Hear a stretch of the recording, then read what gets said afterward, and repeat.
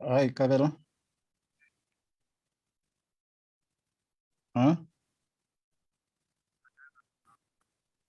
But Joko, Cabello said that transport is 2 minutes late. They're almost there. So okay.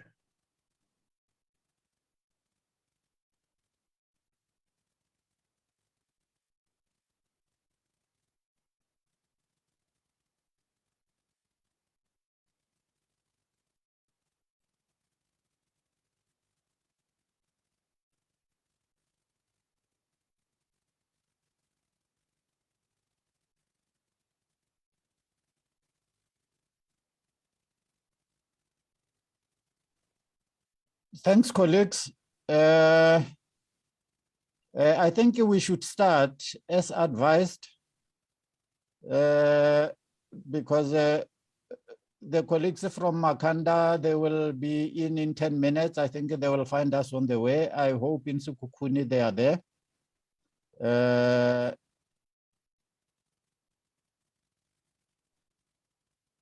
Can we move, Lorna? Yes, you may continue. Thank you. Okay, thanks very much, colleagues. A very hearty welcome. I know that we are entering a long weekend and many people should by now be journeying to different destinations. But with the challenges that the country faces, and especially the youth challenge, that is why we are all here to attempt to find both short, medium, and long-term solution. We are also starting this roundtable in the background of the flood disasters in KwaZulu-Natal, and I hope all our prayers are with them, and especially given that they were just recovering from the July 2021 riots, which devastated the province. We hope collectively we'll be able to support their recovery from the current floods. I also want to note that we have two live sites, one from Makanda and another from Sikukuni. Both were meant to accommodate the youth from these areas so that they can be able to participate in a more meaningful way. We all appreciate that we still live in a huge economic exclusion, and especially for the young people. And access to data is also one of the major challenges that inhibits our progress. I would like to briefly indicate that this roundtable is for the youth of our country to come together as a key objective, to share their experiences, their aspirations, but also to build a network of collaborative efforts going forward. Kagiso Trust has determined that we need to find a long-lasting solutions for the challenges of the youth, with a very strong directive from the Board of Trustees and the executive. And we have convened this roundtable to begin the journey, which I hope that it will take us some years to come, and collectively to find some building blocks of how we address the question of the youth. And especially with respect to employment challenges, those who have seen the recent statistics, but also not just for employment, but for economic and entrepreneurial opportunities, that all we can support our youth to begin to take control of their lives. And this journey will take us many years. Sharing our experiences here will lay the foundation in helping each other to appreciate who we are, what we are doing, and how we can work together going forward in a fairly coordinated fashion. From the Kagiso Trust point of view, we are also convening this roundtable as a process towards strengthening civil society across the country, to ensure that the civil society in particular begins to coordinate their efforts, make their voices heard, so that they can engage with the governance of our country to ensure prioritization of the social services that are so direly needed during this current state of economic challenges. All these building blocks that we are convening now will lead us to a consultative conference in June 2022, where all various sectors of our society, our civil society, will come together to agree on a common plan of action going forward. And I hope the outcome of this roundtable will emerge with very solid recommendations of how we address the question of the youth in South Africa and share with the rest of the sector in June. We are also hopeful that given that the president has finally announced and declared that the Presidential Social Sector Summit will take place in July, towards the end of July 2022, we should be able to influence and take our issues to that Social Sector Summit, where we should be in the position to redefine how we want our government to govern. How do we address, as a collective of civil society, the key challenges facing this country to make sure that we all benefit from the dreams of our democracy? And therefore, this roundtable is not just ending here. I am not going to call to introduce the speakers now. I will do so as and when they come. And you will see that we have brought together a varied sections of our youth who will be sharing with us their aspirations, but also Kagiso Trust will be sharing what we want to share with yourselves, so that the building blocks beyond here are based on what all of us are doing and finding the common ground of consolidating and working together going forward. In that regard, I would like to begin the meeting by welcoming Mr. Sadums, who is our trustee at Kagiso Trust, but not only a trustee, but well vested with the challenges of the youth. I know that she has invested most of her life to support the youth with a variety of initiatives. She will indeed be giving us a wisdom, not only given her experience, but also her aspiration for the future and how we can be able to collaborate based also on her very deeper interest in the question of the youth. Welcome, Ms. Dum.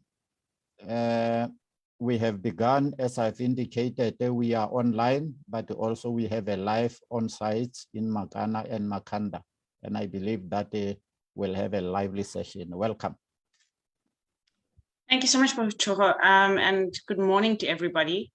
Thank you for being here. This is a really well-attended session under all of these circumstances, given the challenges around virtual that have really been pointed out. We really appreciate that people saw this call to action.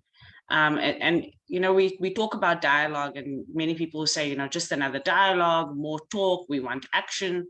But of recent times, I've come to the persuasion that the best action is birthed out of good conversation, out of good dialogue, out of productive dialogue. And what we want to foster is productive dialogue and catalytic dialogue that really moves us in the direction of action in our individual capacities, in our collectives as organizations in the different spaces we are in the country, but also, as Wajoho said, just creating networks of action that go across our different spaces and places and interests.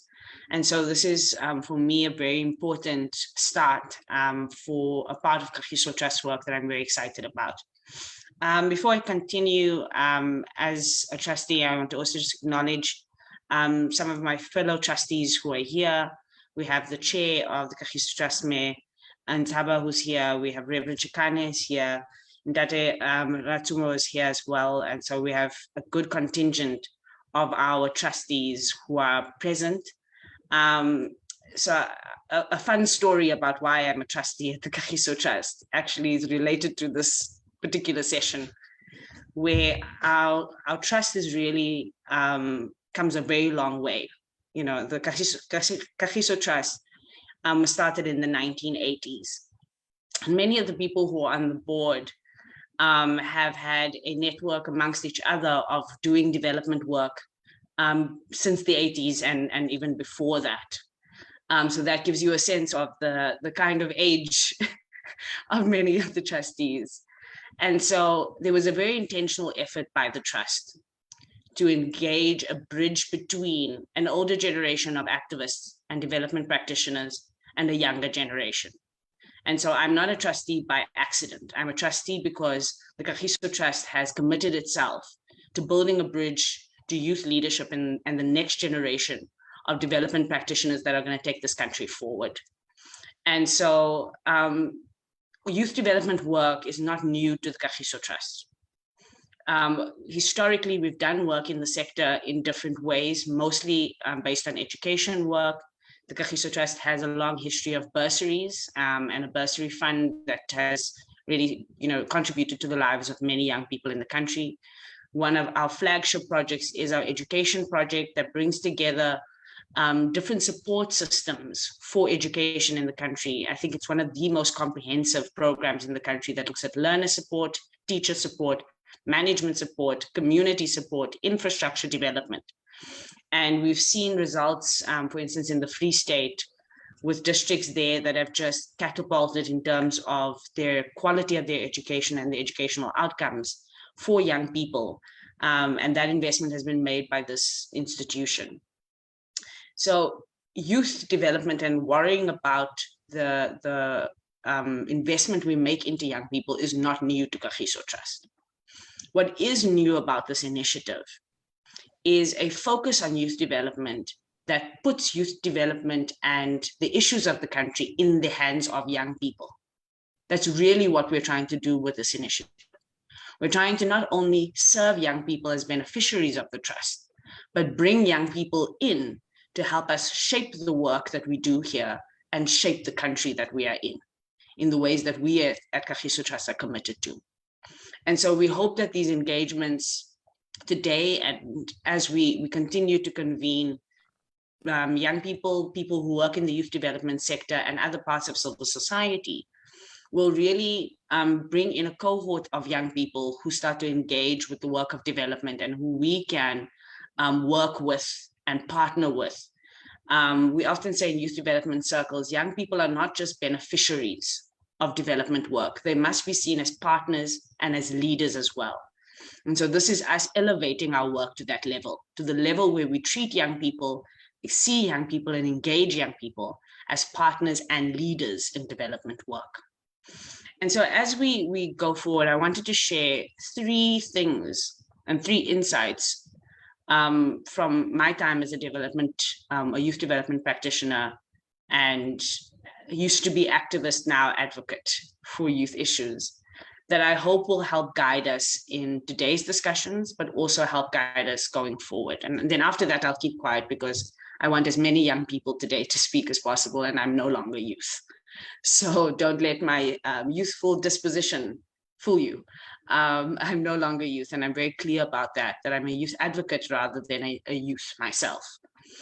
But the 3 things I want to share with you are, the first being that we need to be clear about what we are doing youth development for. The best youth development initiatives around the world, and if you look at countries like New Zealand, countries like Germany, what makes youth development successful in those contexts is a shared understanding of what we are developing young people toward. So if we think about youth as a period in somebody's life where they're transitioning from being a child to being an adult, the big question of youth development is, what kind of adults are we trying to develop young people into? And what kind of things and initiatives and interventions and supports can we provide people in that journey towards adulthood, fully fledged adulthood, in order to make sure they get there as quickly as possible And in order to make sure that when they get there, they are well on their way to living a productive adult life in this country and in this society. Now, what we often do is we think about childhood a lot in this country, and we have a lot invested in childhood and understanding what kind of safety measures and what kind of vulnerabilities we need to think about in terms of supporting people through childhood. And when it gets to the youth phase, the late teens, the early 20s of people's lives, they face particular vulnerabilities at that point that make up this time of transition. They face vulnerabilities in terms of an economic transition where they're leaving education or they're going through different phases of education, and they're having to find their way through education and into, hopefully, productive economic opportunities. They're facing a time in their lives where they are usually geographically moving, where many young people are leaving what are the comforts of their home of origin, and they're either leaving the place where they live to go and study, they're leaving to go and look for economic opportunities, or sometimes they're just leaving that particular home to establish a home of their own. Those kinds of things produce a climate of instability and vulnerability for young people we must help them deal with. They're coming to a different part of their political lives, where they're starting to think about their political identities, their social identities, their position in society, and what kind of role they want to play in society. We have an opportunity to develop young people through that journey. They are changing their social understanding of themselves in society as parents, as people who are getting married, as people who are starting to lead in society. And they're in another opportunity for us to develop. But what we must do in order to have a development program in this country for young people, or development programs for young people that are really effective, is a core overarching idea about what we are trying to develop young people to become. What is our picture of success for youth development? And people who know me from the youth development sector are rolling their eyes right now because they've heard this so many times from me, but I will say it until we start getting it right. That forums like this are about us creating a shared agenda for what the goal of youth development is, so that all of our individual siloed efforts start working towards common goals, and that young people feel like they know what the plan this country has to support them is. And so that's the first thing the first provocation I want to put on the table, is that we need to use these spaces to create shared plans around shared goals of youth development. The second provocation that I want to put onto the table is around how we understand who acts in this space and whose space this is. This is young people's space. Predominantly, the youth space needs to be young people's place and young people's space in society. And what we must not do in spaces like this is reduce young people, as I said earlier, to beneficiaries. We need to think about the active roles that young people need to play in these spaces.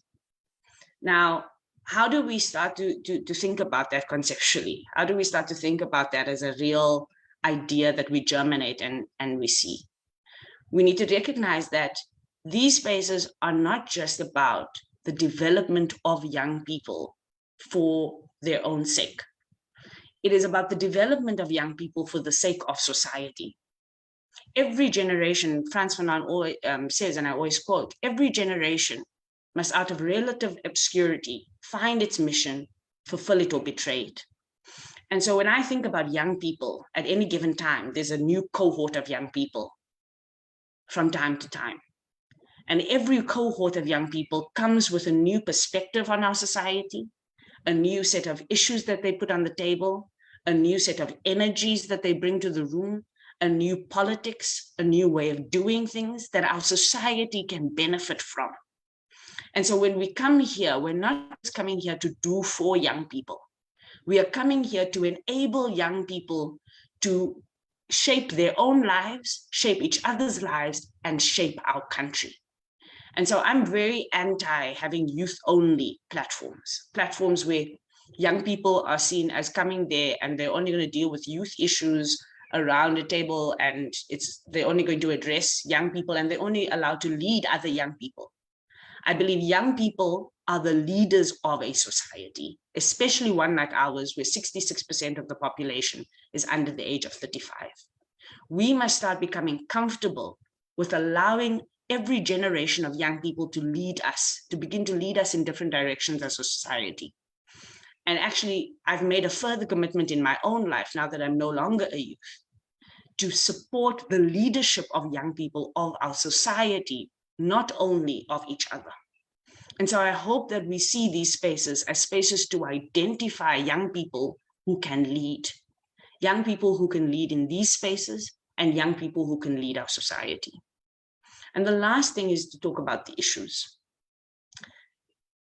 I just said now that 66% of our population is under the age of 35. That means that when we talk about youth issues, we are sometimes creating a false category of things.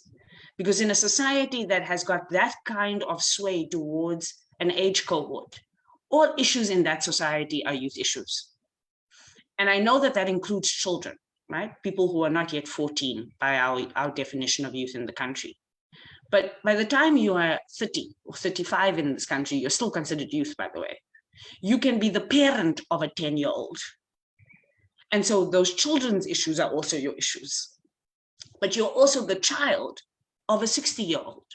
And so those issues of people who are going on pension and are vulnerable in their old age are also your problem as a young person.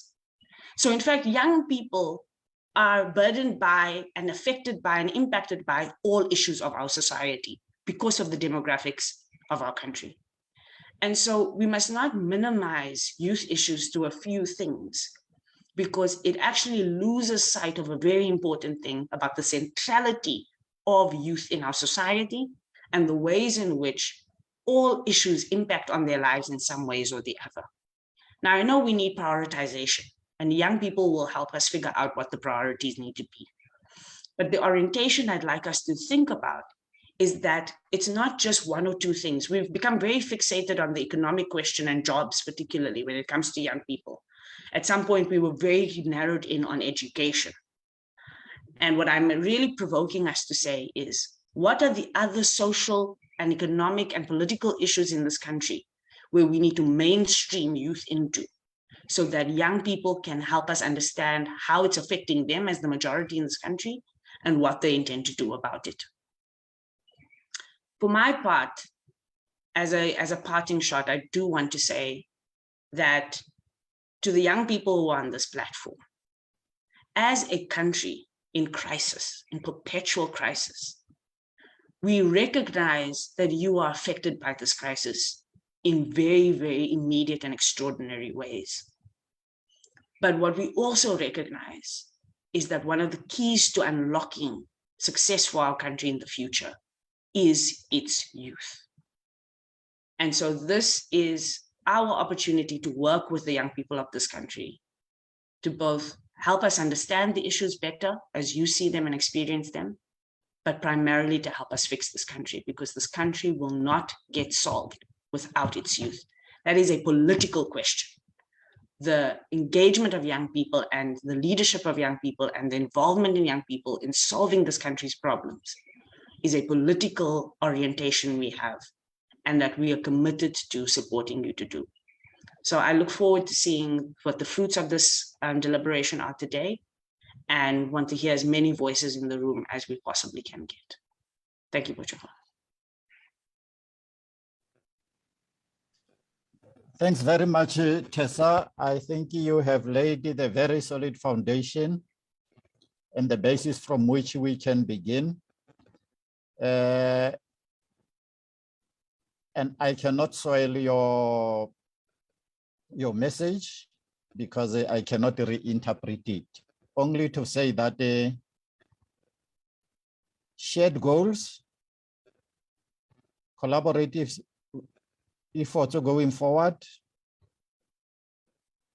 and that it is the responsibility of the youth, not only to fix the country, but to ensure that their future is secured.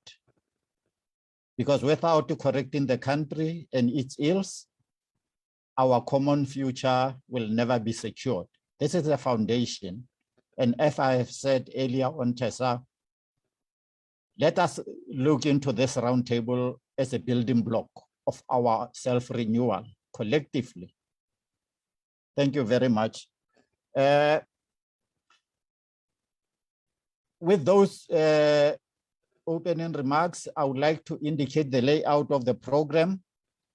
To say we will have the first batch of the speakers, and then we'll have a plenary discussion after those two speakers so that we are able to, because they are structured in the manner that they are more or less in the same breadth of the challenges that the youth face, and indeed that the country face. And after each and every batch, we will have a discussion. The first batch are two presentations. And when we, and I think colleagues will be able to switch on their videos when they take the podium. And when the questions are, they are answering questions so that we are able to connect ourselves to the real world. I hope by now that, as I have indicated, our colleagues in Makhanda have arrived and settled down. And our colleagues in Sekhukhune live site have also arrived and settled down to be active participants around this dialogue. The first speaker to be called is Sizakele Mphatswe, who's the head of education in Kagiso Trust and responsible for educating the youth. And she will be sharing with us what she has and what Kagiso Trust is putting on the table for our collective consideration as we look forward. And the second speaker in that batch will be Patrick Mashanda from Inkamva Youth, who is the program manager and will also do likewise. Cesar, the podium is yours.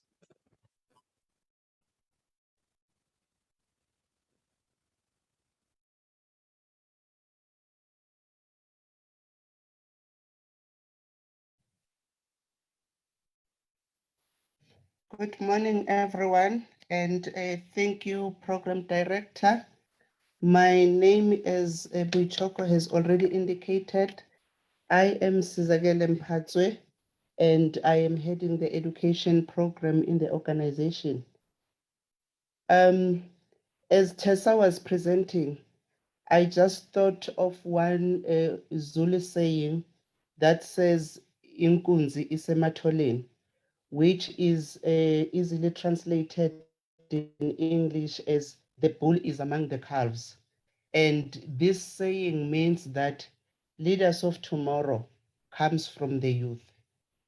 I will be sharing with you our education program that we have been implementing since 2007. It started as a pilot in different provinces, about 5 of them, looking into supporting secondary schools because there was a challenge of quality performance and also performance in general. And as we move along after the pilot, the lessons that we've gathered, we discovered that it doesn't help to fix the roof when the foundation is not strong. We therefore take the lessons and develop a model that we called the District Whole School Development Model. And this is the model that focuses on a systemic improvement of the whole schooling pipeline, meaning that the challenges that we have discovered in why our education system seem not to be producing the desired results, it is due to the challenges and the gaps that are accumulated by the learners as they start school early on ECD up to the time when they exit schooling. Therefore, that's how the model came about to deal with the pipeline. And this is the intervention that is premised on the partnership with the province. We don't just come and do it as Kagiso Trust. And as we've been implementing also part of the lesson, we saw that our approach or methodology that we've been using, especially with the COVID-19, we learned that it doesn't help to use the approach which was only premised on face-to-face, but also we started to say, how do we bring in or incorporate ICT technology within the program offerings and making sure that we bring in the relevant 21st century skills. And we think by doing this, we will not only be inclusive, but we'll also be making sure that our learners are not left behind, because we all know that the lack of some of the technological enablers, for an example, even simple as data, it creates the digital divide, and not only that, it's discrimination on its own.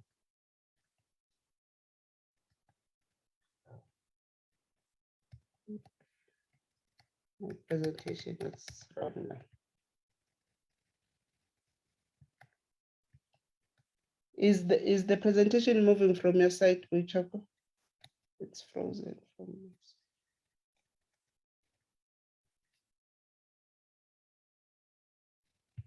It's still on introduction. Yeah, I see. Let me reshare again.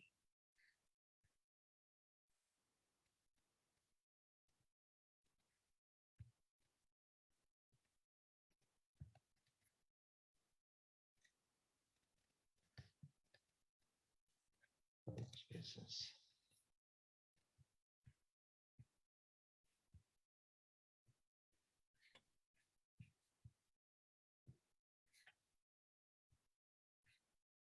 Can you see it again now? Now, it's on. It's on, but it's not moving still. Yeah, still on the same case.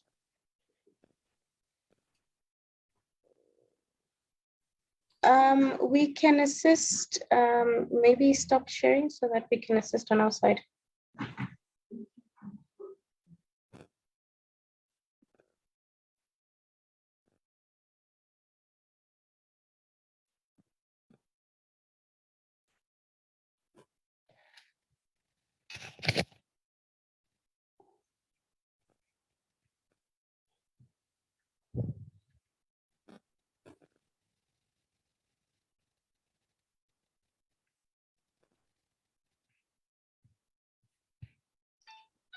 Yes. Can you put it on a presentation mode, Nomkosi?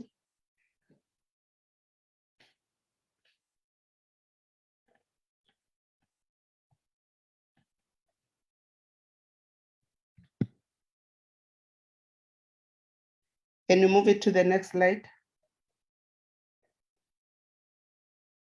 On this slide, when we conceptualized the model and started implementing it, the biggest question was, why do we want to intervene in education as the organization? Because this is one of our development approach within the pillars that are there in education.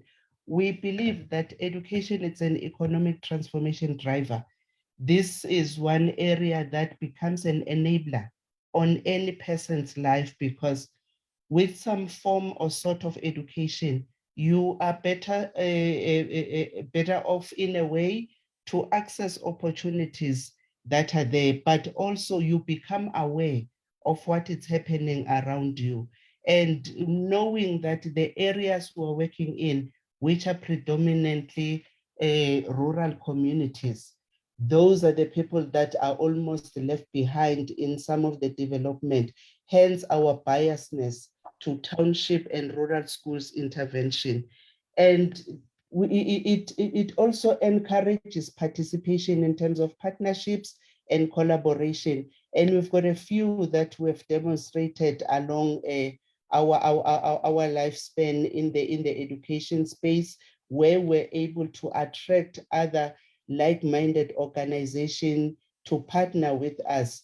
And maybe just to also indicate that there is one partnership that we pride ourselves with as Kagiso Trust, where we partnered with the Cyril Ramaphosa Foundation through their Adopt a School program. And together, we then form the KST, which is an organization that is also doing education work, and it has attracted businesses to come and partner with us. And this is also not only a one size or a hit and run type of a thing, but it is a systemic approach that not only deals with one area within the system, but look within what are the challenges or the leakages that are there in the system. And as we intervene, we deal with those challenges and leakages. I think, Glenn, you have your mic on. I hear some background noise. Can you move to the next one, Nomkosi?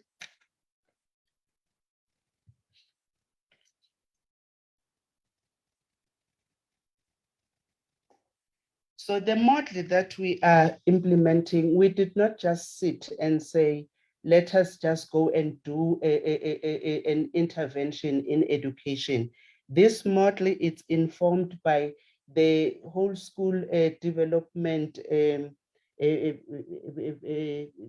that was implemented by the department to check what are the key areas in education that when they are addressed, then the system might even improve or give the desired results. So this model is informed by the 9 areas of school functionality, and we decided to look at those 9 areas and develop the elements that we can intervene in. So we have been intervening in schools, and partly in a way, whilst we were not deliberate to say we are intervening or maybe bringing in youth support programs.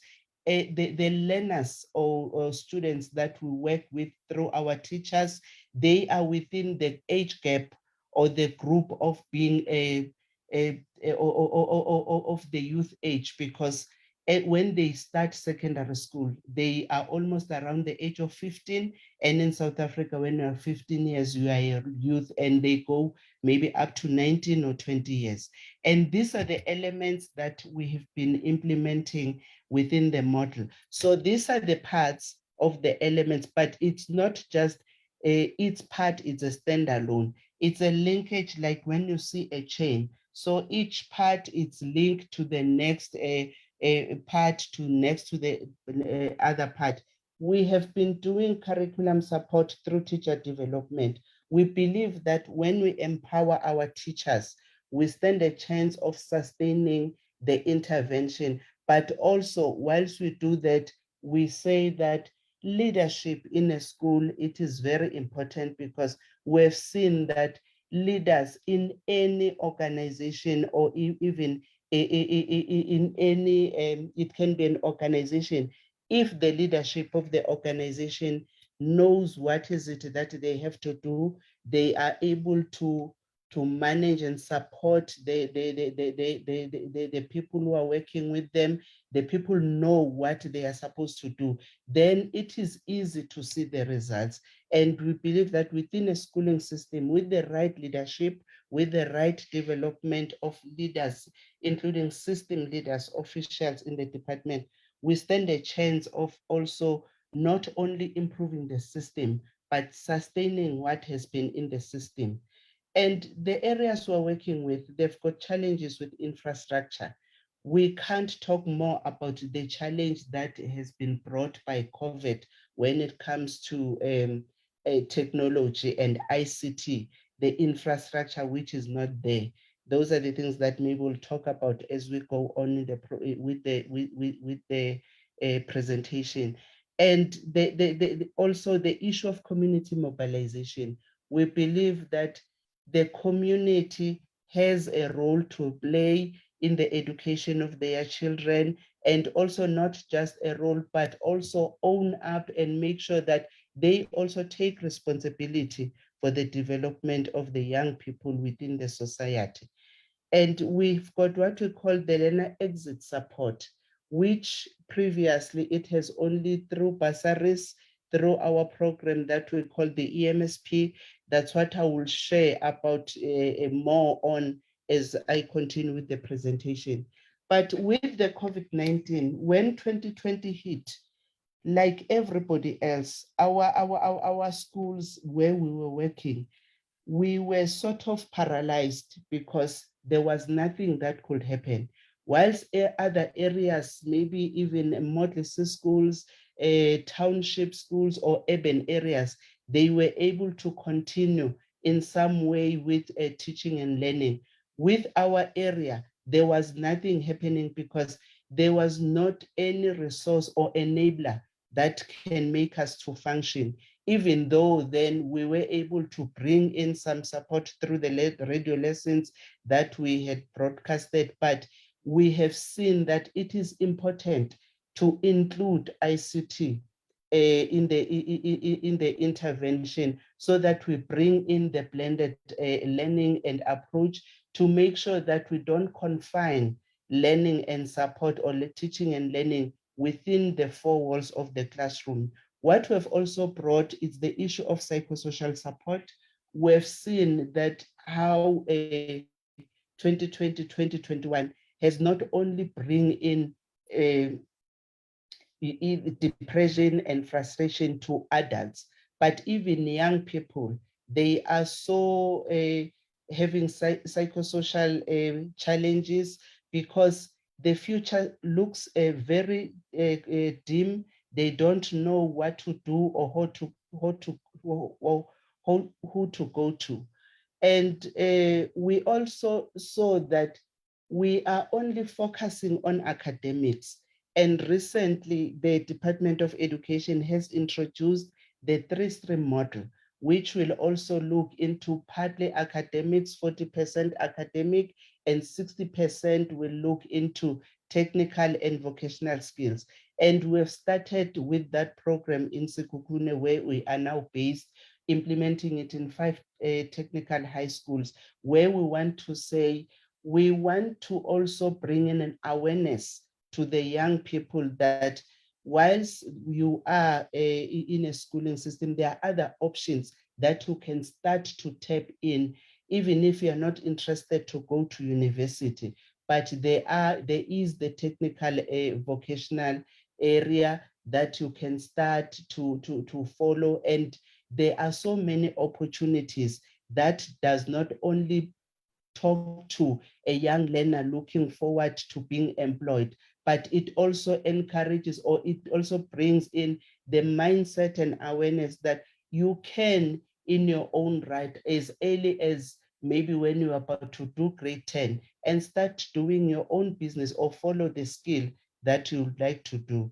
And we look into the issue of sports, arts, and culture, not as something that passes time, but also saying that we want to bring this awareness that there are career opportunities and career prospects within the very same area of sports, arts, and culture. And these are the things that, as we have, as I mentioned, that these are the new things that we are bringing into the model offering, not only as a hindsight, but with thorough focus on them. Can you go to the next one? So some people have asked me, why are you using this model? Why do you think this is the model that can be implemented even nationally in all the schools, in all the provinces, and you are sure that it's going to work?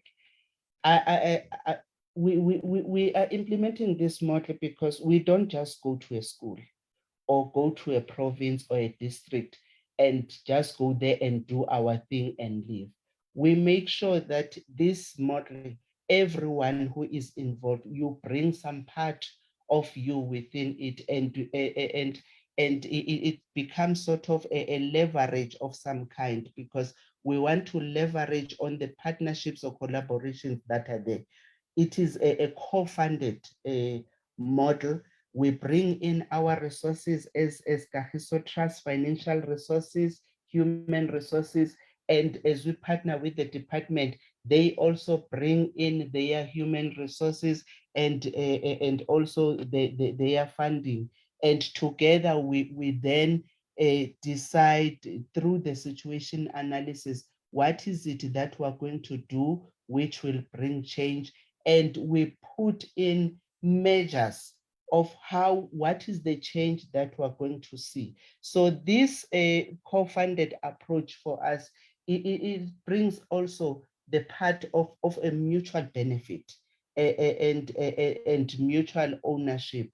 It does not only end there, it involves the community, because some of the projects that we do, we also make sure that the community becomes empowered, or the community takes part within the implementation, and it embed best practices within the system. We might be intervening in the district. Right now we are in Sekhukhune East, but we know that the officials that we're working with, they don't only work within Sekhukhune East, then they are able to replicate the best practices that they are gaining from the partnership and intervention into the other areas within the district, and eventually it will go replicate within the province. And I've talked about the community ownership and taking ownership of the schools. Part of the infrastructure development that we do, we don't bring in contractors, maybe from Gauteng, to go and do the building, which as per the needs of the school, especially when it comes to incentive infrastructure. But we use the community that is there to also benefit, and not only benefit, but creating some form of ownership, because they would have been in the process of the development, and they will then own that as their own infrastructure within the community.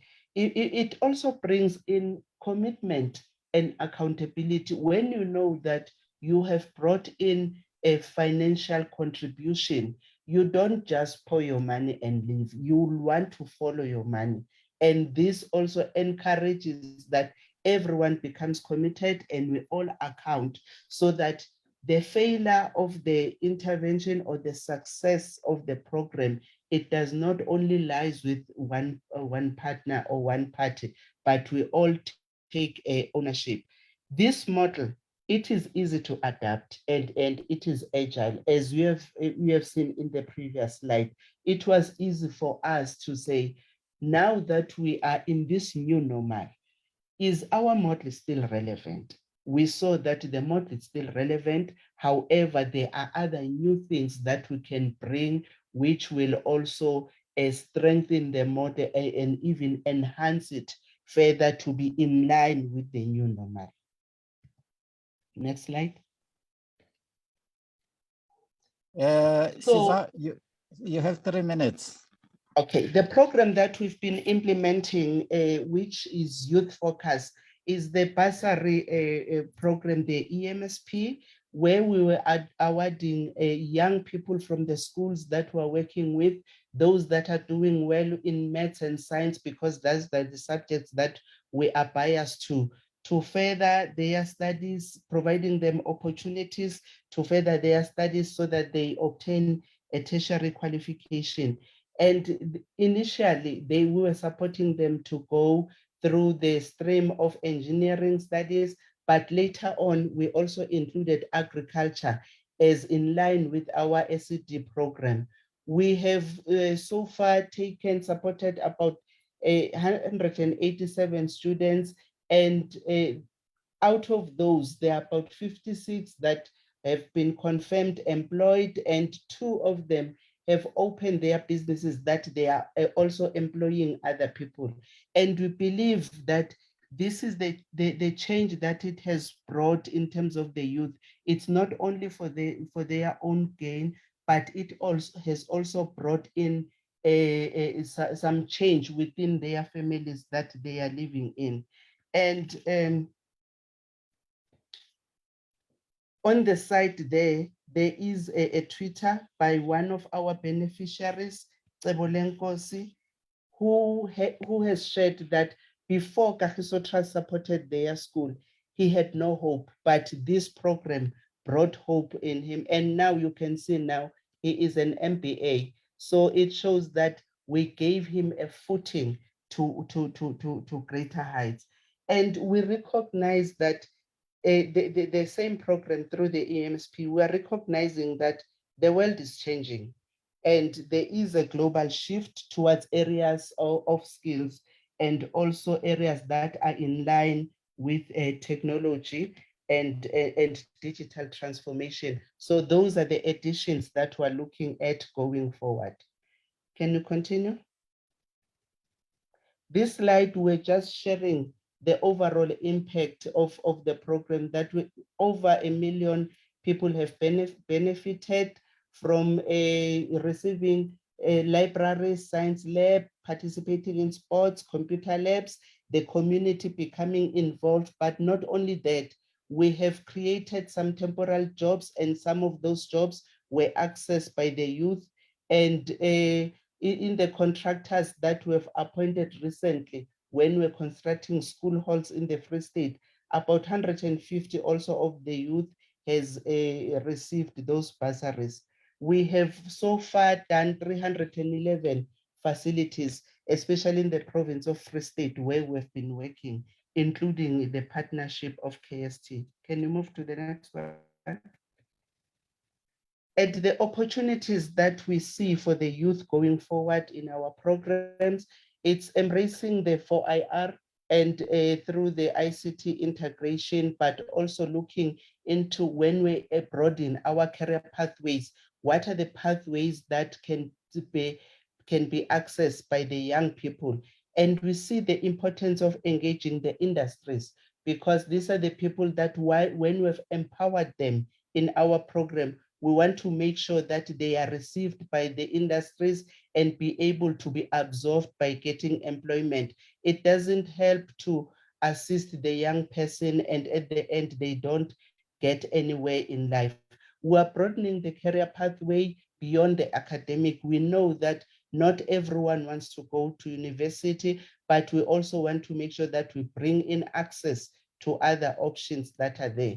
And we still going to rely on collaboration and partnership, and this platform, it's also aimed to that what is it that what collaborations and partnerships can come out of this engagement. But over and above, we are encouraging the community to be part of this development. We are running a campaign and we're saying as Kagiso Trust, it takes a village. We're going back to the basics and making sure that everyone becomes a part of this and we are all responsible. And the opportunity also will be to scale whatever intervention or programs that are aimed at the youth, not only for us, but within our pillars as the organization. Part of the first leg is this one, that we are strengthening our integration within the pillars to make sure that our programs, whilst we want them to also address specifically youth challenges, we don't address them in isolation, but we address them as a collective. Thank you, Chair.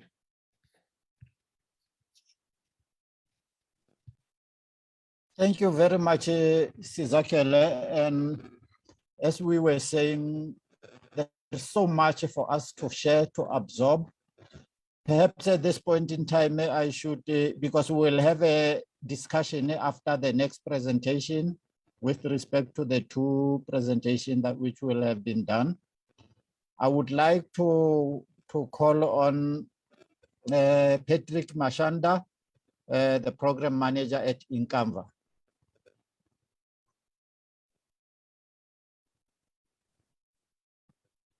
Are you there, Patrick? Yes. Good Welcome. morning. Good morning to you and all the panelists and or the audience. Probably if I could also get help with the presentation from that side.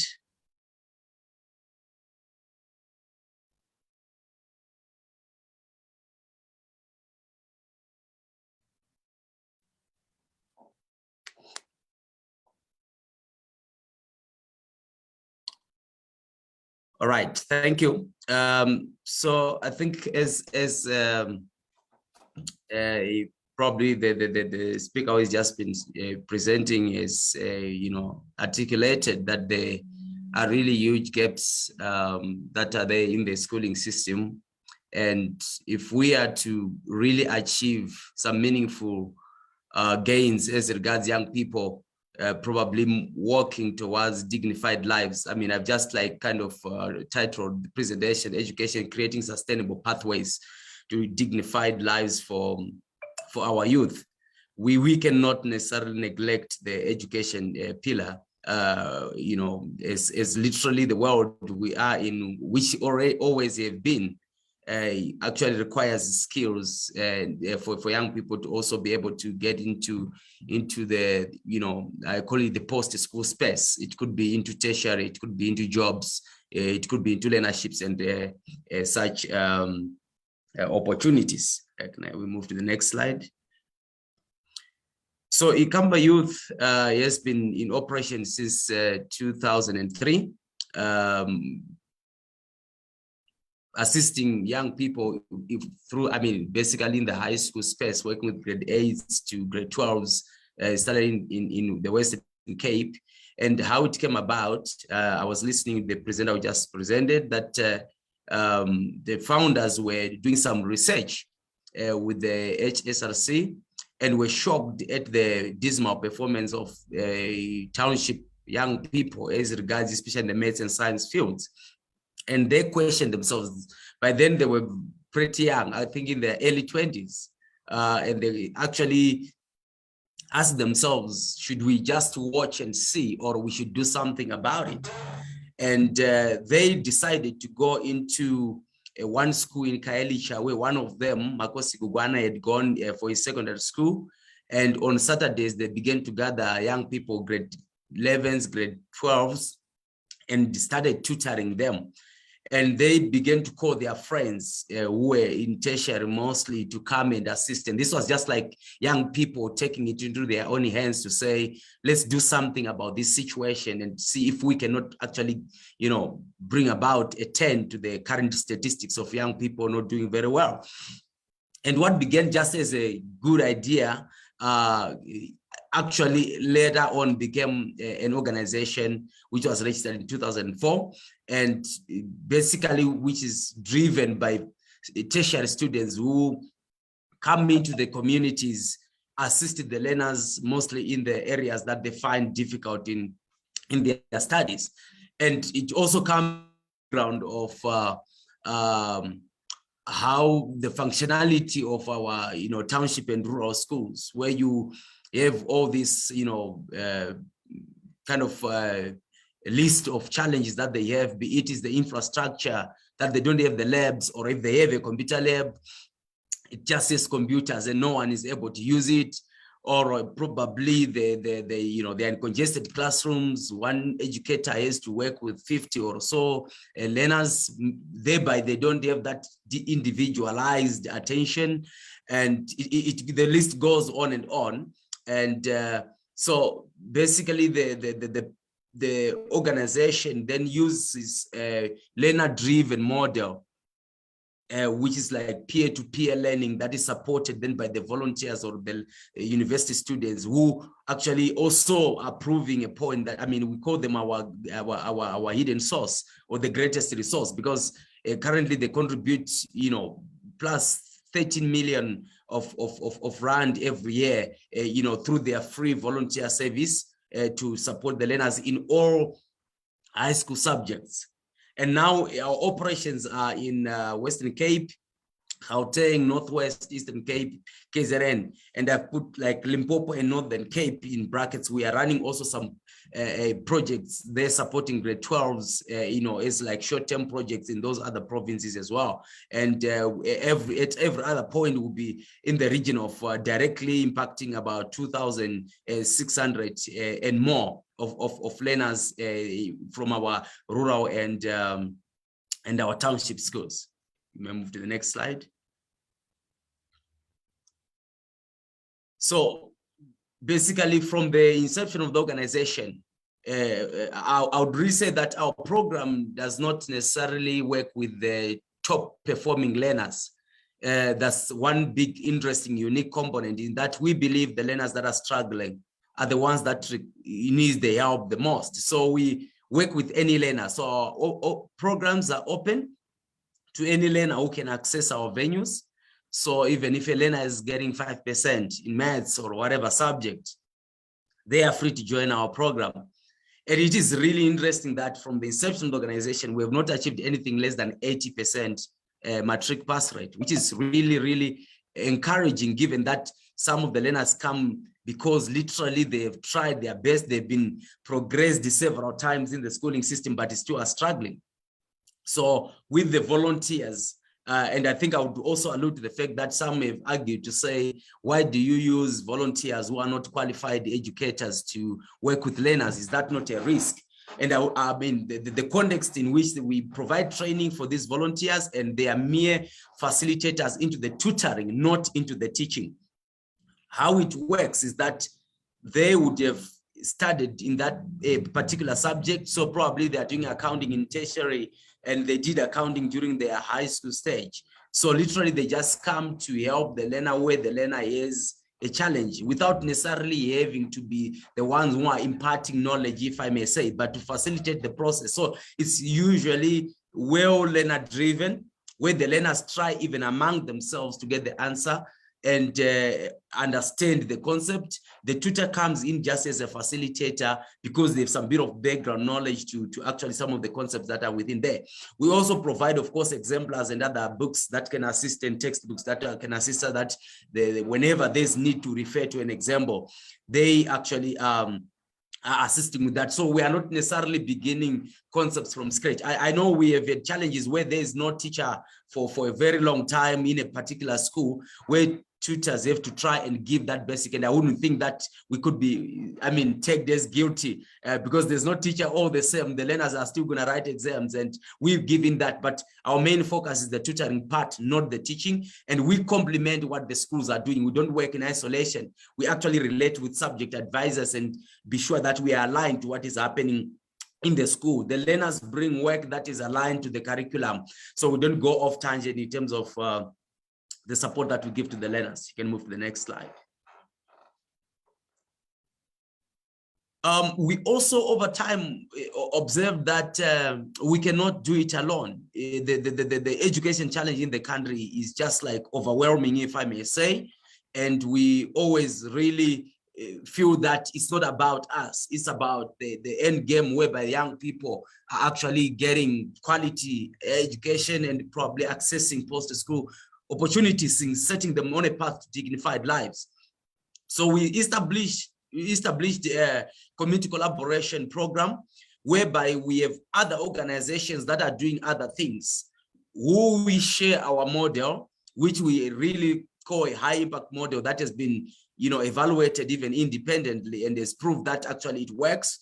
And we train them in how to implement the model. Some actually implement the model in full. Some actually only take a component of the model to maybe they are, maybe they need to do cultural dance.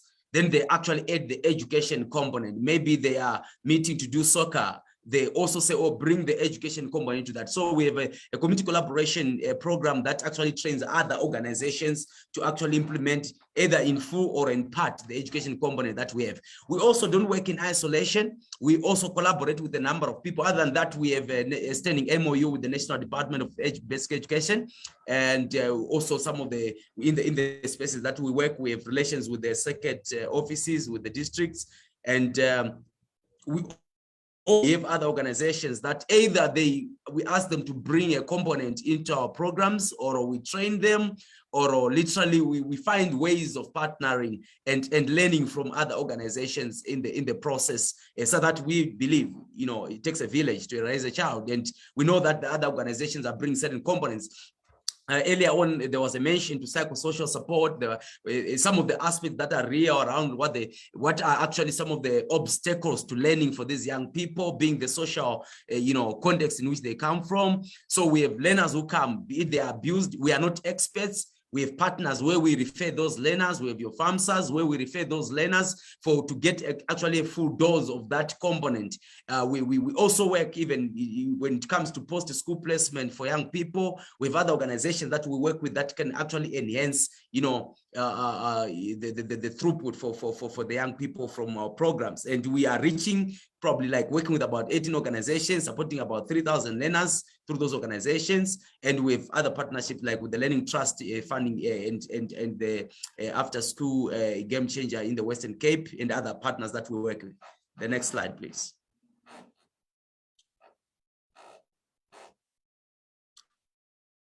So yeah, so it's more about reach. It's more about ensuring that these programs are owned within the communities.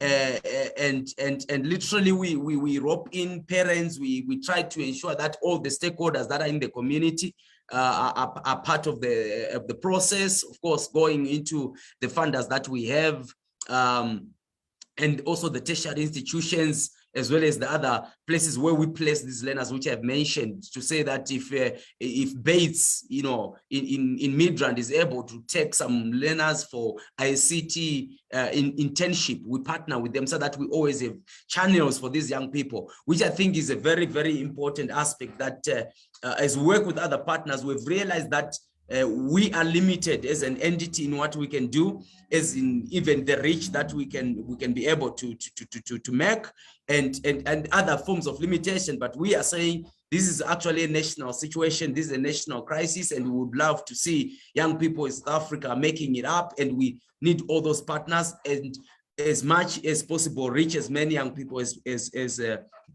possible through other means and through other partners. Next slide, please.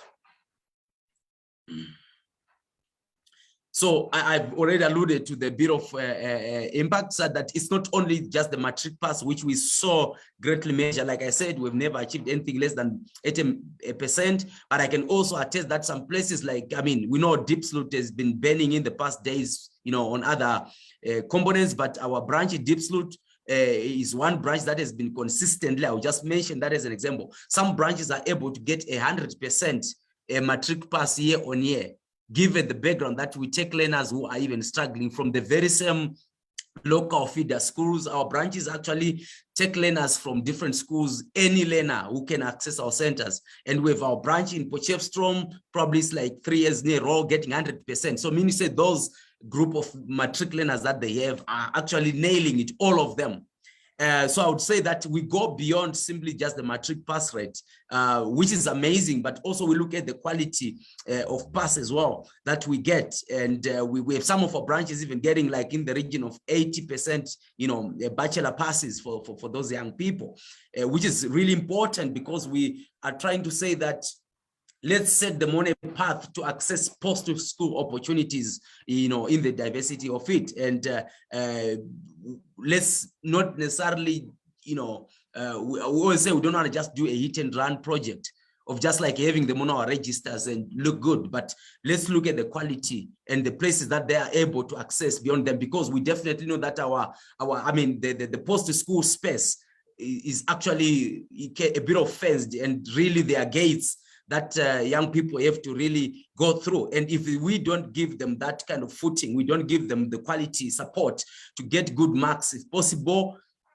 or even just to get the knowledge, to get the excitement, to get the inspiration, it means that they may not be able to unlock into that space, and will remain with this big, huge challenge of unemployment. And our young people begin to loiter the streets and go into substance abuse and other social ills. Next slide, please. So I would say that some of the impact we have actually had independent evaluations Dr. Savas at Stellenbosch has run some surveys, and other researchers have actually independently checked our model and the impact thereof, including we did some bit of surveys with Acumen and trying to reach even to hear what the beneficiaries say in post-school opportunities and those that are still in the program. And we are really constantly encouraged that actually the shift is beyond just the academic path. So in 2020, I mean, when COVID-19 hit, we also, I mean, our model has been based on individualized attention, learners sitting around a table, because we believe the bigger classes are also a problem for the learners. That's why you see the private schools actually limit a class to about 25 learners per every educator, yet ours is like double that number, 50 learners in a class. In some places I've seen where there are 80 learners in a class in some of the places that we operate from. So when it was like, we can't then be in person, social, physical distancing, we had to adapt and figure out how do we survive the space. And what we quickly did was to attend to our grade 12s mostly, you know, and we really had to buy cell phones for grade 12s, those who did not have, those we had, we also had to say we provide data to be sure that they can continue learning. We established the WhatsApp groups. We also have one of our volunteers who actually started up another online learning platform called Visa, which actually we realized from a bandwidth and data perspective, it was actually cheaper than your Google Classroom, than your Zoom, than all the other platforms. And we had to use that, you know, a homegrown type of platform, which actually is working, and we are encouraged in that kind of space. So we had to really adapt. And what we observed, the young people attending private schools already had the tablets, already had some form of online learning. Our schools in Umlazi, our schools in Kaelicha did not have all that system. Our educators, actually, we had some educators reaching out to us to say we don't have contact with the learners. It's only the administrator staff that have the contact details of the learners. We had all that, the contact of the parents, the contact of the learners, and it was easy for us to quickly communicate. And some educators were approaching us to say, how do we reach to those learners?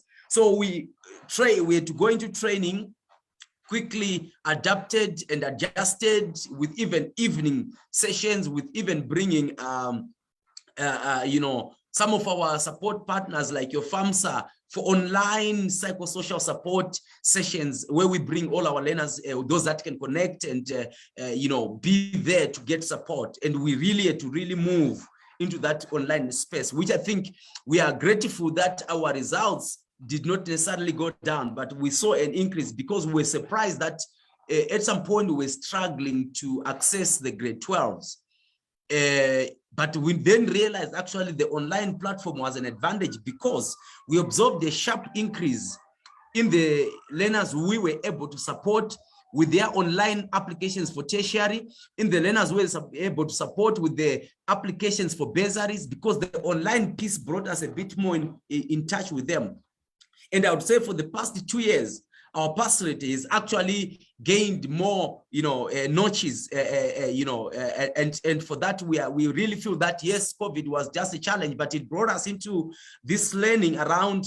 I mean, I always say that maybe it would have taken us maybe 4 or 5 years to get to where we are as far as using the online platforms is concerned, but we were forced. And I think when actually things are at their toughest, probably sometimes human beings, we adapt and become at our best. Which is actually became a bit of something to learn from. So we are now operating on that blended component, whereby when it allows, we do the in-person, but we are no longer neglecting the online one because we never know where we are going in terms of the context of learning. And while it's, of course, it gets sometimes it's the learners get a bit overwhelmed, the adjustment to just being online, like, you know, the fatigue of it and all that, and which we also kind of support through a number of workshops to make sure that we continue learning and we continue to get results. We continue to really ensure learners actually access post-school opportunities.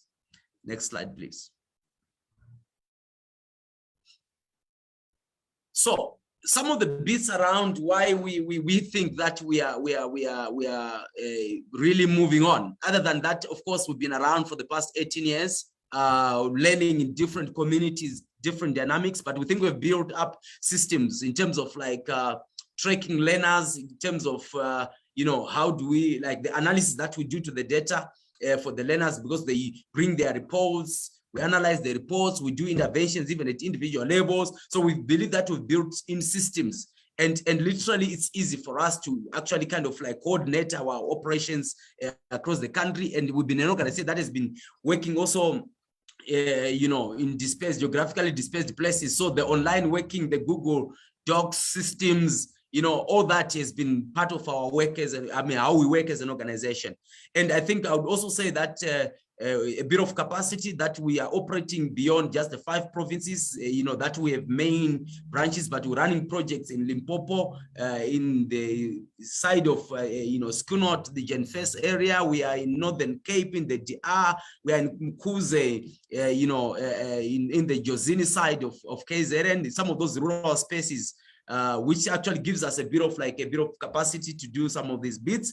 And then of course the support donor base that we have, of course they give funding sometimes to credible work that they can see the impact thereof, which is the return on investment.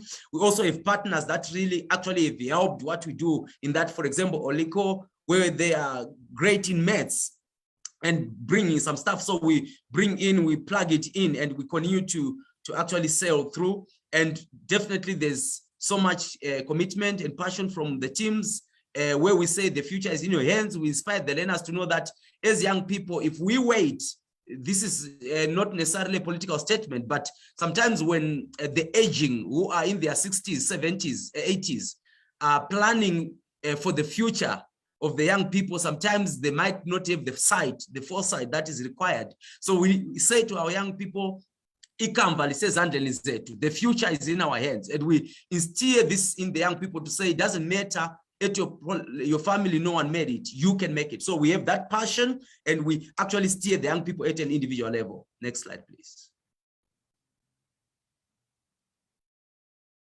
Let's go to the next slide. I'll pass this one. Yeah, lessons learned. The rural, the township planners need the help the most.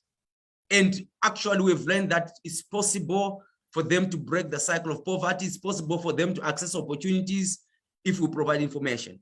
There's really great potential for reach, and especially because of our volunteer-driven program, we've realized that it's possible to really reach as many learners, and the young people are willing to actually help each other. We call it paying it forward. They are really willing to pull themselves and each other out of poverty through education. Young people are willing. We just need to create the environment. They are really willing. We also do not need hit and run projects. We need something that is actually beyond just like let the learner pass matric. Let's go beyond that and reduce the number of young people who are needs. And literally now that the situation is being exacerbated by COVID-19, companies were closing down. We still see companies closing down. It means that young people are actually at huge risk. And I mean, the states have been shared around unemployment in the country. We need to do more and do a bit more sustainable intervention that just goes beyond purchasing of matrics into post-school placement. Next slide.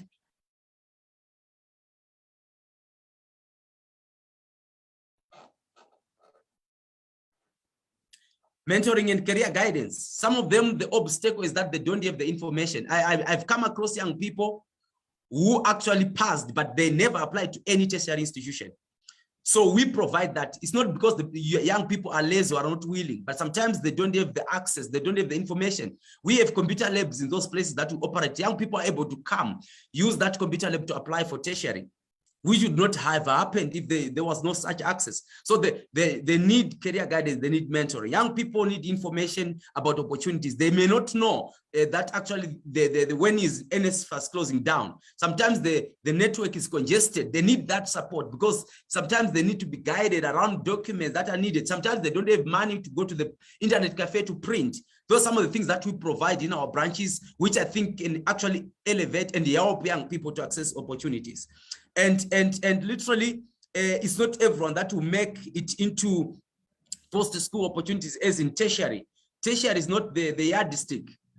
We are actually sharing with our young people. Some are going into entrepreneurship. We are running boot camps, you know, for entrepreneurs. Young people are doing amazing things. And I think I want to a bit of rev on this one, that we are even beginning to have some of our alumni becoming service provider for our organization for certain things that they actually are doing very well. And if we don't give them the chance, because sometimes they're not given the chance because someone says, produce a certificate, or maybe get work experience. Where do they get it if you don't give them work experience?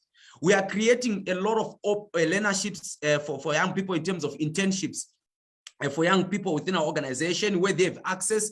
Our group of tutors actually get trained, they get certificates, they get like literally it's part of on-job training for the plus minus 400 young people that volunteer into our organization. They come out of it with a certificate and then work experience, which we believe is important for these young people. So beyond just the tertiary, let's ensure that we continue to give learners into entrepreneurship, into other skills, like even on-the-job learning, even if they don't have access to some, you know, formal qualification.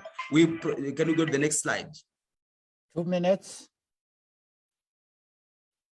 We will be able to have enough opportunities for our growing populations of young people.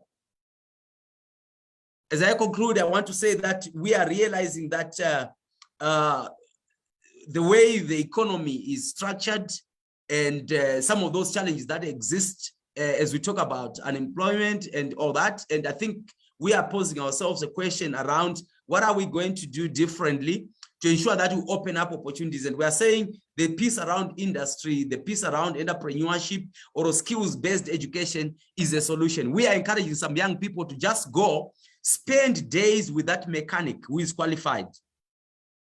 Begin to learn to give them spanner, begin to learn spanner number 12, begin to learn. So we are saying it can't always be formal. Young people have to really know that there's not enough spaces to absorb them, but they can actually go to that carpenter. They can go to that person who is doing whatever they are doing, that gogo who is baking amagwinya, begin to learn on the job and begin to make money without necessarily waiting to get the formal, because literally the spaces to absorb our young people are limited. Thank you. Yeah, right. Thank you very much. And indeed, it takes a village. It takes a village to bring up a child. I think at this point in time, we need to pause and appreciate the presentation from Sizakele from Kagiso Trust and Patrick from Inkamva. I want to open the session now for questions. I will follow the hands on the chat. There are a number of comments, and I think somebody will help me with most of the issues on the chat are comments, not necessarily questions. And I also want to indicate that all the presentations will be shared not later by Tuesday, so that we are all able to enjoy our long weekend. And the recording will equally be shared. Can I open up for questions? I'll be guided by the questions or by the hands on the screen. You can raise your hands, and I think if there are critical questions, I think Caesar and Patrick, you can start by looking into the charts and see if there are key questions for you to respond to. I will also ask Glenn. Glenn, can you be able to check if there are key issues I'm missing from the charts which requires a comment? One of the key questions which are coming from the chart is that they are very interesting models, and that the KT should convene an education conference to go through our collective models and see how they complement each other. I think it's something that the KT will note and take into account considerably after this meeting. Questions? I see Temba Mola. Yes, thank you, Chair. I'm just wondering, and you mentioned in your introduction that there are young people in Makanda and others in Sikukune.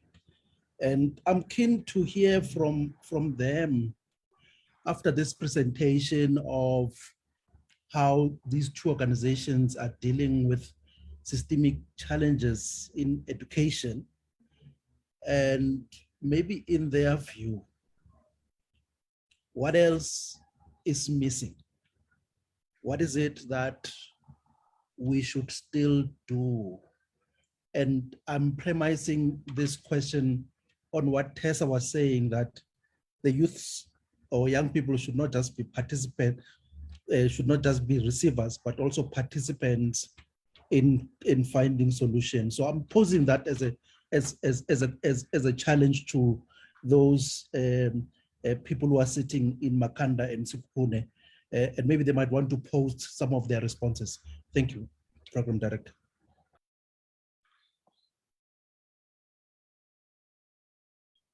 Thank you, Themba. And I think our youth, we can see them on screen in Makanda and Sikukune. They should be able to respond, but I think also the participants online can be able to add to that. There are a number of questions that are beginning to scroll in. I saw one for you, Patrick, but I'm sure there are others, say for Caesar, if you have picked them out. Are there any immediate questions you have observed from the chat?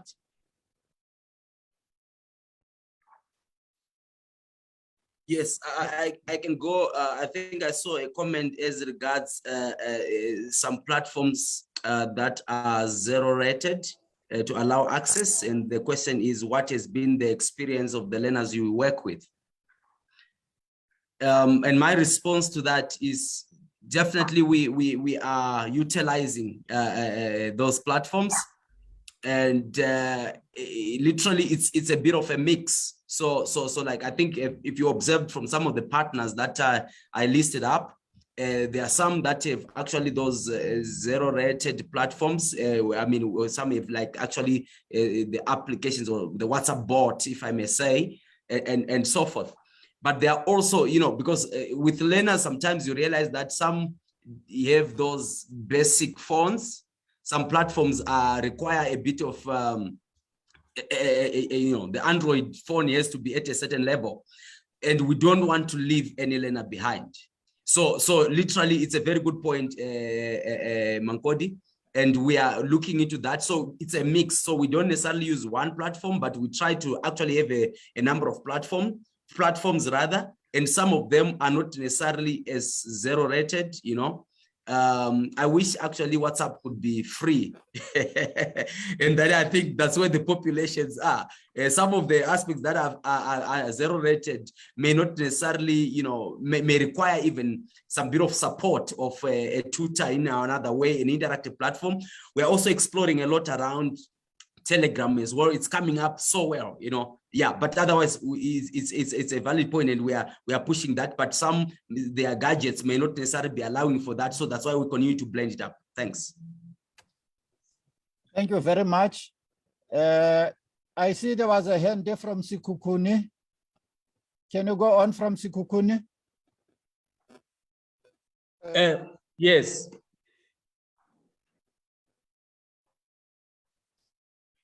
Go on.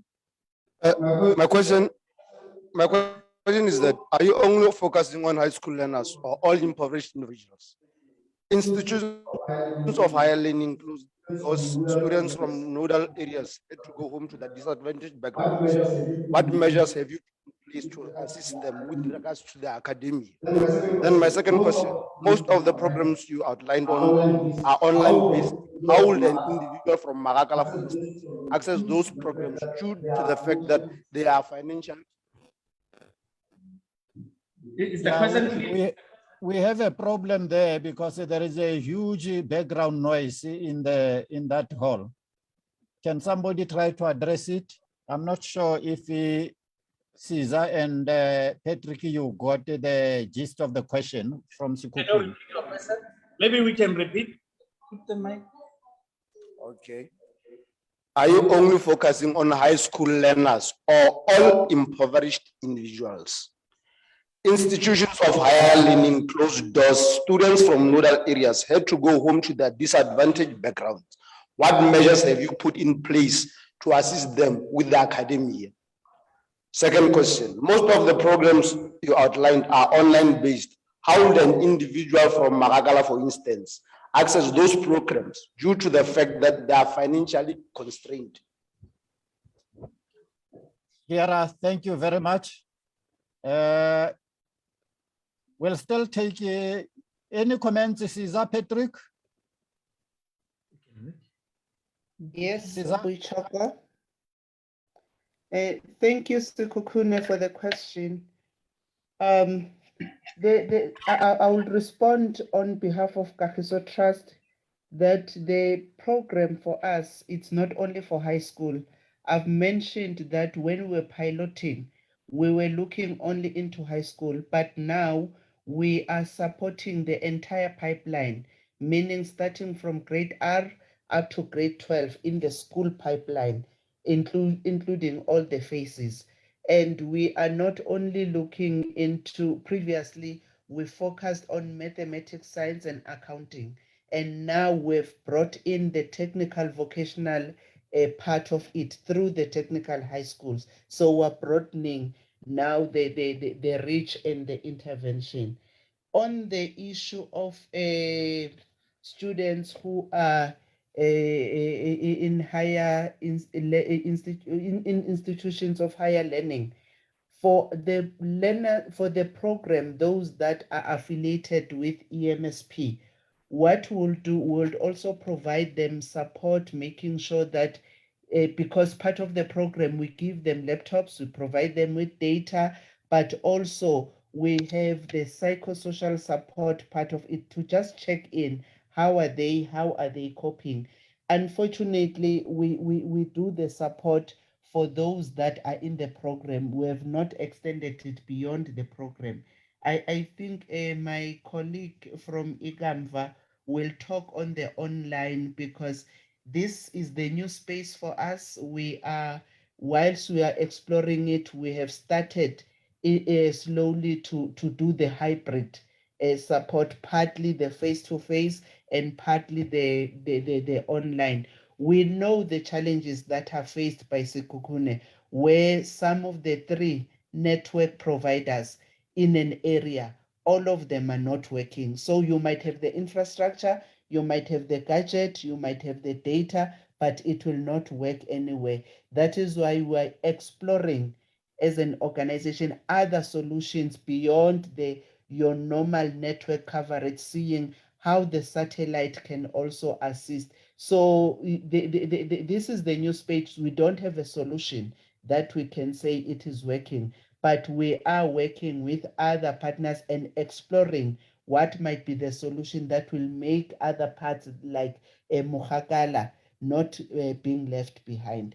Maybe from Igamva, they can also share. Patrick can also share things. Cesar, before you get off, there is a question from, or a comment from Sam Kemkiza on the Q&A that thank you, KT and Canva, for much of the key question, or it's just a comment. It's just a comment. You can see you can read it on the Q&A and see. There was also a question, although it was, I think, based to Igamva regarding the performance of the grade 8 and 9.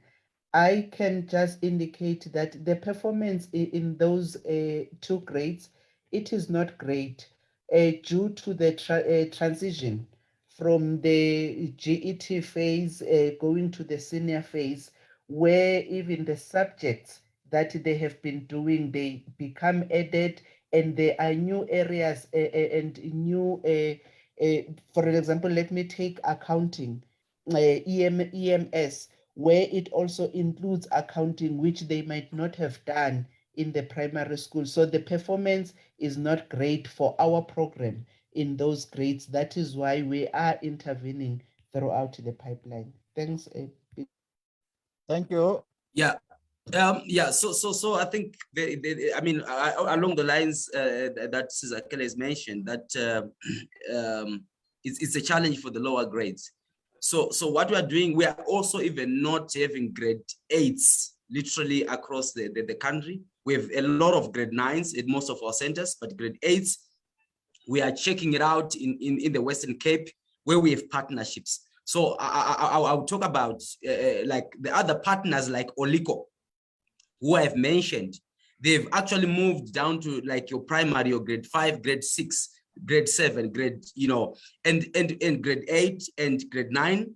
And what they've done in some places where we partner, we try to take over the learners that they've come up with from primary into our program so that it's a continued, that's the advantage of this partnership, so that it's a continued channel that the learner gets support from the primary side going up.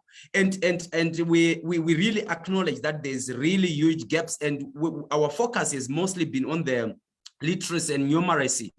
On the literacy, we are working with Funza, which also is lots of online and open. Actually, they share a lot even of physical books. For those in the Free State, if you actually reach out to Funza, they can even give you some resources for the primary school side. So I think the partnership makes sense that we feel that we have an impact from a learner who was in Oliko from grade 7, and then they worked, got that support, then come to us, we proceed with them to that to the other end. But I can't say that the results are coming out great. We are seeing good improvement in the work that we are doing.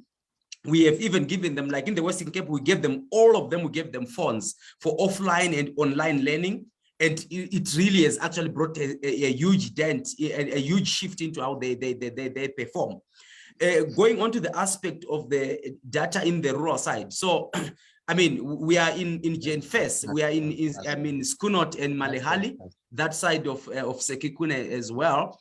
And I mean, as Sizakele has highlighted, the connectivity is bad.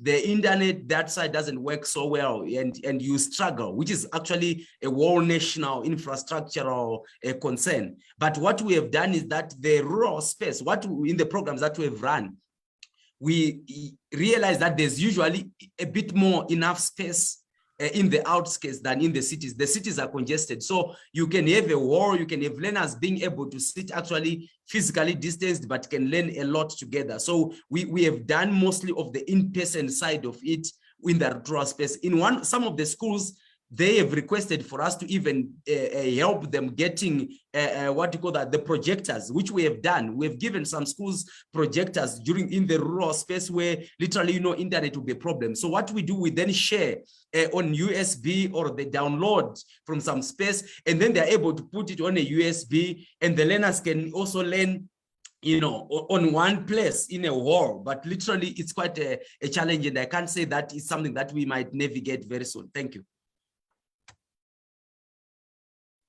Thank you. Thank you very much. Let me acknowledge that while there are a number of questions, we still have sufficient time. And colleagues, you are free to speak on your language, on your mother tongue. We will interpret. Don't be constrained by the Queen's language. Thank you. Can I get the following questions? Ifan Mangera will be followed by Tapelo Pizzo, Mohale Sishoka, and I'm not sure who's Kagiso and Kagiso. Can we take them in that form, one after another? Be precise to the question so that we give others an opportunity, and the presenters will respond thereafter. Ifan? Thank you, Program Director. I think mine is twofold. Firstly, well done, and thank you for the presentations. I've been following from afar, and I think they're really powerful work. It's powerful work. I think the first point Zanele mentioned earlier is linking up with people like the DJ Marek Trust. There's a campaign that is being run through there called the Zero Dropout campaign.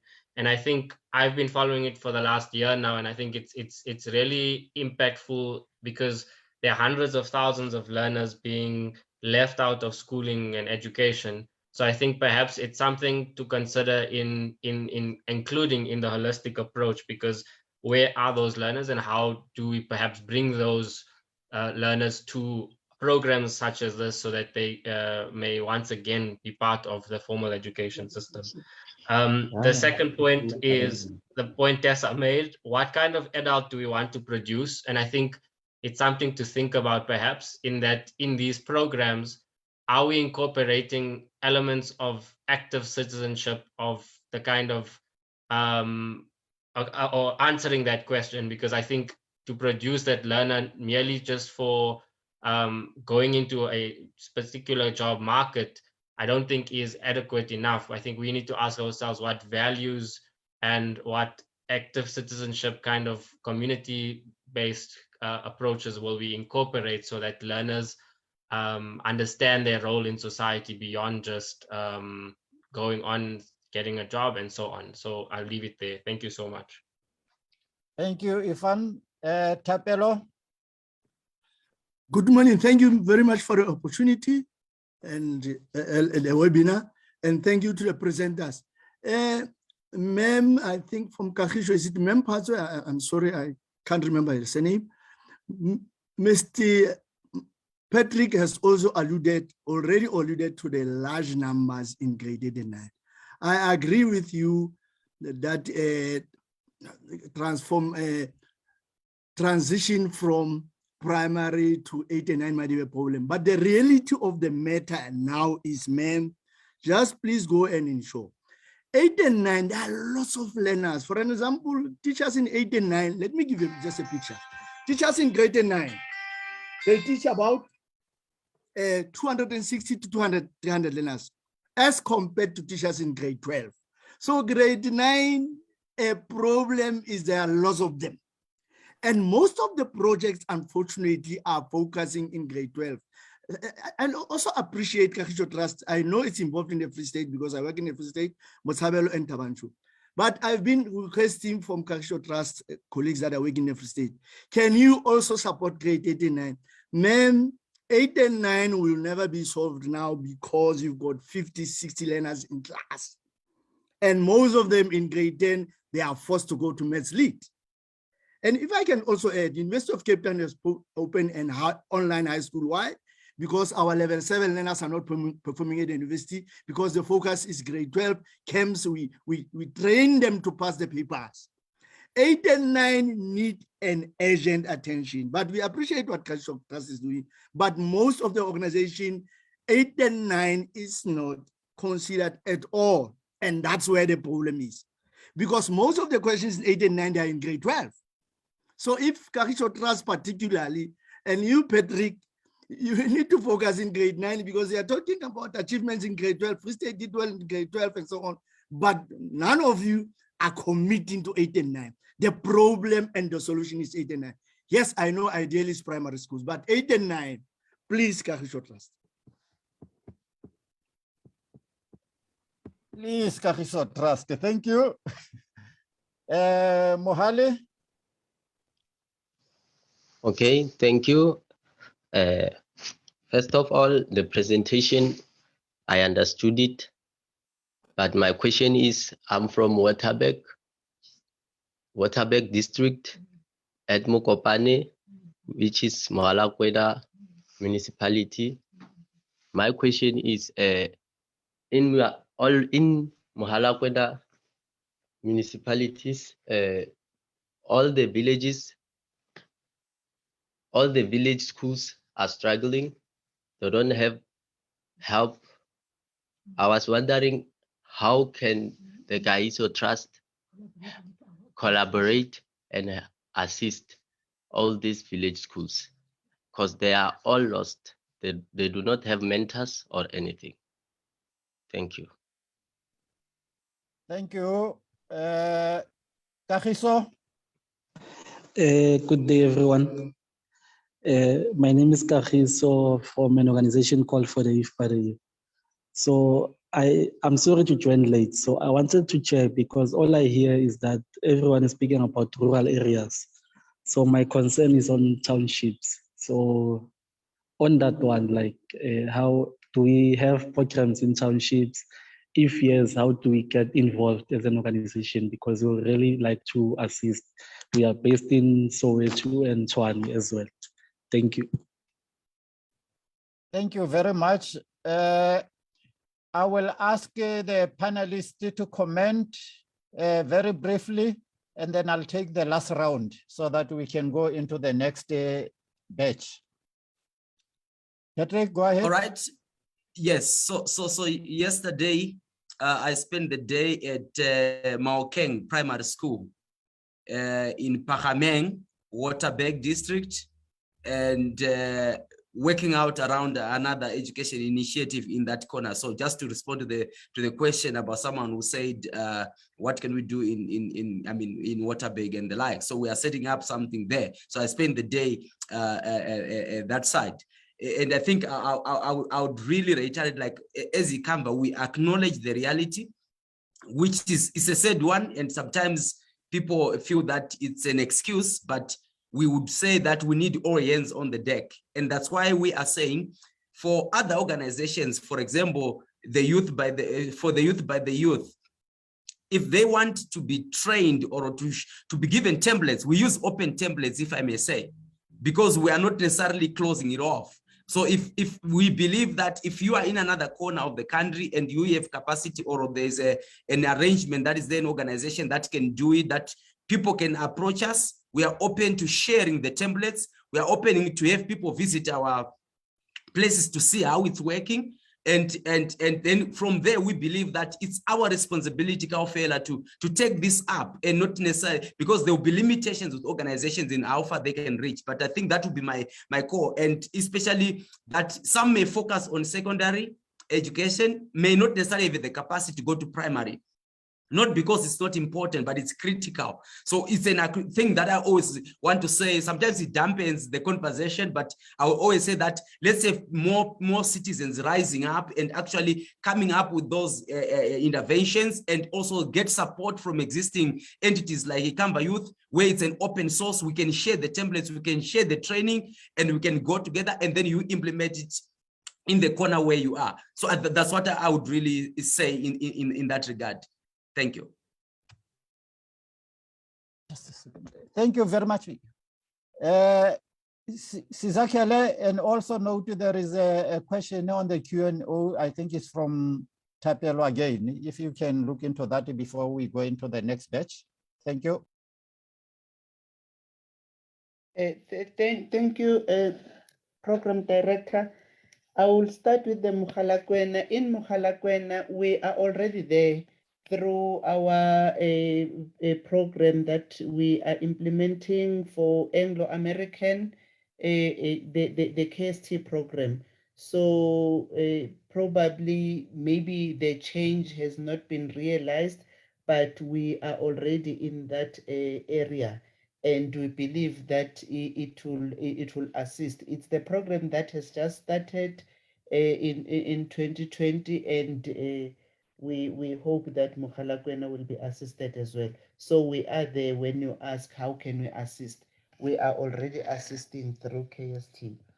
The issue of the grade 8 and 9, it does not only lies with the numbers, it is also the part of the progression policy, the phases within a school where the learner should not repeat a phase maybe twice. And that's why you end up with huge numbers in grade 8.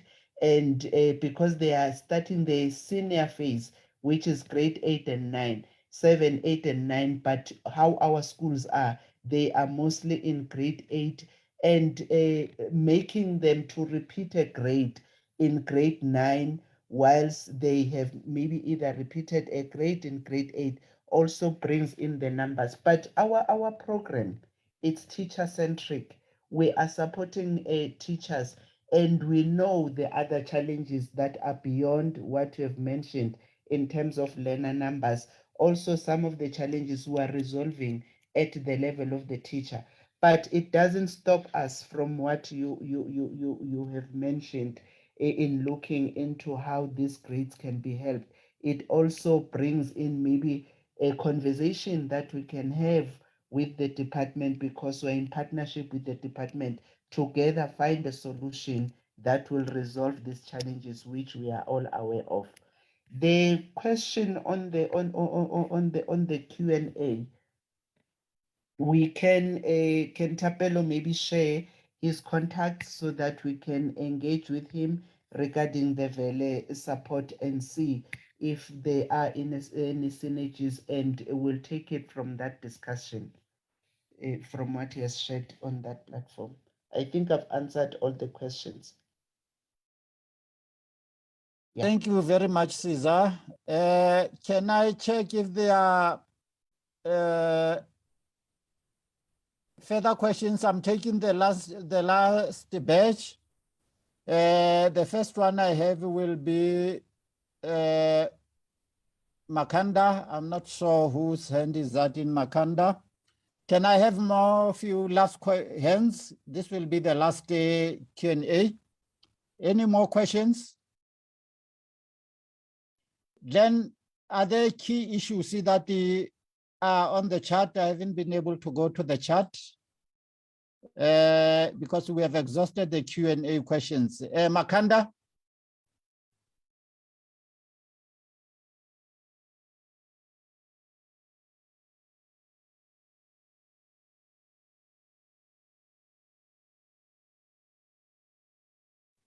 Makanda?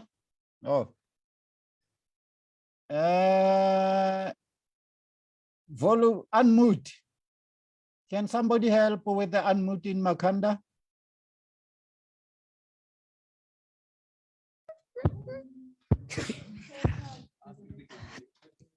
Oh, did I check?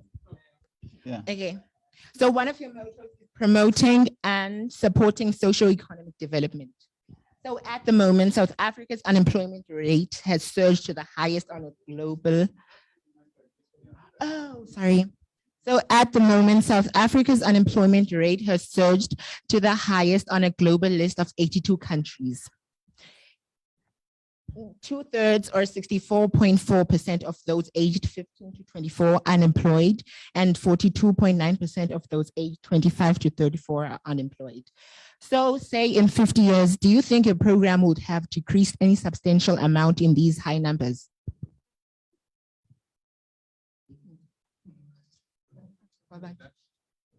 Thank you. Oh, there is also another question from Makanda. Okay, go on.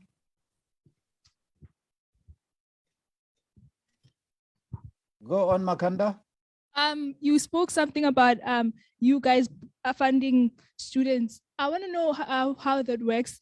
Do they, and how the the requirements are, since you guys said you're funding struggling students and whatnot, not necessarily funding, but you accommodate struggling students even. So how does that go about? Does one need to apply? What happens? I'm not sure if you got my question. Yes, it's very clear. Thank you. There are two questions. See, before you Can we take the last one? Can we take the last one, BD, from Yes. Makana, please? Yes. Seeing that with the Kagiso Trust Foundation, it kind of helps with the funding. I just want to know, I think I saw something that says it only funds maths and science students. I just wanted to ask, does this not leave the other students excluded in this case? Or is there a particular reason for this? And also for the Ikamba youth, I just wanted to know, what measures are you guys taking to ensure that learners are actually aware of such programs, since we know that these are usually disadvantaged schools?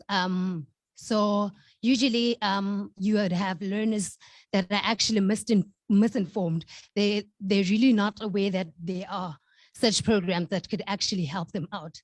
So I just wanted to know, what is it that are you doing in order to help, or to actually issue out information and say, we are a program that helps so and so and so right out through the community? Thank you.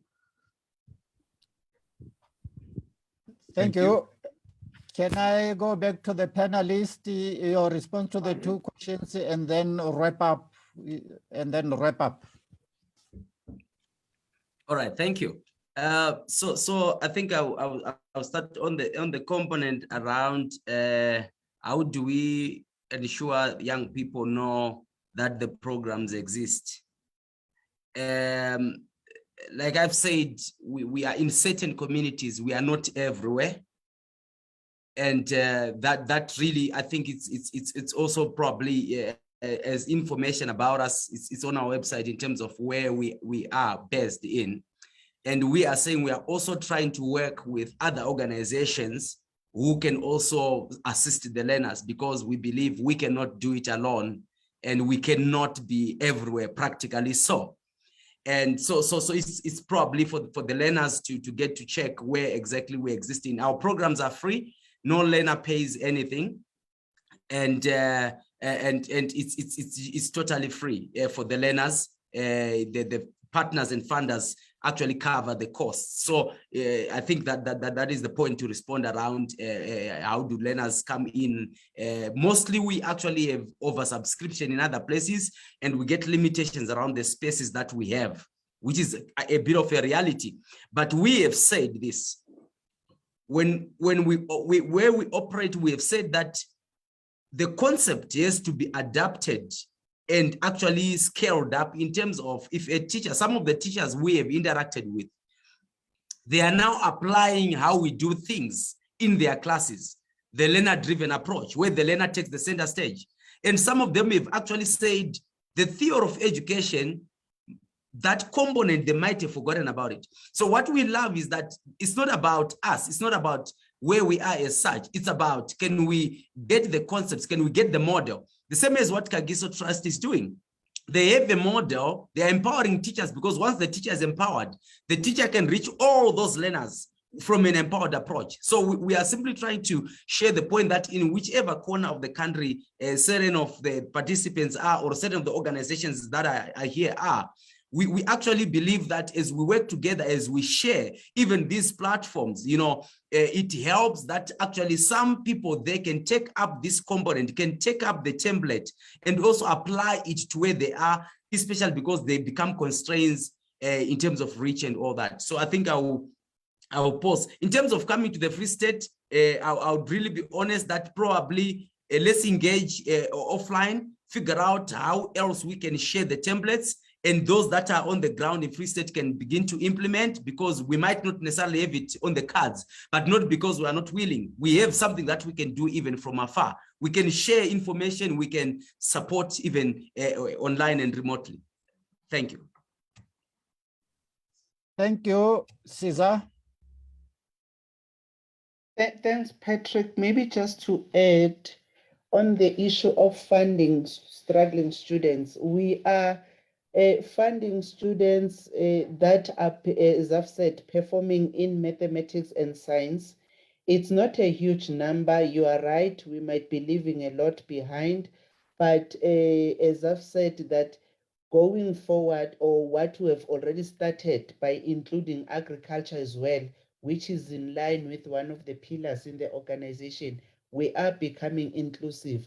But over and above that, we are also scaling our support to include other pathways except science and mathematics. We would love to support everyone, but as you know, that the resources might not even allow us, but we will do as much as we can as Kagiso Trust with the partners that also join us in trying to resolve these challenges. But it's not every student. We look for like I've indicated, those that are in mathematics, but we're extending, we have put in agriculture.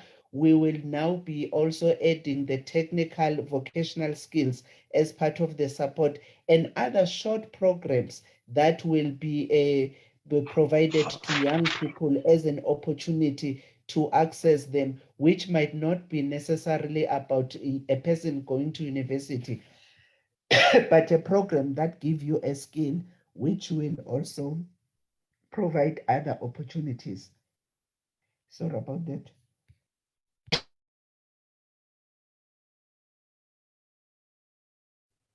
Thank you, Thank you, Sizakele. And we have arrived at the end of the first batch. I think we need can we take a 3-minute stretch while the next speakers are preparing themselves? Exactly 3 minutes. We will reconvene in 3 minutes. Thank you.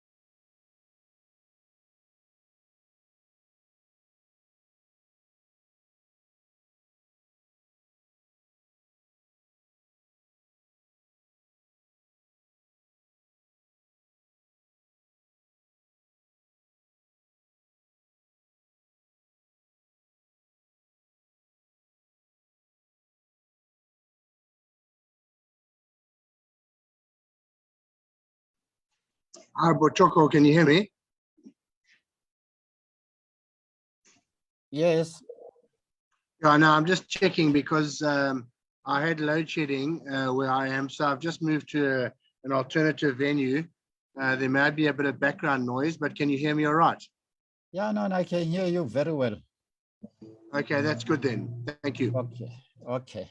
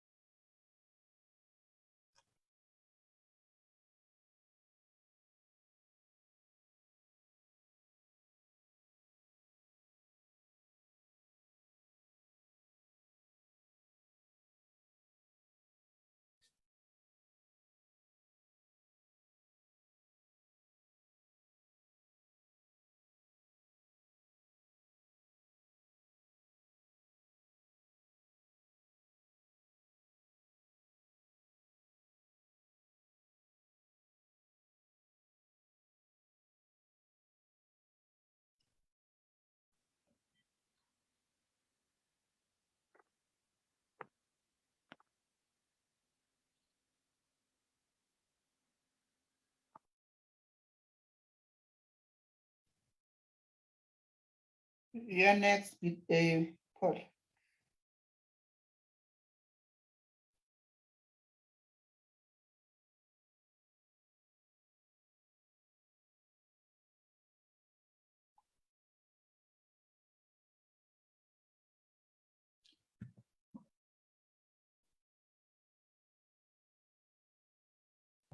Thank you very much, colleagues. Let's come back. I see the colleagues in Makanda are having tea. Can they take their tea back so that we release each other earlier for those who are traveling to different parts of our country?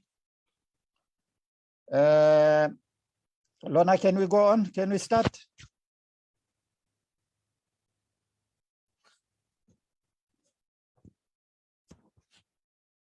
Are we ready?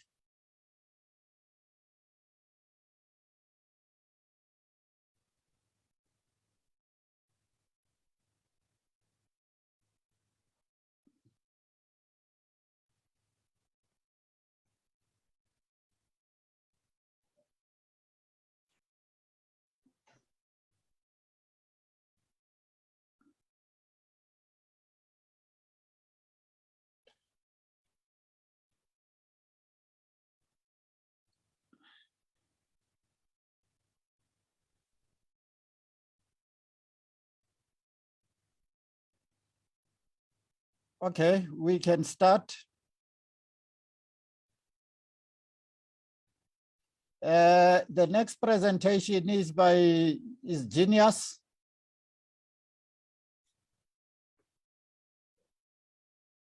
Is Genius here?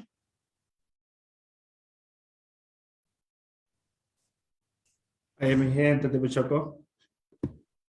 Thanks very much. Genius Mokwadi is the head of our socio-economic development program at Kagiso Trust.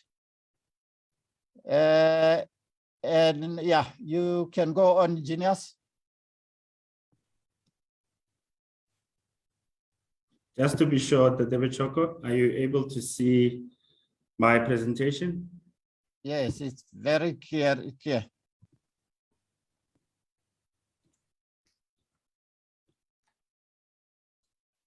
Well, thank you very much for giving us this opportunity to come and present our work with colleagues. But before I start, I thought maybe I must acknowledge the trustees and the executives of KT and all that made time to come and have this session with us. And people at Sekhukhune, Dumelang, and those at Makanda, Molweni. How we will run our presentation is that I will present the KT's model. My colleague, co-piloter, Nomvule Masole, will take us through the agriculture and the property and the elements of good practice.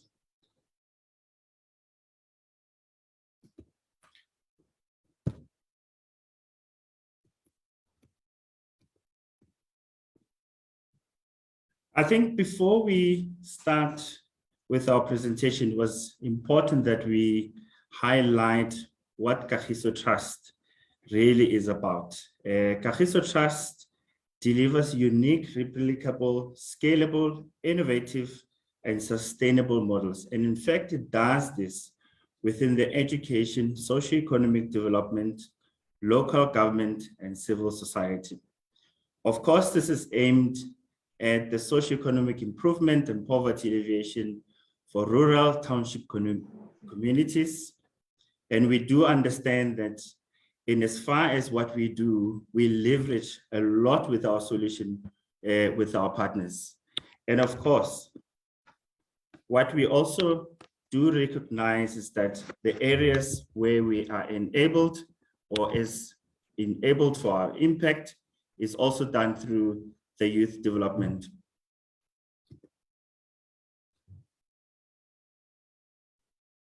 Socioeconomic development as a program within KT aims to empower Black entrepreneurs to create sustainable businesses that have a broader and a multiplier effect in the communities they operate in.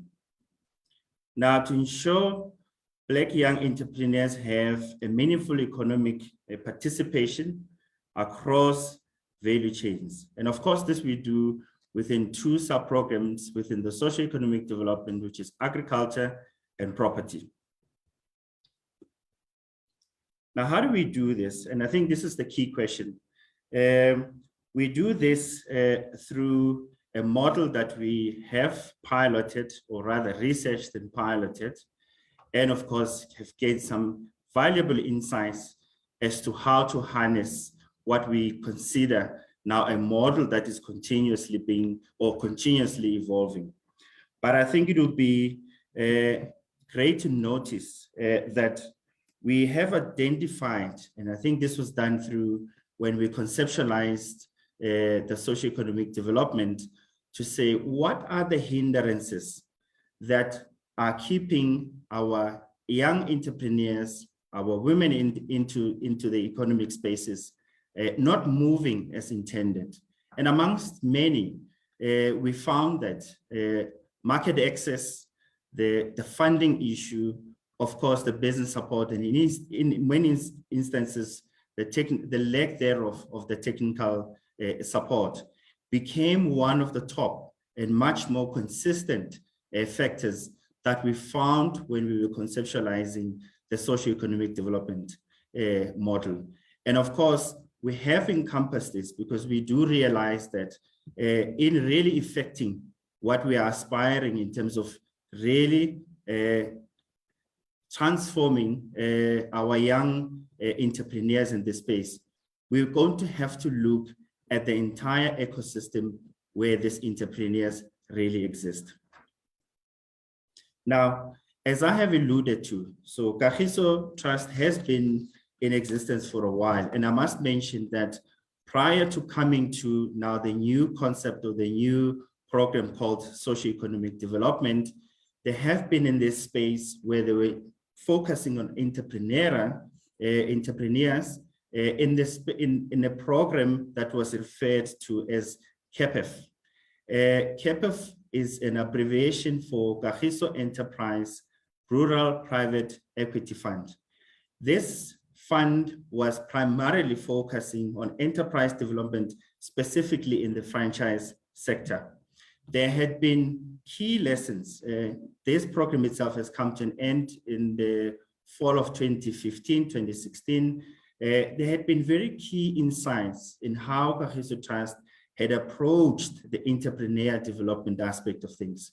And it is with those insights and lessons learned in unfolding the KEPF model that when we sat in 2017 as an organization, we took those lessons into account, and those are the lessons that have come to create now what we have now come to know as socioeconomic development. We have had an opportunity to research really the concept for SED, as I've highlighted in the model, but also we've had an opportunity to pilot, very critical in terms of what we really wanted to achieve with the model itself, because even within that, we were able to gather other lessons learned in that pilot, and of course, start developing the best practices that we think are pivotal in scaling now the model that we refer to as the SED model. Of course, there's some context in the area that we obviously are operating as SMEs. I think one of the key things is for us, without mentioning all of them, is the equitable income distribution. And we also want to create spaces that allow sustainable youth development and innovation spaces where our young people really operate in the SMME space. Well, it doesn't come without any limitations. Recently, of course, the COVID-19 spaces, your geopolitical instabilities in other countries, that of course do affect the economic climate at which these SMMEs really operate. So we do take into context the sector at which we are operating, but what is really of focus is that we really need to be transforming that this sector where our youth are really based. Now, Kagiso Trust has had initiatives in its trajectory as it's moving into the now what's called the new 5 years of the 30 years that was done in 2017. There has been some initiatives that now have created the focal point for us as a program within KT. And one of the things for us that stay as a pertinent issue that we need to be scaling is to increase sustainable market participation for youth-supported enterprises. And of course, in the next 5 years, even when we're scaling out what we're referring to as our funding platforms, we are really biased towards your youth. But I must also highlight, we are not only biased to youth only, but we are also biased to women and people with disabilities. We think it's very key because that economy in itself needs to be transformed in that manner. We also have looked at innovative solution with young people leading. And I think one of our trustees who opened up our platform today really touched on how we should approach the issues around the youth themselves. I will be handing over to my colleague, who's the co-pilot. And before I do so, I thought it was important, given that her history within the Kagiso Trust family really started in Free State through the BNSDP program that my colleague Caesar has already highlighted. She has managed to go through that program into what we refer to as the Eric Molobi Scholarship Program, where she attained her high-level qualifications. She then came back to serve now the Kagiso Trust in an internship program, and now she's fully employed within Kagiso Trust. I thought it was important that we highlight that she's now obviously involved in what we are now harnessing as a solution for the youth. And I think she's very passionate, and I think it was only proper that I allow her to really dismantle what we have done within the agriculture and the property space.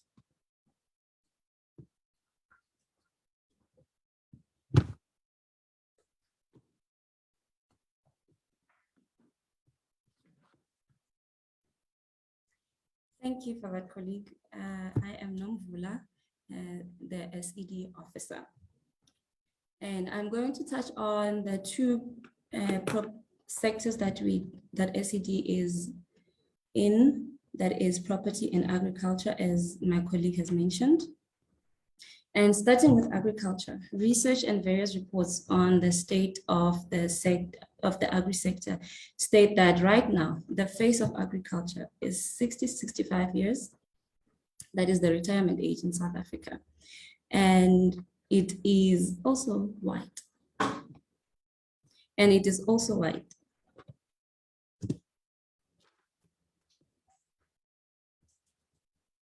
And this talks to now the transforming of these sectors, the role that the youth is not just merely filling the boots of the current generation of farmers, but also the passing of the baton is much more significant than that is talking to, and this is talking to Africa as a whole in the agri sector.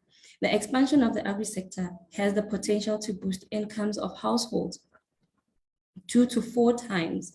And considering that we live in communities that have the most agroecological potential, shows that it is so significant, the role of young people, how they can transform these local food sectors, the systems that we use in food security, and building economies that uplift our own communities that we live in on a daily basis.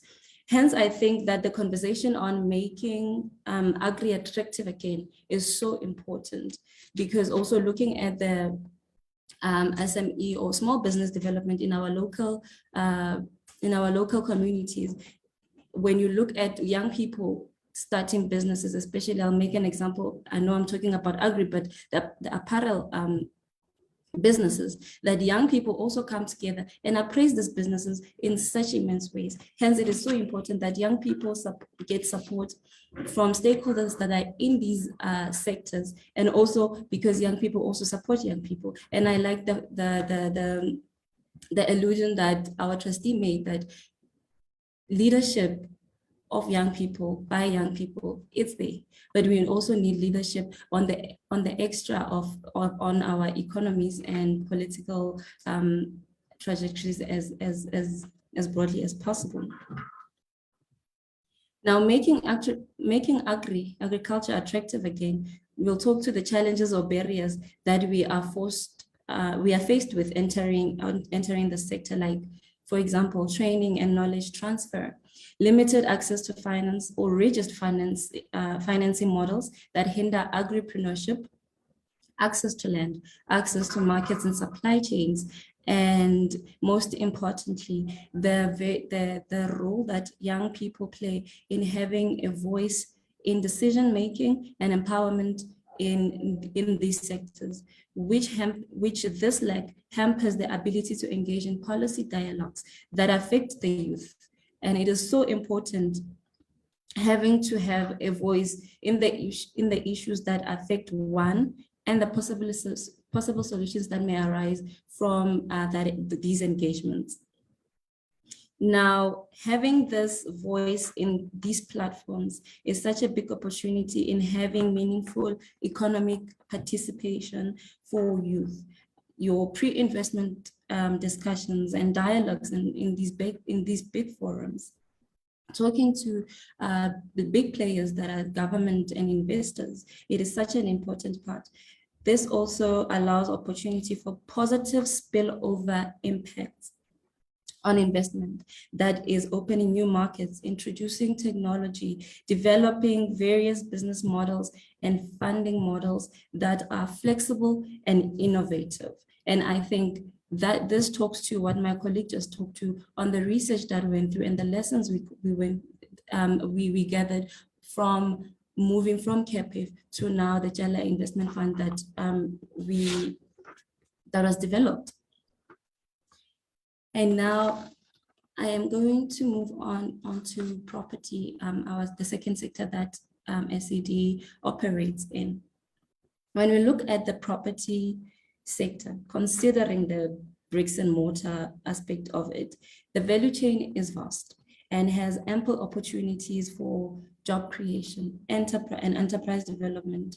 For example, your project conceptualization, procurement of materials, facilities management, and these are small businesses that young people can actively participate in this property sector with enough backing from various stakeholders that are in the sector. This 5.8 trillion sector, according to the Property Sector Charter Council report of 2016, is comprised of 62% that is in the hands of corporates and 24% in the hands of REITs. And the total is held by unlisted funds and life and pension funds. Now, this shows the opportunity for participation in the sector is immense, especially considering small businesses that youth come up with in our communities.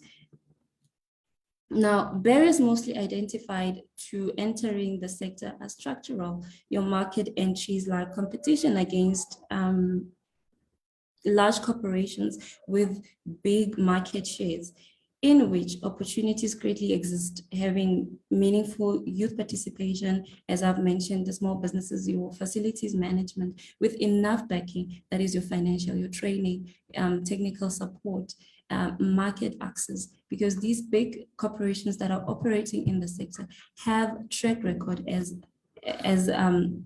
it's one of the barriers, have track records that some of these small businesses do not have. Now they have to go further in building the track record, and this adds to the challenges that they face in entering the sector. Now, having youth participation in the sector also opens up opportunities like establishing youth represented sector bodies that caters for youth SMMEs in the sector. For example, YEBA, there's a new established association called the Youth in Property Association. Sorry about that. And this property association is focused on transforming the property sector by increasing active participation of young people through education, employment, and entrepreneurship initiatives in the sector that they operated. And this association is also led by young people and that live in the communities that we live in, and this goes to show the extra miles that young people are available and willing to go the extra mile in building these opportunities that can cater. Sorry about that. That can cater to the economies and the sectors that we participate in on a daily basis. Talking to elements of good practice, there's meaningful participation by youth in our economies can be greatly supported by investors and government. Further to the existing initiatives in developing the entrepreneurship ecosystem by immensely involving youth in all stages of the development of our economies. Why? Because we highly, as SED also, we highly support productive, active, and meaningful participation of youth in our economies, because these are the economies that we contribute in on a daily, commuting to work, the offices that we are in, the food that we are in, the food that we eat rather, and all these other elements that are important in growing the economy and having youth participate in our economic structures. And in conclusion, I would like to highlight on the trustees who opened up for us, her parting shot saying that as youth, we are faced with challenges, and involving them and youth having a voice in these conversations that greatly affects them is greatly important in growing economies and our countries as a whole, because youth are the future. Thank you, Chair. I'd like to put on that. Thank you very much, Nomvula. Thank you very much, the SED team. And we have Smith.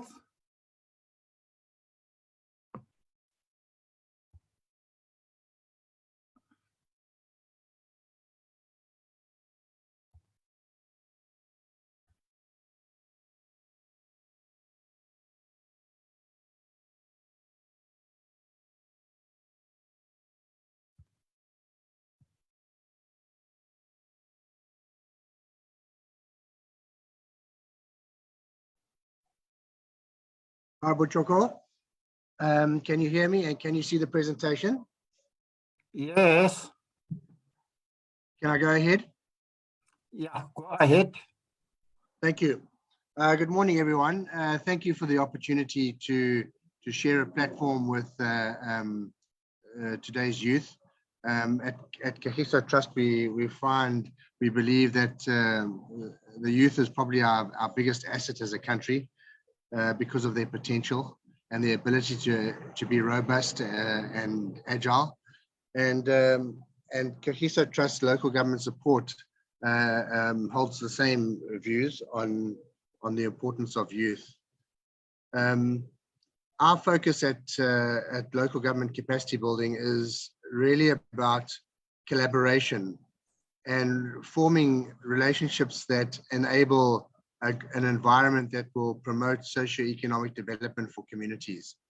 And when we initially approached Makana municipality to provide support to the municipality and to community, our focus was predominantly on providing the municipality with technical support around indigent management, around local economic development, and around community engagement. But after doing the status quo assessment, we quickly found that it wasn't those technical elements that was holding back development, and that there were some other factors that were holding back development. And I'll take you through some of those now.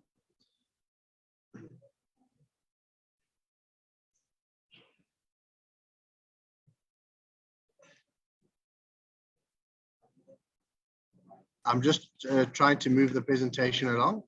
So with the emphasis being on community and community development and people development, as Kagiso Trust has always been about people development, because we believe that the change in any situation is really about the mindset of the people.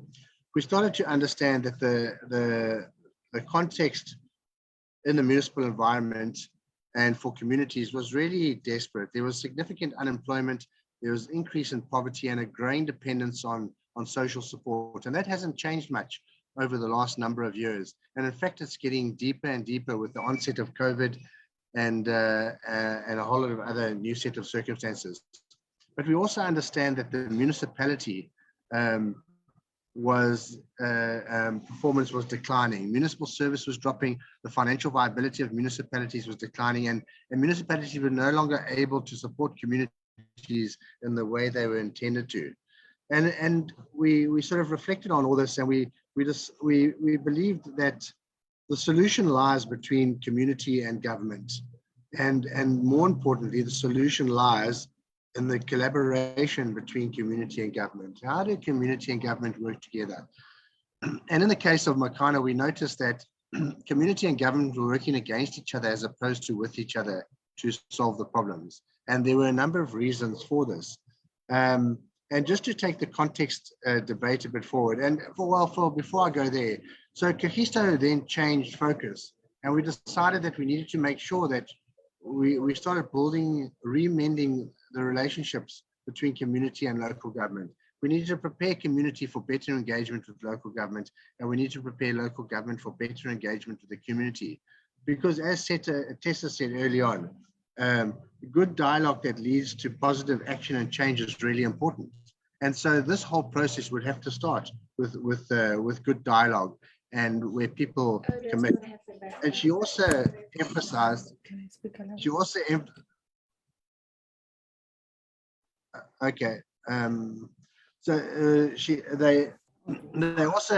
emphasized that we needed to focus on creating common purpose and shared value, so that when everybody sees the benefit in going through a collaborative process, everyone has a clear understanding of what their personal intended outcome will be, and that the outcome would be shared.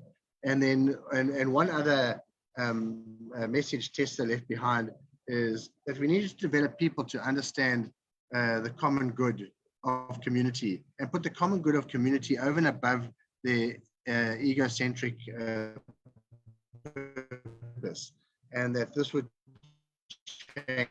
change the environment. So we set out to do this. A few really important issues that needed to be addressed, and this was in terms of the relationships within the local stakeholders.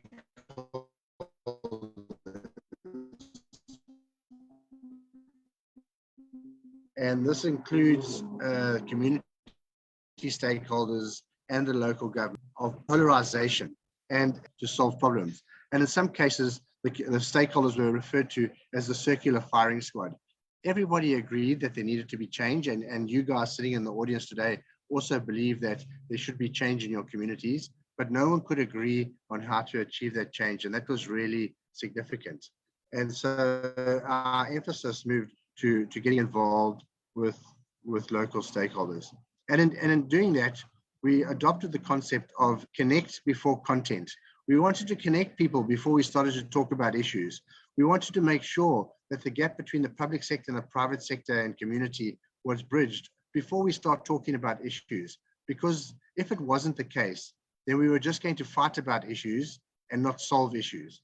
And the issue becomes the challenge. But we thought that we need to get people to rise above this and connect as individuals and to start understanding each other and integrate before we start dealing with content, which is the type of issues. And the type of issues you could refer to are things like service delivery, water, electricity, sanitation. It could be food security, it could be health and safety, it could be health, it could be communication. There's a number of things, it could be job creation, etc. So there's a magnitude of issues that community are interested in. But until we connect people and connect community stakeholders with local government, and even just connect community stakeholders with each other, there was no way that we were going to solve some of the issues.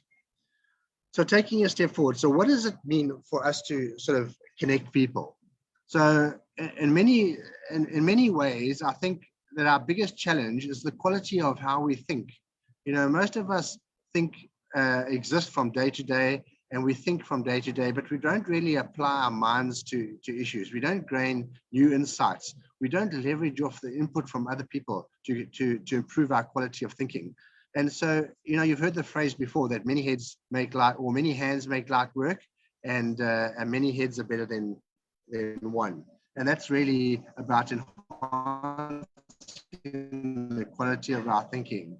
And so we needed to focus on the fact that the issues outside of ourselves was less important than the issues within our own minds. And we needed to connect people to try and improve the quality of our thinking. So this means that people have to go through a relatively deep cycle of learning, and we need to change attitudes, contextual understanding, behavior, the acquisition of collaborative skill sets, and a shift from a shift in intentions. So people now needed to start thinking about moving away from what is important to me, which is an egocentric system awareness, to becoming more ecosystem awareness, which is what is better for society. How can we help society improve? Because if society improves from a socioeconomic perspective, then we all benefit.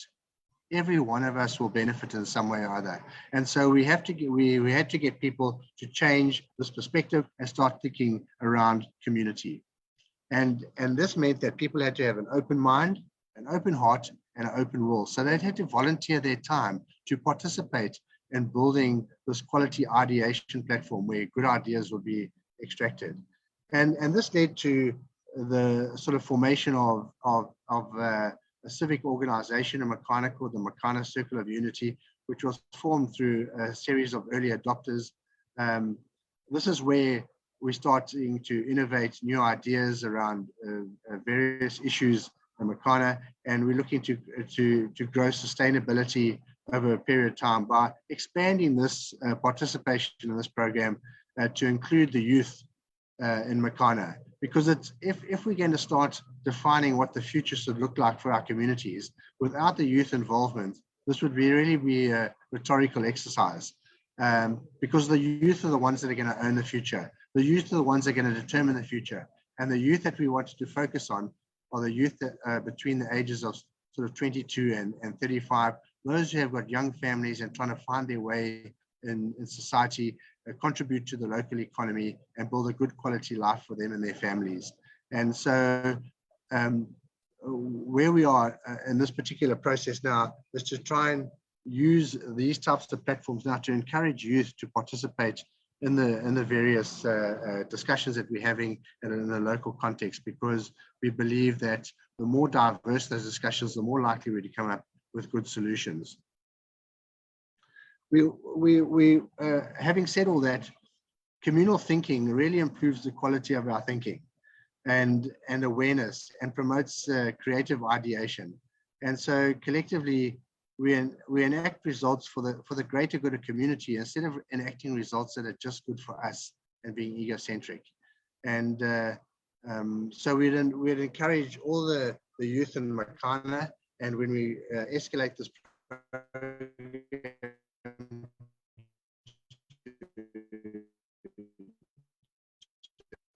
other municipalities and other places, we would discussions we have, because it's at these platforms that we are defining our future socioeconomic development programs. In Makana, as a result of this program, there was the formation of the Makana Circle of Unity. This Makana Circle of Unity is a multi-stakeholder coalition committed to facilitating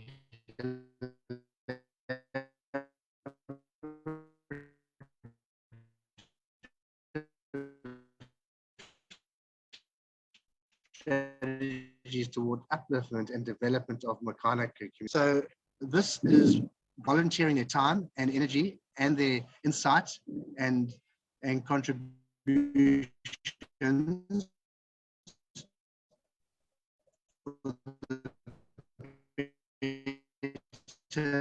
of the whole community. And it was in the desperate need to improve the quality of opportunity in Makana communities. The core center of this Makana Circle of Unity is collaboration. And this is the catalyst for change. We want to strengthen, through collaboration, we want to strengthen local governance framework. We want to make sure that planning and governance is more democratic, that involves the people who are past. Most of the planning has happened in the municipal government context, and we've seen the results of this planning that is not community centric. So collaboration is really an important catalyst to democratize the process and stimulate ideation through a communal process of community engagement. So how does this Makana Circle of Unity work? It's an open, accessible space for like-minded, concerned citizens to participate in robust discussion about different issues in the community. And these issues, it also adopts a distributive leadership model. That means that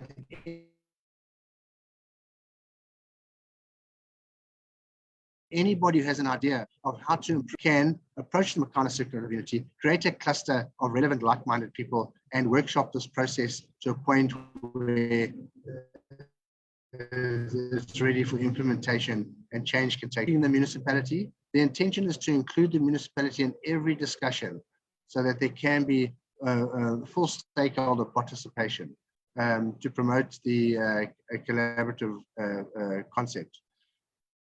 And it's really important that the municipality is involved, because sustainable development is unlikely to take place without municipal involvement. They are the custodians of service delivery and the quality of that service delivery. They own significant portions of land that can be contributed to contribute to local economic development, and they have access to other state agencies that can support a process if properly developed.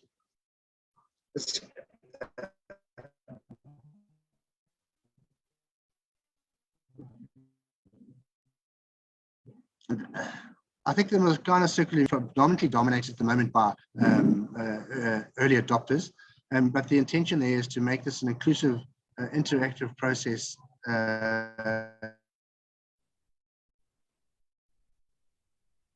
and forum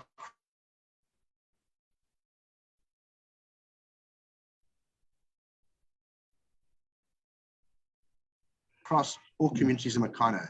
I'm not sure people whether had lack of access to integrate a lot of the thinking. As the Makana Circle of Unity is also trying to expand the data access, I think we would encourage that, or the Makana Circle of Unity would encourage more people to participate in the clusters. I'm on the last slide now, Chair, so I don't know if the connectivity is letting you down or letting me down, but the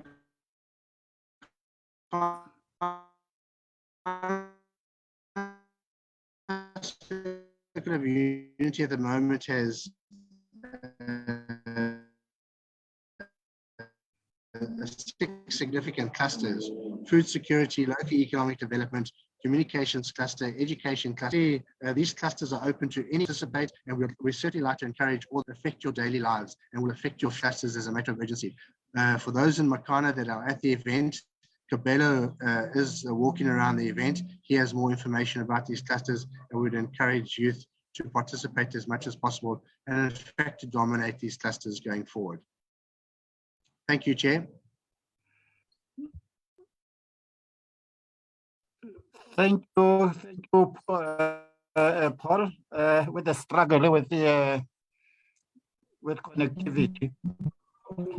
I see there is a hand there, Dr. Frank Chikane.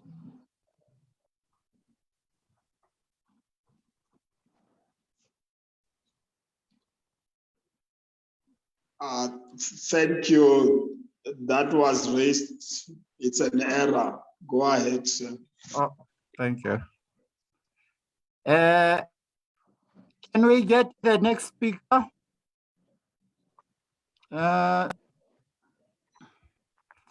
We are all in load shading.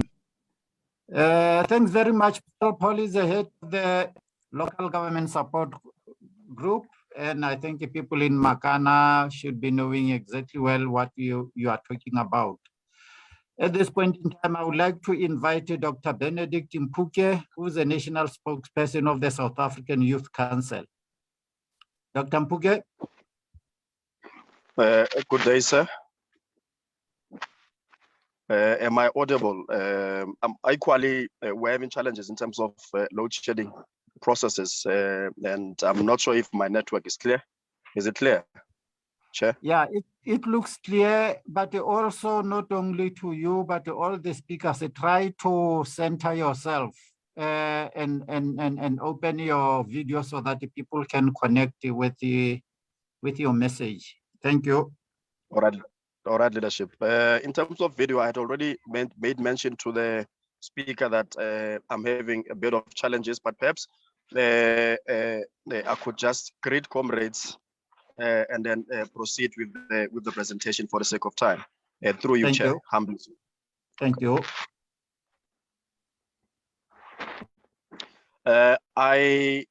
We as the South African Youth Council would like to firstly appreciate the opportunity to be part of this process. We would not miss an opportunity to engage with structures at this level, particularly because we're national organizations ourselves. So a brief background into who SAYC is.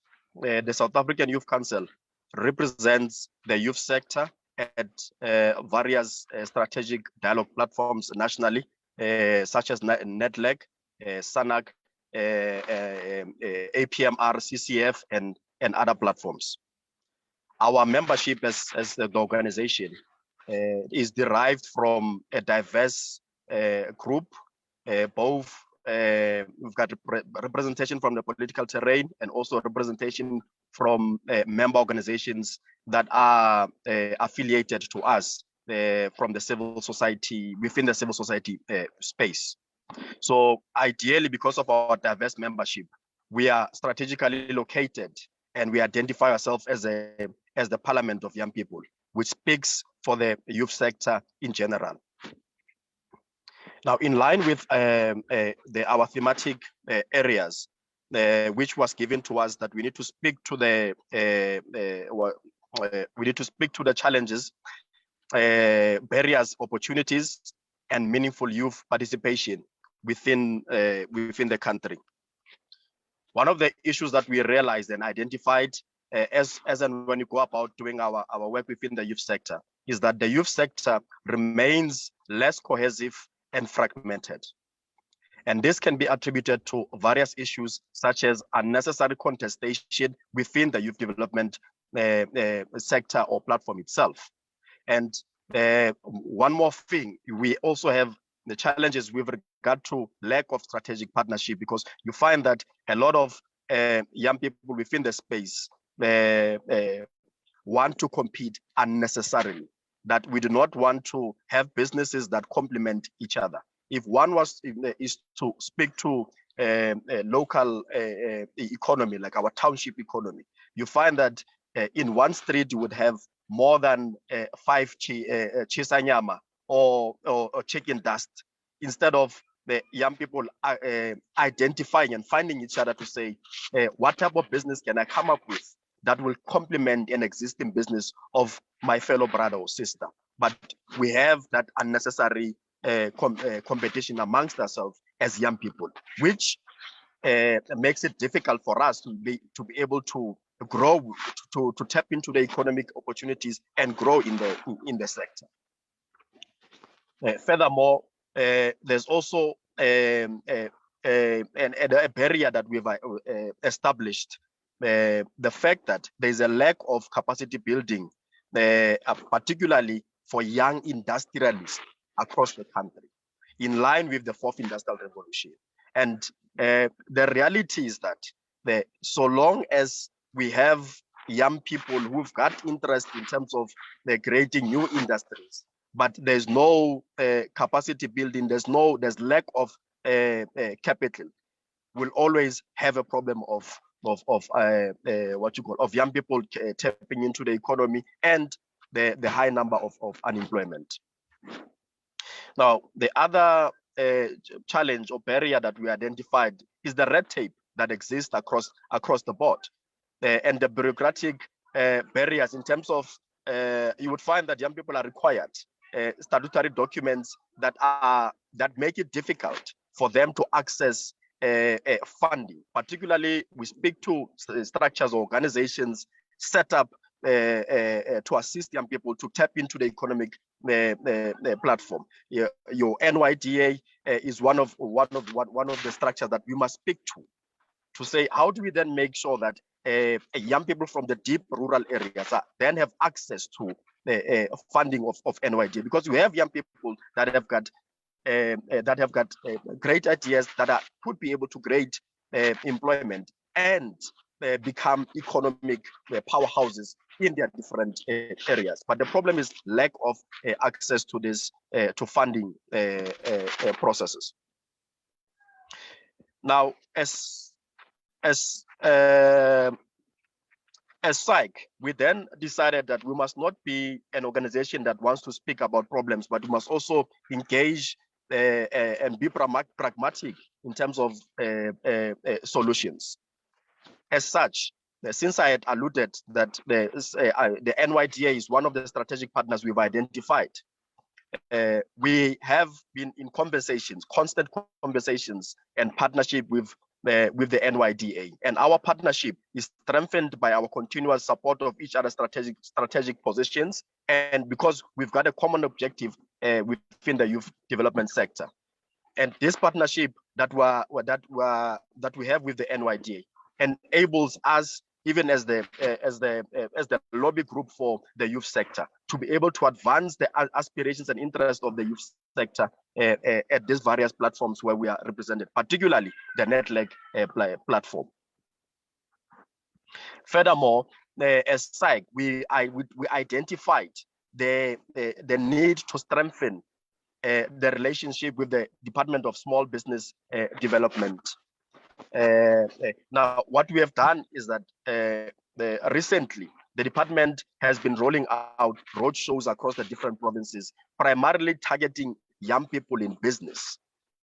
Now, our role, as and when we partnered with the department in their roadshows, was for us to then agitate for more support for young people to be able to implement the ideas in terms of business, because the reality is that young people we are not all job seekers.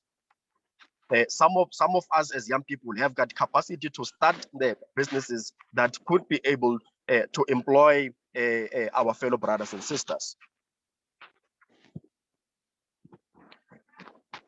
Now, perhaps in closing, Chair, through you, one of the processes that we are currently, as the organization, looking into is the process of the IPP process, wherein which we are asking this question to say, where are young people in this economic platform, and how many young Black people are represented in this economic platform process?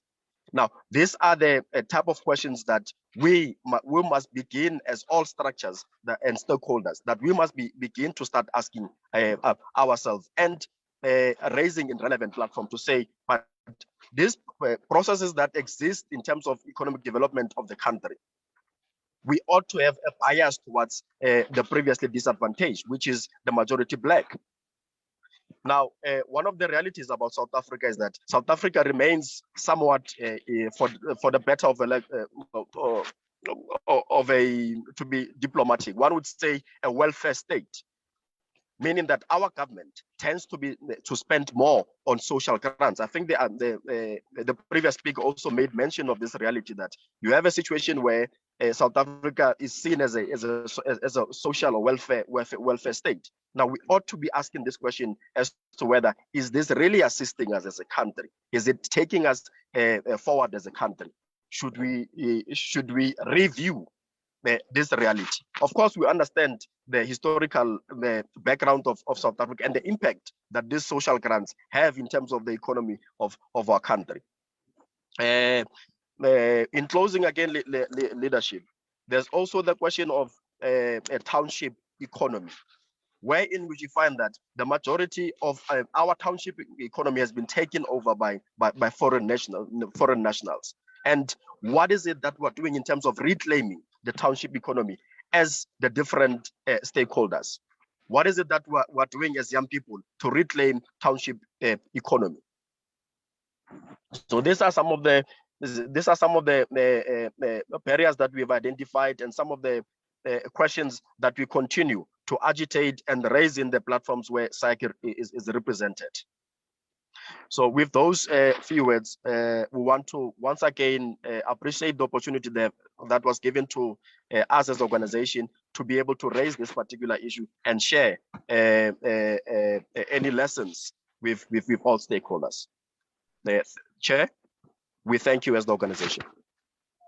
Thank you very much, Benedict. And indeed, there is a need for deeper dialogue, conversation, appreciating the common agenda and the key issues that are significant to address the challenge of the youth.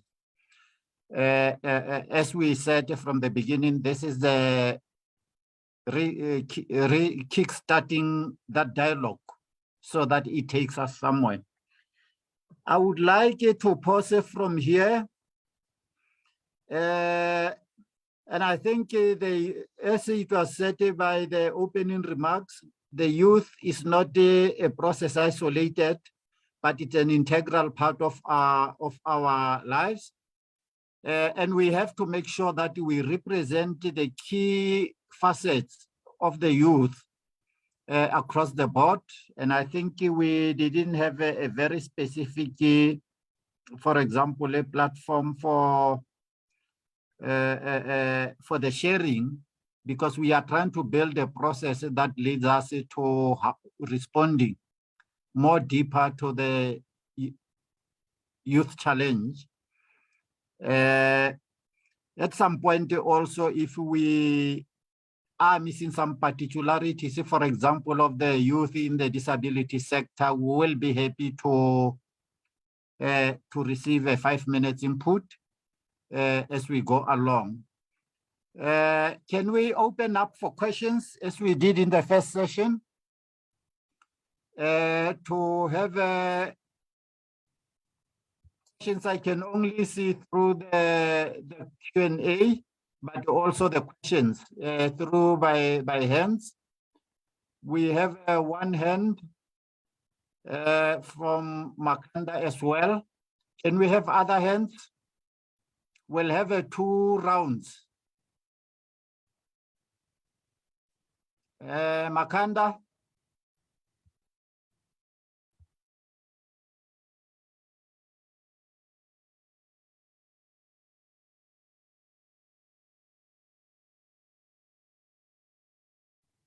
Makanda. The chairperson of this meeting, I have a few concerns. I don't want to declare them primarily as questions. My first concern is that the Makanda Circle of Unity, because I'm an activist which is operating in this province, also nationally at some point. But I'm just curious of knowing what is their work exactly. Putting the unemployed people's movement, also the Makanda Citizens Front. But I have not seen them in the fields of work. I have not seen them in the community struggles. I have not seen them in the struggles of the working class people. In the Makanda municipality, as it is, just yesterday, we were in a meeting to assist this municipality about the financial recovery plan, hoping that the precedent that was set by the High Court here in Makanda about this municipality, that it must be dissolved. So that financial recovery plan is based there. It's just my level of curiosity, just want some clarification about your organization. My second thing is based on the speaker, of South African Youth Council, Uputile Osaik. I don't want us to take a liberal approach in solving the economic issues of this country.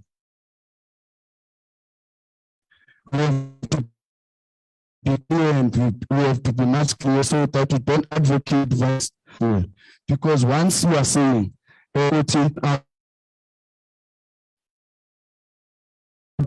or is taken by the foreign, to me, it does not sound true. The primary question of economy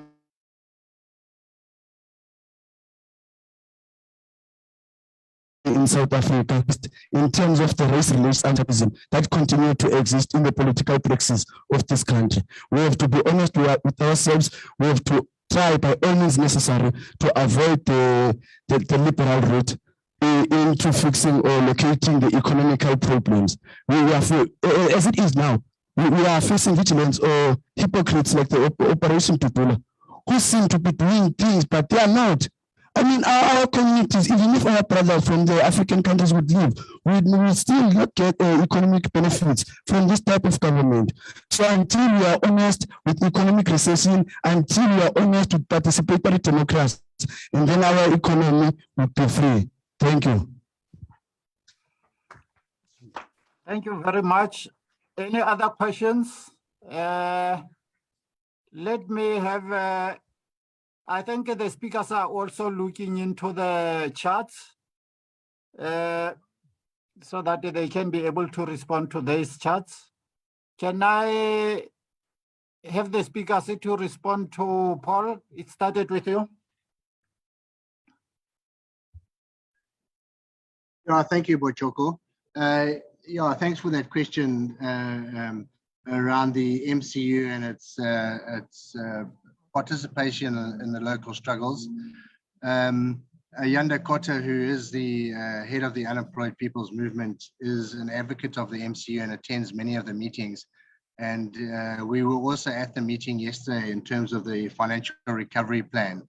And I think at the end of the day, a civic coalition like this is really determined by what people want it to be. And the only way it can be exactly what people want it to be is if they participate in it and commit to it, to allowing it to mature.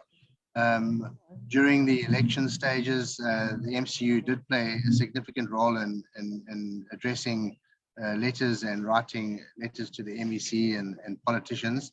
But I would encourage the young people that are really interested in progress in their communities to participate in the MCU and own the outcomes of a civic coalition like that, so that they can promote their own needs going forward.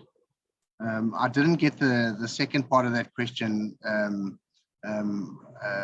Bochoko. No, it's fine. You answered. I think it was more a statement. Yeah. Okay. Thanks very much, Paul. Before we get the response from other speakers, can I have those questions from Sikukuni? BD, can we have one last question from Makana? Oh, we will come back to you. Okay, no problem. Thank you. Thank you.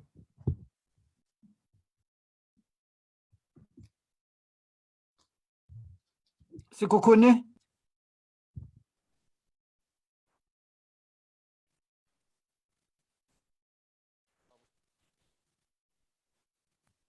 Sikukuni, there was a hand from Sikukuni. Oh.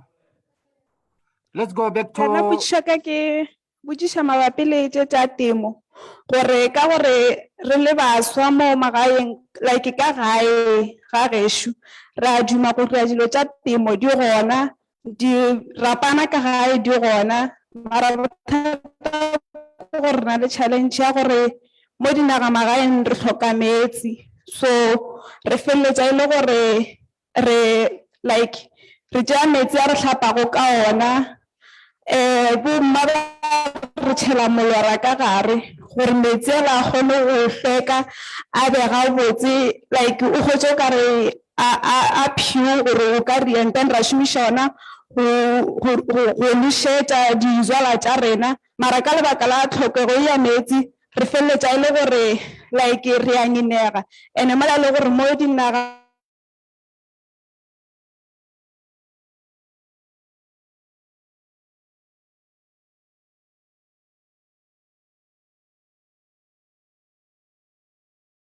ka magaeng mara rena tuma rena gore dilo tsa go reka like gane jalo everything is expensive dilo tsa go tshwana le bo ditamati di-spinach re ka kgona go dira ka magaeng mara ka lebaka la tlhokego e re ne le yona ya metsi e feletsa e re dira gore like re ska tlhwa re sa ria so potšiša ka ke gore ba ka kgona go re thušana ka taba ya metsi gore like le ge re ka gobakana somewhere le baswa and then ra gopela kwa magaeng a bo rena ditšhimo jo gona mo e le gore a go sa lemiwa ba re direla metsi ba re jaratelela and then re le baswa ra ya mowe at least re hlwa le go ntšha baswa mo distrateng ka gore baswa ba sepela mo distrateng ba bangwe ba hlwa mo dishopong ka lebaka la tlhokego ya mošomo so be ke botšiša gore na ba ka se kgone go re thuša ka taba ya go direla metsi le go re direla terata gore re le baswa re kgone go ntšha baswa ba mo distrateng especially baswa ba bantši ba feletša ba utswa ba bangwe ba go tshwana le rena basadi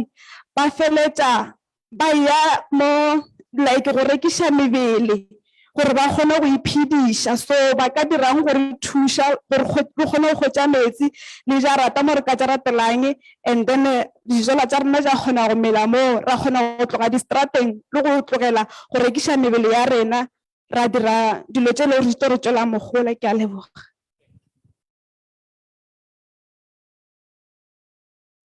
Ra leboga mme Pasha will translate it very quickly to make sure that the speaker is board.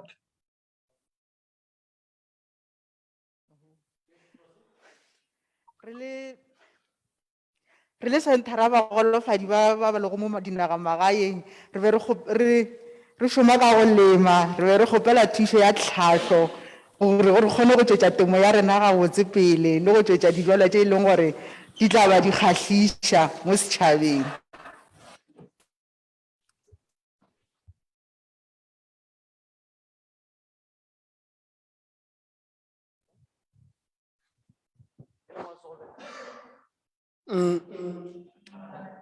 Before we lost connection with Caesar Ken, she spoke of Triple P, in which is accommodative to NGOs. My question is there a room for funding towards those institutions? Another question is with regard to SEDs. Is there a room for KT to partner with NGOs for SEDs are not solely based on agriculture? Another question is directed to the National Youth Council. We had a youth policy and elective conference for Fetahomu last year in June, which costed millions of rands. Hence, there haven't been any sittings since then, which in my view deprive the youth's voice. So what steps should we take, or could you take with regards to accountability? Thank you very much. We are done with questions. Before I go to the speakers, can somebody just help or translate the last two questions from Makana?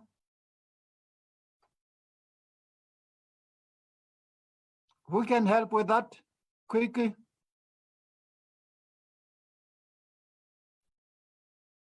Pasha, are you there? To Makana or Skukuni? Sorry, Skukuni, man, Skukuni. Or Skukuni? Yeah. Yes, I think the last two questions were with regard to the Youth Council. How the Youth Council is assisting young people in municipality to be accountable, because municipalities are spending a lot of money to organize Youth Council conferences. But after that, there is nothing which is happening with relate to those young people being engaged. And another question was directed, as I said, to the Youth Council.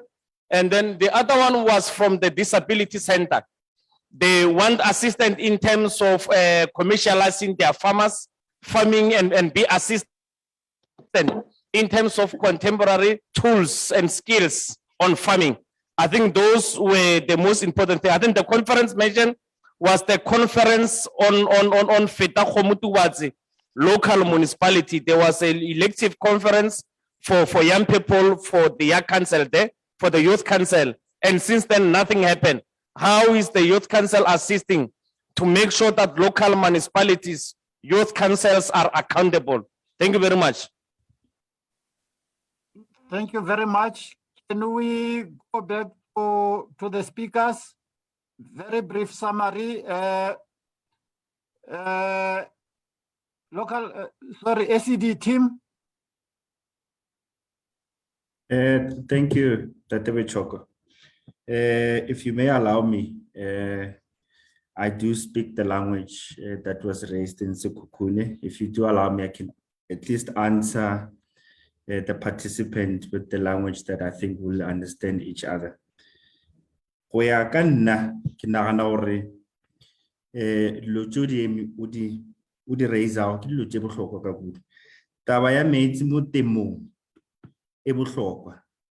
Gagolo-golo ga o bolela ka temo e le temo ya go zwala, re bolela ka dienya. Ke one of the things tse di leng bohlokwa mo. Mara ke nagana ntho e o e bolelang ke ikutlwisang gore ka kgone go thusha. And le gona ke nagana gore ge re ka kgona go kopana le lena ra lekwa ge le baswa gore mo le naganeng gona ka taba ya solution ke eng. Mara ke go kwa ge ke le gore ke a go kwishisha ore go na le baswa ba ile gore le ka kgona go kopana la dira group and mo grouping ye le lebeletse mashimo a le a gale a dutšego ga borena sahlong a sa bereka. Ene ke nagana gore ka mokgwa e bjang ke yona e bile ga botse taba gogo ya gore socio-economic development ga ile program e tloga e lebelela taba e wena o tloga o e raisitse le godu. Jwale ke nagana gore mohlomong e ka ba taba e le gore re ka e bolela in the near future ra bona gore re ka se kgone go e solve. Maybe as an interpretation, I was just answering that in reference to what was raised in Sekhukhune around the water issue. We do believe that in terms of what we are trying to respond to as a model within the socio-economic, specifically within agriculture, is that we are encouraging to aggregate the young people in their spaces and specifically in rural areas where we know that we need to resuscitate those economies. Issues of migration of young people looking for opportunities in urban areas can easily be curtailed with initiatives in which more so we are more excited to hear a young person, a young woman who's leading that conversation in that sense. But as a solution, I think within the SED space, that's exactly what we are looking for in terms of how we are looking at the solution in that regard. The other second question was around where we can assist around the technical support with even the infrastructure around that. Mohlomong ka e araba ka mokgo re lebeletseng thuso ya rena ya socio-economic development mo Kagiso Trust re tloga re focusitse go re lebeletse go ba le tšwelepele gareng ga bomme le baswa le gona re lebeletse batho ba re go bana le di-disabilities. Rena re lebeletse gore go na le bohlokwa as a program gore re lebelele taba eo ka tabeng ya temo, because temo e thusha ka gae e thushe le setšhaba. Jwale re nagana gore go bohlokwa ene mohlomong ke ntho e le gore rena as a program ya SED re santse re be re iponagatša nageng ya ga Sekhukhune gore re kgone go kwa gore ke ka mokgwa o mofeng re ka thušang. Thank you, Tate Bochoko. I hope, Lixi, you were reading the charts. For example, there was a question to say, how can you help people who are already having backyard gardens, especially with marketing and so on? If colleagues, you can respond to the charts questions on the charts as well. Can we have the next speaker, Paul? I hope you are also responding to the chat questions. Paul? Yes, Chair, thanks for the opportunity. I have responded for the chat questions, and there's some very important questions there. One is around with the collaboration, how do the youth be prevented from being swallowed by political parties or municipalities? And I think it's a really important question. And in the case of Makana, from that, and I can only use that as a prime example, is the constitution adopted by the MCU first of all, is apolitical, and second of all, adopts a distributive leadership approach, which means that everybody is equal in the context. So, and it really is a fine line to walk between adopting a neutral stand and making sure that the agenda of a civic coalition is not dominated by any one leader or with their agenda of a particular constituency. And this is always going to be a challenge. But I think in the question of the youth councils, I think we must always understand that when institutions set up additional youth institutions, often it's to drive the agenda of the primary organization. And so we must be concerned about setting up these civic coalitions and organizations, but also at the same time give them a level of independence so that they can express a view and hold opinions. And this is really important. I hope that touches on some of the points. In the case of Makana, the Makana Circle of Unity is not owned by any one institution or organization, NGO. It's a standalone NGO.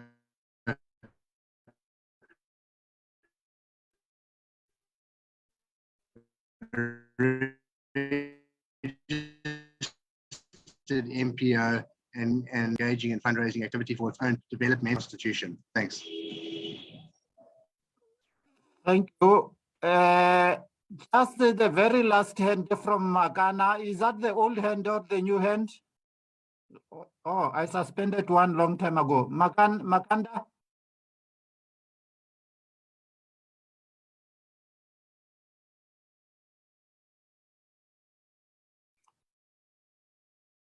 Is that hand live or it's a legacy one?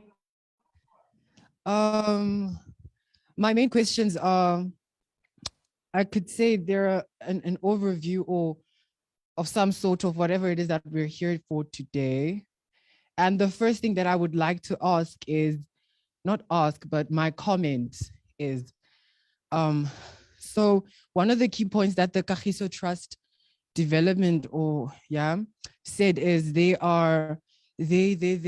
transform and empower. And at first I was a bit confused with who they were transforming and empowering, and then they did give me a bit of enlightenment, and they said that it was teachers.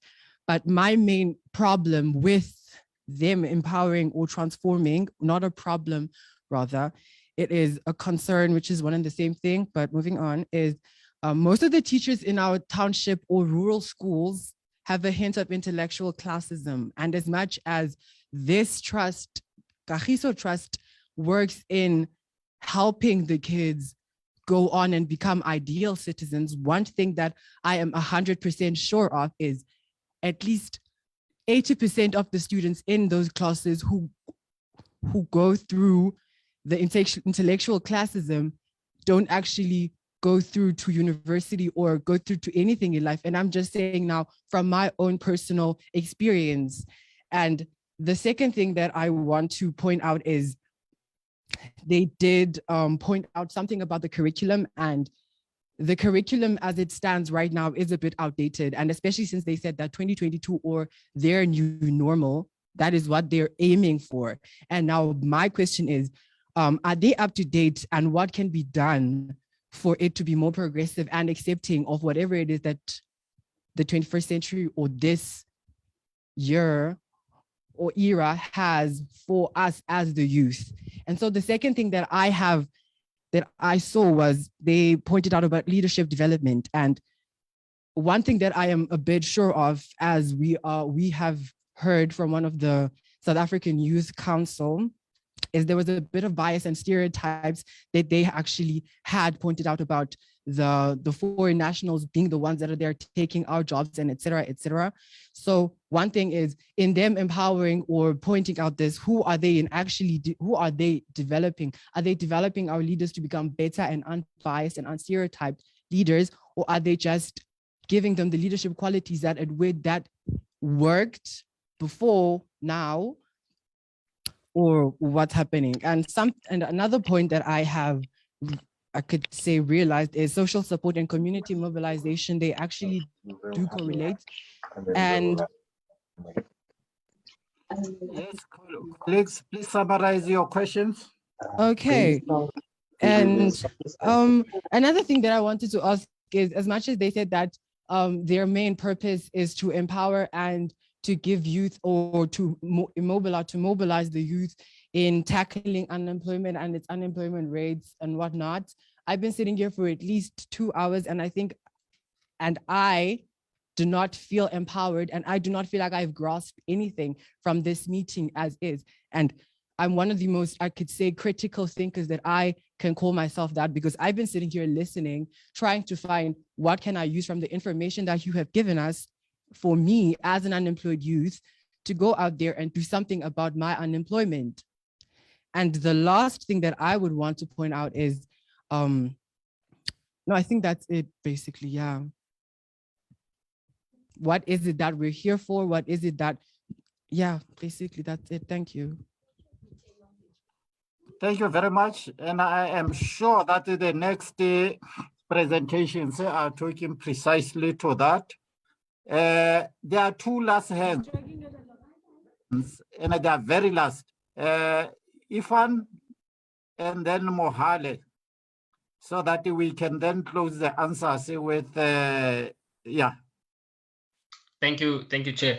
I wanna speakers, and one of the first speakers, I think the anger in our voices is not because, or rather that is because we don't think that the systems currently that govern us, that are dealing with these issues, are taking it serious enough.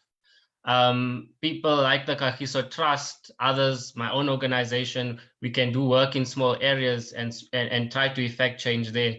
But I think the broader issues are around how the system needs to be addressed. And as a collective of youth, I think perhaps a question to all of us is, what do we think as a collective we can be doing across our organizations and groupings that doesn't necessarily speak to what the SA Youth Council speaks of, because as was mentioned, the closeness to those in power makes it biased. So I think there's a moment in this country and the mood in the country that we need to react to and respond to, in which we can deal with the issue of the economy and start applying pressure where needed, so that unemployed youth already in the space, who are already feeling the brunt of high prices for all sorts of things, need to be addressed. So I think I like the point the one speaker made of connecting people, community, and collaborate with government. But I think many of these issues is state failure issues,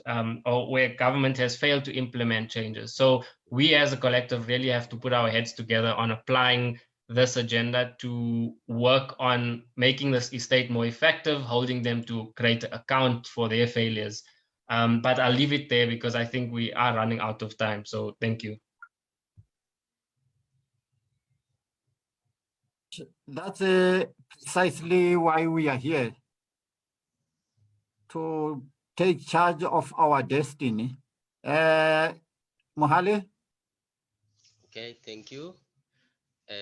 My question is short, but first, in Mogalakwena rural areas, we have a high rate of unemployment due to a lack of basic education and basic training. Both our municipality and the 2 mines affecting our rural areas don't offer basic training or funding small businesses. So my question is, how can we get help? Thank you. Thank you very much. Most of the issues were comments. Can I take the last speaker who didn't respond, so that we can wrap up this session? Benedict? Thanks a lot, Chair. Thanks a lot. I'm not sure because of connectivity, but I picked up one or two questions. One was from, I think it was either a comment or a question from Makanda, in which he spoke about us as SAIC not having to take a liberal approach when it comes to issues of the economy and the likes. Our response to that is that the class question and its struggle remains. The economic class question remains, and its struggle, it remains in the country. Whether we like it or not, the economy is still. We agree with him that the economy remains within the majority, within the hands of the minority class, and the class question and its struggle remains. That is why we'll always continue to agitate and speak without any apology about this particular issue, that the economy must be transferred to the majority black. And one of the approach that will be able to enable us to do that is through industrializing industrial processes. So it is important then for us to look at the manner in which we raise the issues. We have to also make a self-introspection as black people ourselves around whether the status quo remains, whether should we remain as a sort of a welfare state indefinitely? Is it helping us? Is it assisting us? That is we're just agitating and putting that open for dialogue. That as much as we're fighting against white monopoly capital, we must also question ourselves and have a dialogue amongst ourselves as black people. And then the second question we received was around municipal expenditure on SAIC conferences and so forth. I mean, the NEC of SAIC sits in June to review the newly elected structures across the country, because we have disbanded a number of structures on the basis that we've taken a decision to reposition and remodel SAIC, because we want to make sure that the South African Youth Council becomes a legitimate voice for young people, and that all sectors of young people are able to associate themselves with the with the council. In terms of accountability, the NEC deals with issues of questions of accountability around the money spent, around programs, and I can assure you that beyond the NEC, we are going to roll out a program of action across the different provinces, where in which the activities of SAIC would then be practical, and that young people would then be able to associate themselves with SAIC. Because one of the processes we are going to do beyond the NEC is that we are going to have a national call for organizations, new member organizations that want to affiliate with SAIC, because we want the young people in disability to feel and know that SAIC represents their interest at NEDLAC level. We want young people in business to know that SAIC represents their interest when it comes to dialogues around business interest. We want young people who are unemployed to know that SAIC represents their aspirations for employment. So we'll then be going throughout the country with consultative processes in each and every province. Chair, I hope I was able to touch or respond to some of them, because I'm equally cautious of your time. Thank you very much. No, you did. Sir, you wanted to respond to some key questions? Thank you, Chair. You did say Tessa, yes? Yes. All right, let me just put my back on. So, Chair, what I really wanted to respond to was the question that was raised about why we are here. And it wasn't a direct question, but I think it was an important one nonetheless. One of the things that we need to think about is that we are starting on a journey here where we're trying to encourage more youth engagement, and we're trying to think through how we develop effective youth programming, not only as Kagiso Trust, but within the civil society space. That's really one of the key things that we're doing here. So when I spoke in the beginning about the idea that we're here to try and get a sense of how young people can become more involved in the development space, and we can take more seriously the inputs and the efforts of young people, that's really at the heart of what we are doing here. And so we're starting from a place where Kagiso Trust can start from, which is to say this is organizations who are doing work in this space as the beginning of a conversation. We can, number one, interrogate those programs. We can interrogate that work. We can say, okay, what work is being done and how do we make sense of this work? How do we engage with this work? How can we benefit from this work? How can we participate in it? But the other thing, and it has been coming out from the floor, it has been coming out in bits and pieces in today's discussion, is to also get a sense of what people are already doing, young people themselves, other youth organizations, that can spark perhaps ways that we can work together with other people, ways that organizations can start to cross-pollinate purposes. And also to hear what's missing, what should be done and what could be done better. So this conversation is not going to answer every question. It wasn't, in the way it was conceptualized by the team, wasn't as much a information session, for example, around where you're going to get job opportunities. It's a question about how do we improve the quality of youth development work in civil society. And we are setting out on a journey as Kagiso Trust to contribute to that, to answering that question within our own work and in collaboration with others who are working in the space and in collaboration with young people themselves, which is why young people are in the room today. And so as we go into the last part of our conversations and as we go towards closure, Chair, perhaps it's a good idea for us to also just, in the way that we go into this last set of conversations, for us to keep in mind that that's what we're trying to achieve here. And so we're not going to have all of the answers to all of the questions here today, but we are starting out a process where we can start to improve the quality of youth development work. And we're saying these are the things that we are doing as organizations. And what we want to do going forward is engage with more people who are doing work, engage with more young people to lead the work.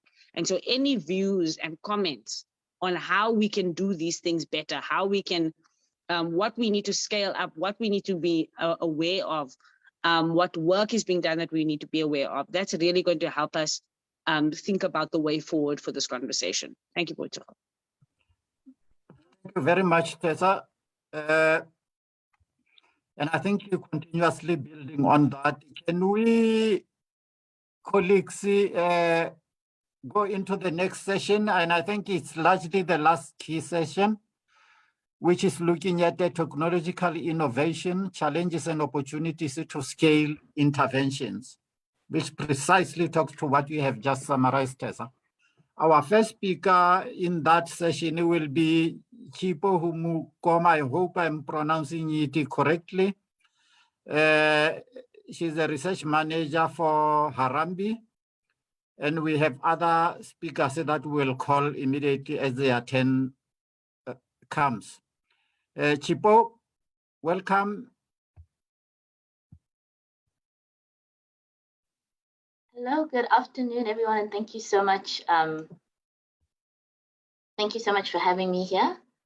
Okay, so we'll be sharing that presentation.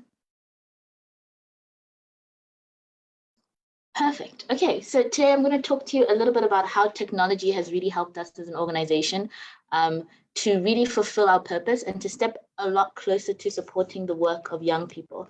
So this is how we started. We've been around for the last 10 years or so.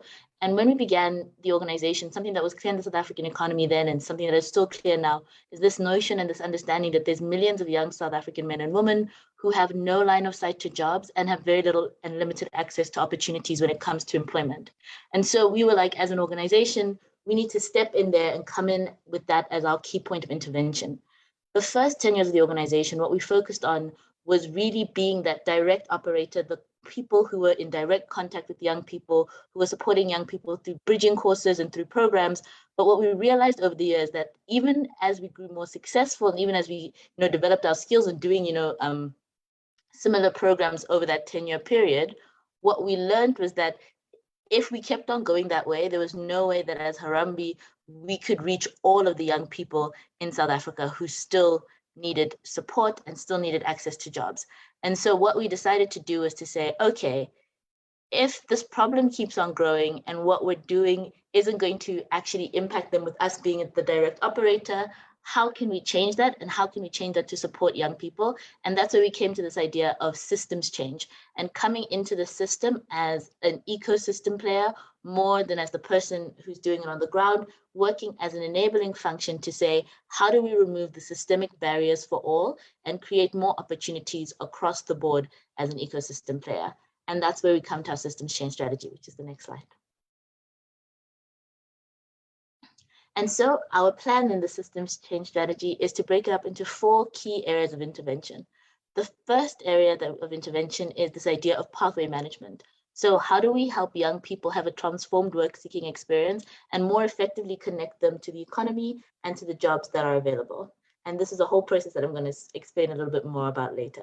Then we say, okay, if we look at the formal economy and the way South Africa's formal economy is structured, how can we support the formal economy to grow more and to become more inclusive and more absorptive of young people's labor overall? Then we come in and we look at the informal economy, which we break into 2 key areas. One of those is government stipended programs, which we know that our government every year spends a lot of money in trying to have public works programs that support employment creation and that also fulfill some of the developmental goals of the state. But we also know that that system over time hasn't been as effective in making sure that those jobs go to young people. And so we really felt like that's an area that we can step in to make sure that young people are at the front of the line when it comes to the support that's available through government stipended programs.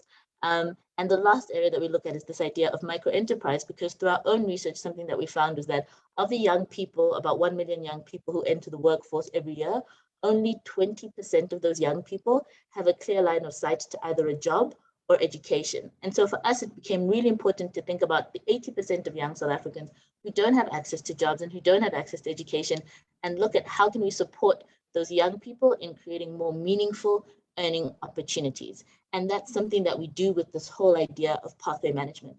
If we could go to the next slide. Cool. So pathway management is a multi-channel platform that helps us to aggregate opportunities and link young people to jobs and to earning opportunities across the economy.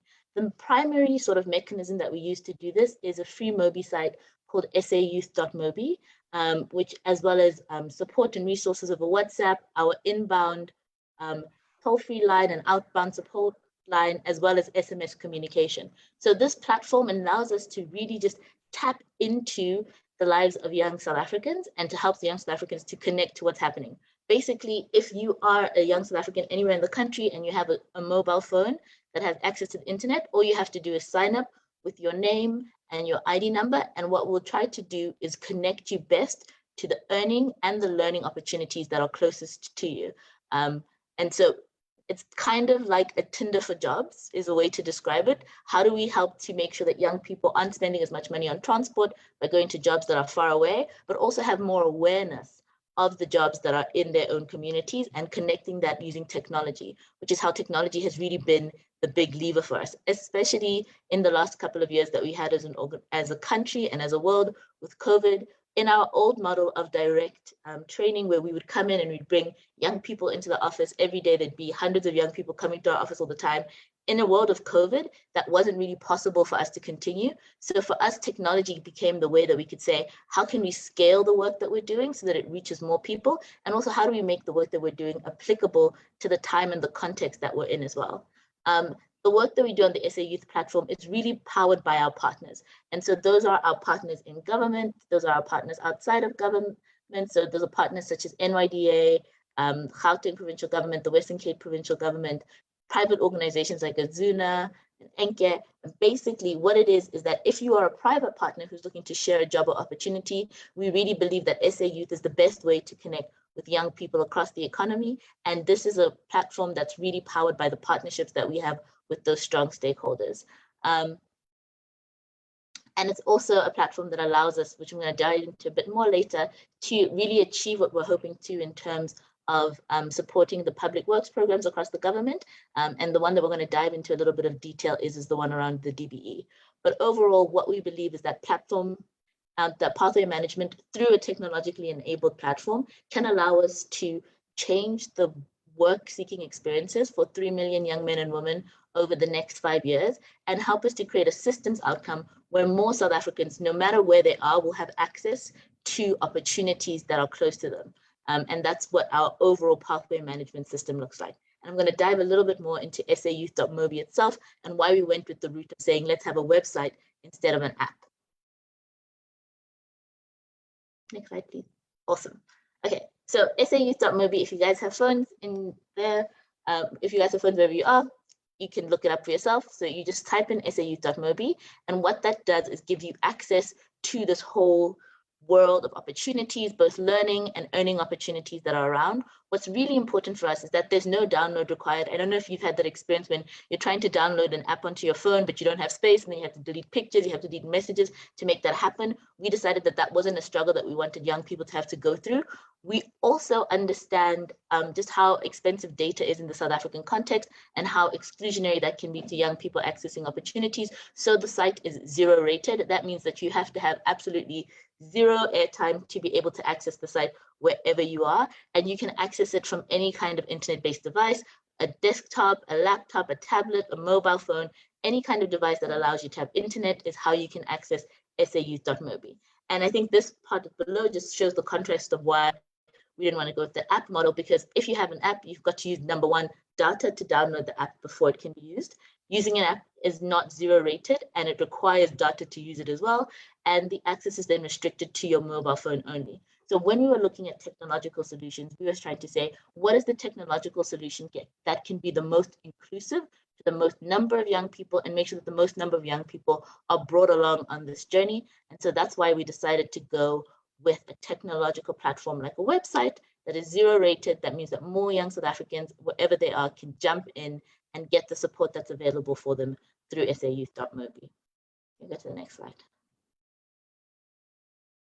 What's so exciting about technology is that it really helps us to achieve the kind of scale goals that are necessary if we want to address the real problem of youth employment that we have in the country. So whereas previously we could only help as many young people as we could directly support within our organization, and we have, I think right now, about only 500 people working in the organization and many more millions of young people who are unemployed, what technology did was said, hey, here's how we can use tech to enable a sort of exponential perspective. And part of how we used that was partnering with government with their DBE Teacher Assistant Program, which was a COVID relief and short-term opportunities for young people. In the first phase of that program, what we were able to do was to get 700,000 people, 700,000 Mobi logins with 500,000 unique applications to address 300,000 opportunities across 7 provinces. 100,000 of these young people were supported by the contact center, and we were able to send 1.5 million SMS messages to alert people to the opportunity and alert them to the next steps that they needed to get. We were able to have a 2 million social media reach. And what that meant was that within 10 days, we were able to source and bring in for hiring 300,000 young people, or 300,000 young people for the opportunities that were available. And that was what we did in the first year. In the second phase of this program, what we got were over 6.2 million applications for the DBE program with 940,000 unique applications. And this was for 287,000 opportunities. We are able to now expand it to being across 9 provinces in 22,600 schools. And this was something that we were able to do in 14 days. And I think what this shows is that, like, if we had to have a brick and mortar facility doing this or a paper sort of model, there's no way that we'd be able to process this many applications from this many young people in this many different parts of the country. But now that we have technology as our sort of main lever and our main crutch, what that means is that we really get to have the scale and to meet people where they are and to provide them with opportunities in ways that are more transparent, ways that are more fair, and to give young people more oversight about how the process works in terms of getting opportunities within the government system. what's been so exciting about this project is because of our our geolocation services within the website, we now have over 50% of the applicants were in walking distance to their opportunity. And as South Africans, we know just how much transport is a big hurdle to people accessing jobs. And so now we could save those young people an average of about 300 Rand per month so that they didn't have to travel to their work opportunities. They could just jump into them where they were.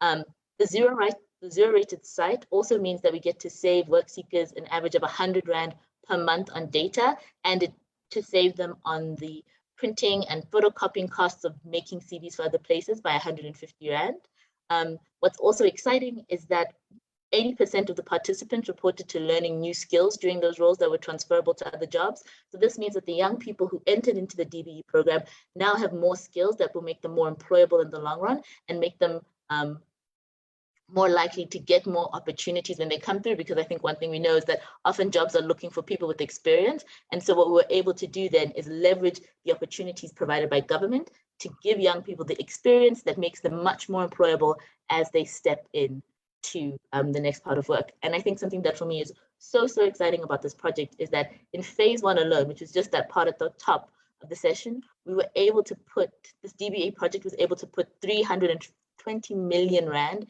into the pockets of young people. And at a time like this, at a time like COVID, when money is scarce and things are getting more expensive, the fact that we can create more direct ways for more young people to have access to income is something that we're really proud about, and something that is incredibly powerful in doing, as Tessa said, helping young people to achieve that spectrum of full adulthood.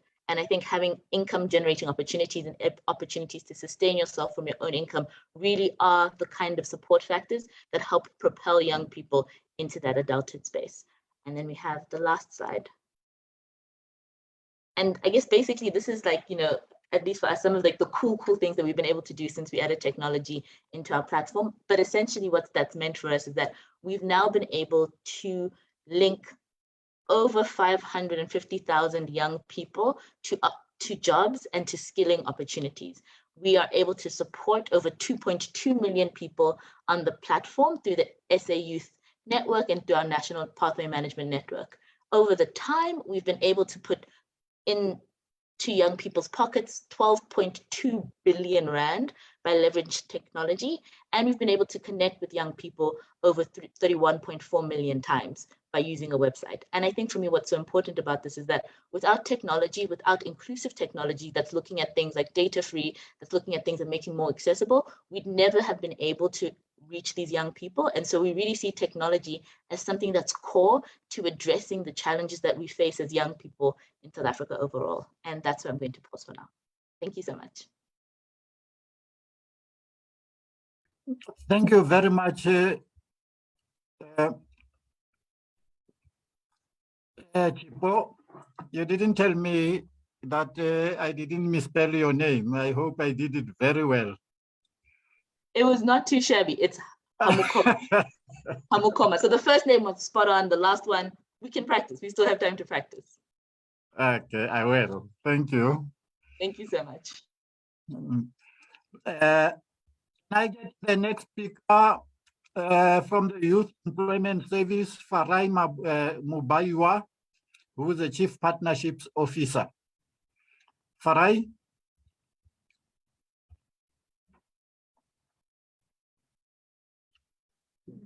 Thank you, colleagues, and thank you very much for having me here. It is really exciting to be able to represent the Youth Employment Service, and we're really honored to be part of such an important engagement where we can look at how do we holistically support young people, not only with jobs, but with empowerment and with skills.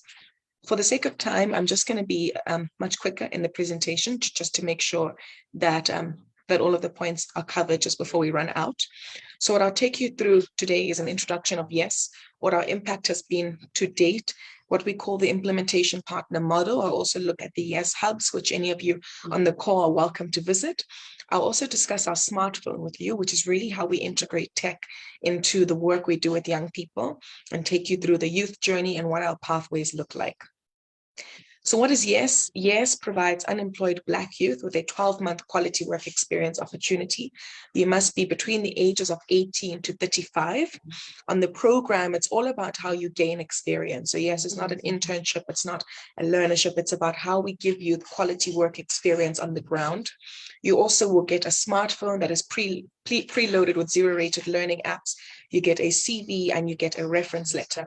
And we know that a reference letter enhances the employability of young people 3 times. In fact, for young women, a reference letter makes you 2 times more employable. The benefit of this and how YES is funded is that corporates who invest in YES for jobs can move 1 or 2 BEE levels up. So that's why YES to date has been entirely funded by the private sector. When we're speaking of the BEE scorecard, it's important to note that YES is additive. So YES does not replace any of the 5 elements on the scorecard. We still want companies to get management control. We still want them to change their ownership, to look at procurement and skills development, but YES is additive to the scorecard. So corporates must ensure that they are meeting the other 5 elements or pillars of the scorecard, and then they can ensure that they can move up 1 or 2 levels with YES. So our impact to date, YES has been running now for just over 3 years. In 3 years, we've created over 75,000 work experience opportunities. We've awarded corporates with over 650 BEE levels up, and we've injected 4.2 billion rand into the economy in terms of YES youth salaries. And I think what's really fantastic is that we've got young people across the country. So whether you are a YES youth who is based in Katlehong, here in Ekurhuleni, or you are based within Ratlo in the Northwest, you are able to earn a salary, gain work experience, and reinvest that salary within the local community that you come from. Now, YES has a proven track record. I mentioned that we are entirely funded by the private sector, and we've got a lot of great clients who do have a passion for empowering young people who keep on returning. For example, we've got the Foschini Group who are on their 2nd year of participation in YES, Ford who are on their 4th year of participating in YES, Nedbank who are completing their 2nd year of participating with 1,905 youth and who will be going for YES program 3 with what we're expecting to be a number even higher than what they've done. We've got Anglo American who has got 720 youth at the moment who will also be increasing those numbers. So I heard one of the comments much earlier was in terms of, what's being done within mining communities. And this has also been a focus of ours to say, how do we empower young people within these mining communities with skills and tools to be able to be financially sustainable and to earn a living. So these are really corporates that aid us in really making sure that we can provide youth with this opportunity. Now, I think most exciting for this conversation is how YES works. YES works in 3 ways, and I'm going to just take you through these briefly. I think option 2 and option 3 would be most exciting for today's conversation. Option 1 is that the corporate can place the youth into their business. What this means is that the corporate will be responsible for recruiting the youth, obtaining their documents, providing them with work experience for 12 months and paying the youth each month. It's important to note that on the YES program, no youth earns less than the minimum wage. So that is absolute minimum. And we do encourage corporates to top up as and when they can. The corporates must also make sure that youth have a supervisor and that they're completing the YES apps. Option 2 is for corporates to place youth with YES partners. Now, the reason this option is used is because sometimes when you work out what your jobs level is for corporates, and there's a calculation that we have on our website that you're welcome to play around with, you could work out that you want to move 1 BE level up, and that shows you that you've got to create 2,000 youth jobs. And often corporates don't have the capacity to place those youth internally. So we've got a model that we call the implementation partner model. Within this model, what happens is that corporates would work with our vetted YES implementation partners.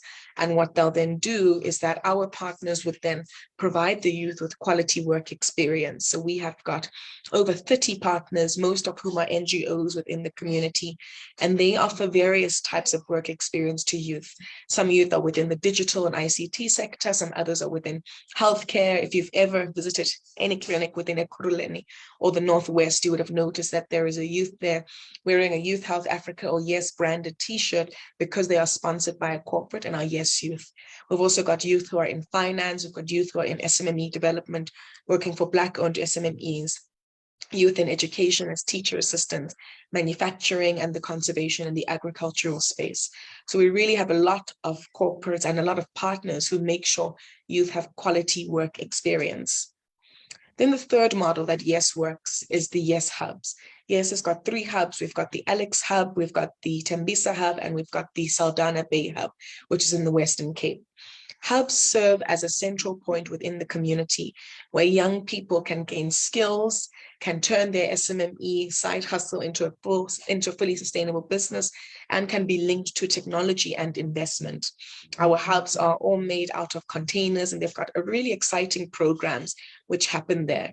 What's really important as well is how we can integrate these SMMEs, which are community-based, into the value chain of corporates. And that's work that we've really strived to do so that we can empower Black-owned SMMEs at the community level. These are some of the programs that we have at the hubs. We've got aquaponic farming, and the pictures you see here are all YES youth actively involved in their work. And the youth at the top are based in Saldanha Bay, and a number of them were based at the Tembisa hub. We've then got youth who are in hospitality. These youth qualify as assistant chefs. They get their NQF level 4, which is really exciting because having such a skill means that you can work within any industry because everyone needs to eat. We've then got some youth who are doing some coding work within the communities. One of my favorite programs is the Drones Academy, where YES youth learn how to fly drones. They get their pilot's license. Many of their work is accredited. And in fact, we have 100% absorption from the 20 youth who are involved within the Drones Academy, all of whom were young women. And this has been really exciting to see. And hence we keep on ramping up this program because drones and the ability to fly a drone is such an important skill. We've also got 3D printing labs where YES youth at the hubs can make important items from 3D printers. And we've also got manufacturing. We've got what we call Blossom Care Solutions, where youth who are based at the hubs manufacture sanitary items that can be distributed within the community. The beauty of this model is that should a YES youth be so passionate about this, that it's something that they would like to do on a permanent basis, they can become their own micro entrepreneur, whereby they carry on this business model, but it's owned by them. And we keep seeing a lot of young Black women who pursue this as a career path. And we also have got cut, make, and trim services at the hubs, where we are currently doing a project with the Life Healthcare Group, and we are manufacturing baby bags for them. So there's really a lot of exciting activities that we see at the YES hubs, and we've covered now how YES works, the internal placement, the external placement with implementation partners, as well as through the YES hubs. Now, what's important here is how we integrate technology. And we know that technology is so important because young people need technological skills if we're going to thrive within the 4IR. So every YES youth gets a smartphone. And this is important because in South Africa, only 41% of the country have got smartphones. In comparison, 92% of YES youth have a smartphone. Now, the smartphones are our way of, as YES, doing monitoring and evaluation. And we've got 2 apps that I'll take you through in a bit.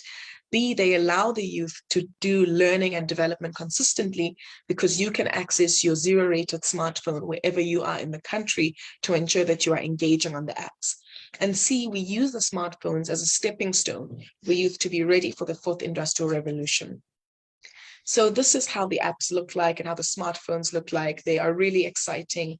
We understand that, that unemployed youth are not the same group. People have different interests. So we've got actual text within the apps. We have got videos, we've got animation, we've got voiceovers so that young people can learn in a way that's applicable to them. Over the past 3 years, YES youth have completed 20 million learning minutes within these YES apps. And I think that's really exciting, proving how the content is so relative. We also have apps that look at how you build confidence in the workplace, stress and social emotional management, how you can make better financial planning decisions, how you can learn to communicate effectively, how you can be safe on the internet, and how you plan for the next steps. In fact, one of the modules that is most used by YES youth is the module that focuses on money management, because for many YES youth, it's their first job ever. So we need to understand how do we work and save our money so that it can last us for the full month. So the Yes Youth have got the 2 apps. Yes Life has got surveys that allows us to monitor the work experience of the youth. Yes for Youth has got 25 work readiness modules and 12 entrepreneurship modules. And then we've got an app as well for the supervisors, where the supervisors must give feedback on the growth of the youth. At the end of the program, everything that you've done on your Yes apps and everything that your supervisor has scored you on feeds into the CV and reference letter that you will receive for participating within the Yes program. And like I said in the beginning, a reference letter enhances our choices of employability. This is how the dashboard would look for clients. So if a client wants to see how is Farai doing, how is Tessa doing, how is Chipo doing, they'll be able to look at this dashboard to see how each of their youth is performing. Like I mentioned, we've got 12 entrepreneurship modules because we want to push youth to saying, how do I turn my side hustle into a sustainable business? What does it mean to run my own business? How can I grow my profits? What are the skills that I have that can make my business sustainable? And these 12 apps and these 12 modules are there, and youth who complete these modules, Yes, links them to the NYDA or to the IDC to further their entrepreneurial journey. Now, the Yes Youth journey looks like this. You start as a Yes Youth, your supervisor gets inducted, you receive a phone, you then get your induction, you've got work experience throughout, you get your reference letter and your CV in month 11, and in month 12, you get your completion certificate. So this, just in a nutshell, is showing you what the journey will look like for the 12-month program. We monitor and evaluate the youth consistently because we want to make sure that everyone's having a decent and fair work experience. So you've got the Yes apps, which we will use to monitor. We've got the supervisor apps. We do monthly progress calls to youth as well. We send you inspirational nudges. We send you inspirational SMSs each month. And we've got a scorecard for our partners to hold them accountable so that should there be any youth that is unhappy with their work experience, we can follow up on why. Just one more point on the progress calls is that we make about 25,000 calls to youth each month. And this is to make sure that at least we try and reach everyone each month so we know and we can track their journey. Lastly, we've got a number of pathways for Yes Youth. And this means what happens to youth after the program. Our data shows us that 42% of youth are absorbed into where they've done their work experience. And this is really exciting and something we want to keep on increasing because we want youth to find permanent jobs after the program. We then have a significant amount of youth who find their own employment or pursue further studies. And here we link youth to SA Youth. So the platform that Chipo just showed you, we link them onto SA Youth so that youth can find learning and earning opportunities. And we also want to encourage youth to become entrepreneurs. And so we encourage them to complete their 12 entrepreneurship modules, and we link them to the NYDA for funding and recently to the IDC. So I hope this gives you an overall picture in terms of the work that Yes is doing. We're really proud of ourselves to have put in 4.2 billion Rand into the economy in youth salaries alone. And we want to keep working with the private sector so that they are actively involved in creating jobs at scale. And I think this discussion today really shows you that there are so many players who are working to ensure that young people are employed and players who've got different skill sets that can focus on different parts of our country. So there's those who focus more on working with government, those that focus more on civil society, and others like Yes that focus on how do we unlock jobs from the private sector so that young people do have opportunities for employment. Thank you, colleagues.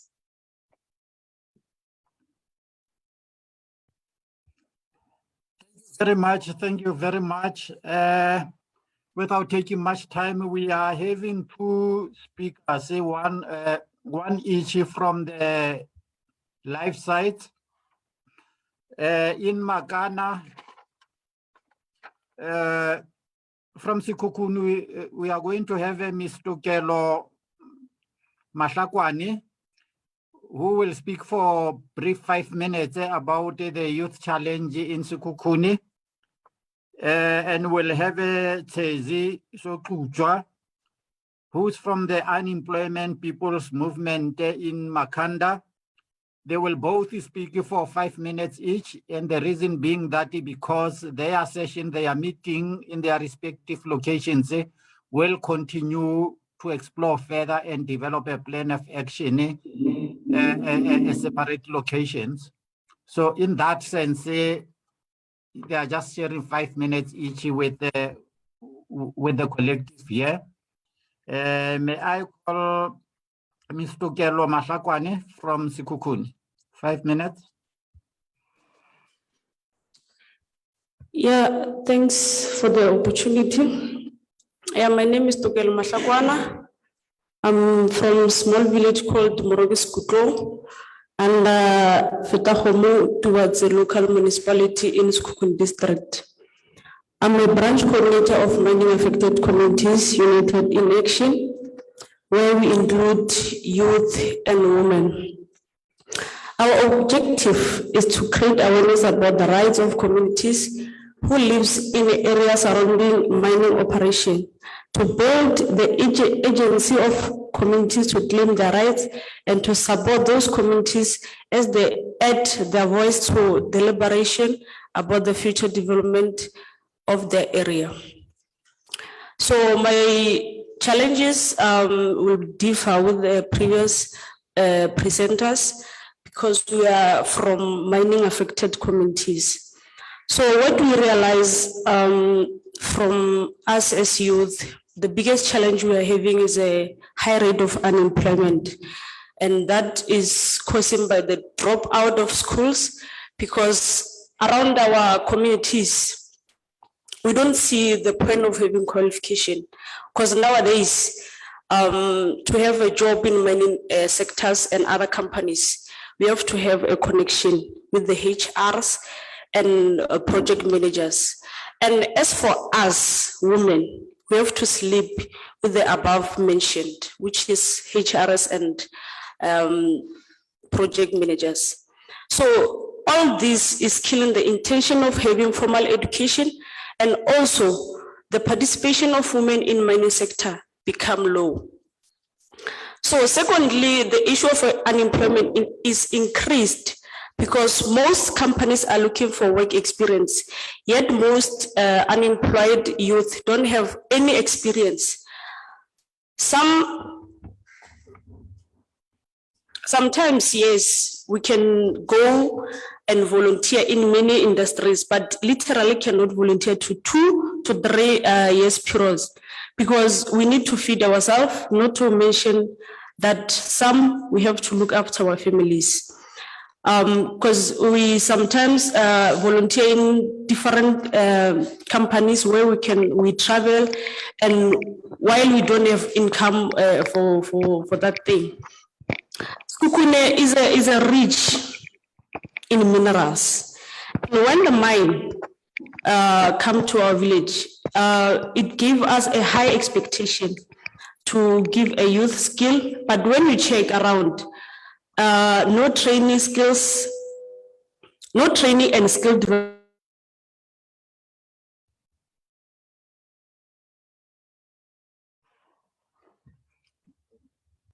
Can somebody unmute her? You are muted. Can you unmute? Internship bursaries, not forgetting a supporting of SMMEs. But when if you check around Sikukuni, there's nothing happening about it. So when we as youth, we try to raise our concern or demonstrate, they hire police, they hire securities agency to shoot us. So you can see the mine, they came to our village to destroy our future, not to build us. Because if they have a money to hire the police to kill us, it shows us this is a big company to development youth at large. Mind you, we as youth, we do have many ideas on project and enterprise that we can start, but we don't have funds. We do have NYDAs. We do have a Bukhajwa Arena, but those people, they are not on our side. They are dealing with political people. They are taking the project that involve youth to the municipalities. And when we talk about the municipalities, we're talking about the political parties. So we as CBOs and young activists, we are not included because we are not affiliating with those political parties. So without wasting of time, I would like to conclude by saying we are really glad that Kagiso Trust is here to hear our voice. So we're pleading with Kagiso Trust that this young round table can assist to pull up other organizations to assist us as youth, and also increase networking opportunity on information sharing, providing support to youth development agent. I thank you. Ke a leboga Nnake, Tokelo. Let's go to Makanda and have Tseziso Kujwa. I hope I'm calling it correctly, from the Unemployment People's Movement. Tsezi? Okay, thanks, Chairperson of the day. You don't have to worry about certain logistics. Agiri, you know that they say there is no school for pronunciation. As long as you know what you are trying to say, it's fine. Let me start by greeting present members, present young people, comrades who are attending virtually, people who are listening to this elsewhere in our beloved Azania. I don't intend to be long, but I must state that my talk will be very much different. Not to say it's better, but it will be different, because there is no need for us to be much theoretical, which will distance us from the living conditions or living experiences of young people in this country. I have greeted you.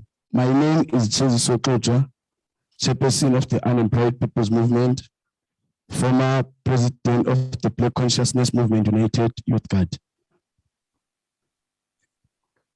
Chairperson, let me start by recognizing or saying we are very fortunate enough in this country that the liberation struggle of this country, when all the liberation movements were banned, it was young people who were the torchbearers for our liberation.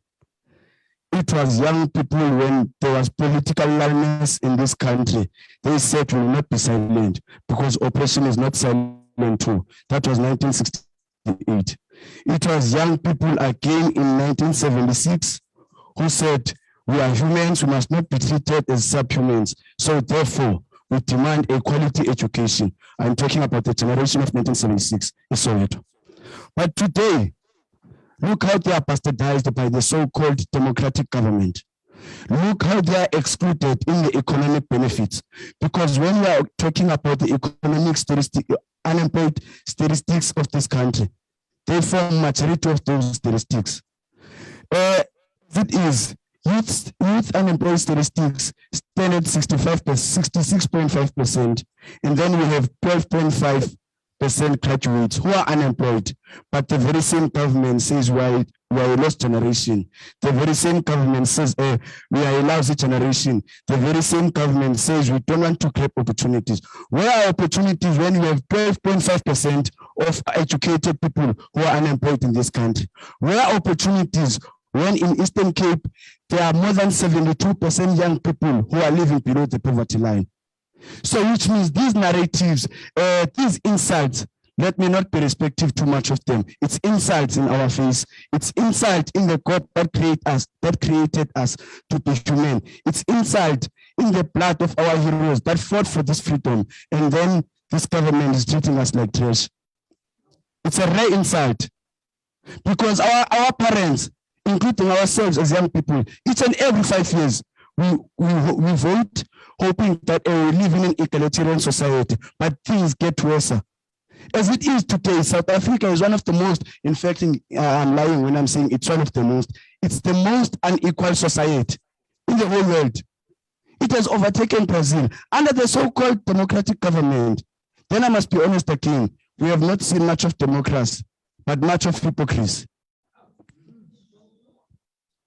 Also, there have been initiatives or institutions that are playing much liberal role in our struggle as the young people. Your organizations such as NYDA and many others. There you see web of patronage. We see certain comrades of certain political parties taking up what you call leadership positions. But you don't see critical people who are from the ground level, who are from the working class communities. We don't see these organizations changing the lives of young people. Then I must say again, they are just shadows of themselves, not real themselves. Also, which I return, it's supposed to be my last point. Until there is economic restructuring in South Africa, until we have a government that listens to people, until we have the government of the people, because some of us warned you that a negotiated settlement in this country will lead us to despair, and it is exactly what is happening today. Then I must say, for young people to be economically active, for young people to participate in economic activities, the government must not take decision for us without us. We are people, we are not subhumans. We are educated for that matter. Some of us are not dropouts. Don't treat us like that. My saying or my speech or my talk to you, I hope it does not make anyone angry. I was hoping, before I started to say, I made a silence prayer that I will speak nothing but the truth. So straight talk is not supposed to break any form of comradeship, familyship, or friendship. But in my closing statement, I would like to say to all of us, the day shall come when all people shall breathe the air of freedom, which is rightfully their own to breathe. God bless you all. Thank you. Very much, Tezi. Indeed, our country is facing deeper challenges that requires all of us to have a more focused, honest, and reflective discussion, because it is only then that we should be in a position not just to have a discussion, but to have a resolved action that empowers ourselves and ensure the security of our tomorrow. I am not going to take many questions. As it was said by Tessa right from the beginning, this is the beginning of the journey, opening the dialogue. And because as Kagiso Trust, we can assure you that we are coming back to you. And this is part of the well thought through journey that we will invite you to as we close later on. Are there any questions? I know colleagues are already exhausted. Are there any questions for the speakers? Because you can appreciate as well that many of us are running to long distances. I don't see any question. Oh, there is a, oh, it came and disappeared. User, I'm not sure who's the, yeah, there's somebody called user, and then there is a Lindile. Any hands? I'm not going to go for the next round. User, go ahead and then followed by Lindile.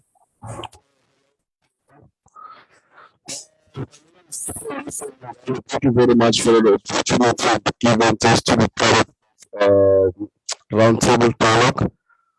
I think the last speaker has just spoken something very important, which is very touching to me. As a person who's running youth development organization, which is called Freedom Charter Foundation. I think for me, it's so very sad that even today in South Africa, in a democratic country after 28 years, we're still finding it difficult to get young people becoming leaders of this country. You know, it's so very sad and very undemocratical to say we speak a lot, but at the end of the day, there's no implementation. I my sole wish is that is to see a South African which is led by young people with equal economical freedom. Because without that economical freedom, we will never get most of the things done in terms of your integrations within our country. So one of the saddest things is that our country, it's not equal. After the democracy, that's our forefathers or our grandfathers fought for, or the past people who fought for this country, it's no longer happening the way things are happening. Yes, we have freedom, but is freedom enough? Because we need freedom in terms of us becoming integrated into becoming economically free and be equal amongst each other within this country. So if we don't get all those kind of things, I don't see our country moving forward, because if you check things the way they're happening, things are not happening the way we wished and the way we want to see them.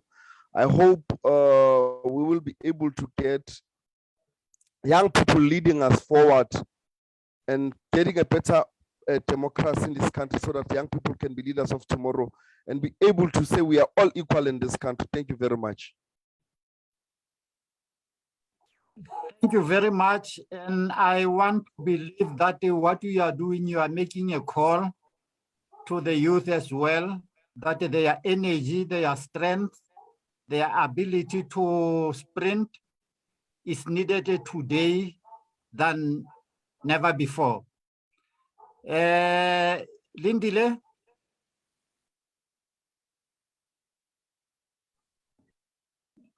Thank you and greetings, everyone. This is Lindile from AFRA speaking. I'm just going to highlight or reread the question that I posed in the chat box directed to Kagiso Trust, as how can they assist the youth to become more confident enough to fully engage in a society that is corrupt and oppressing towards the youth.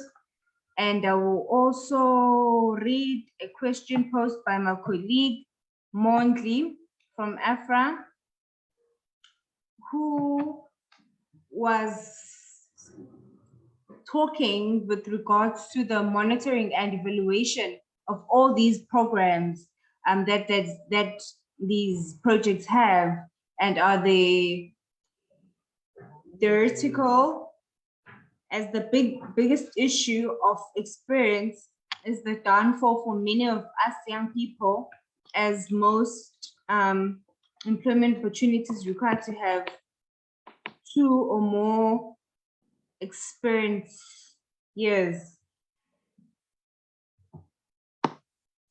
Can I just continue on the question?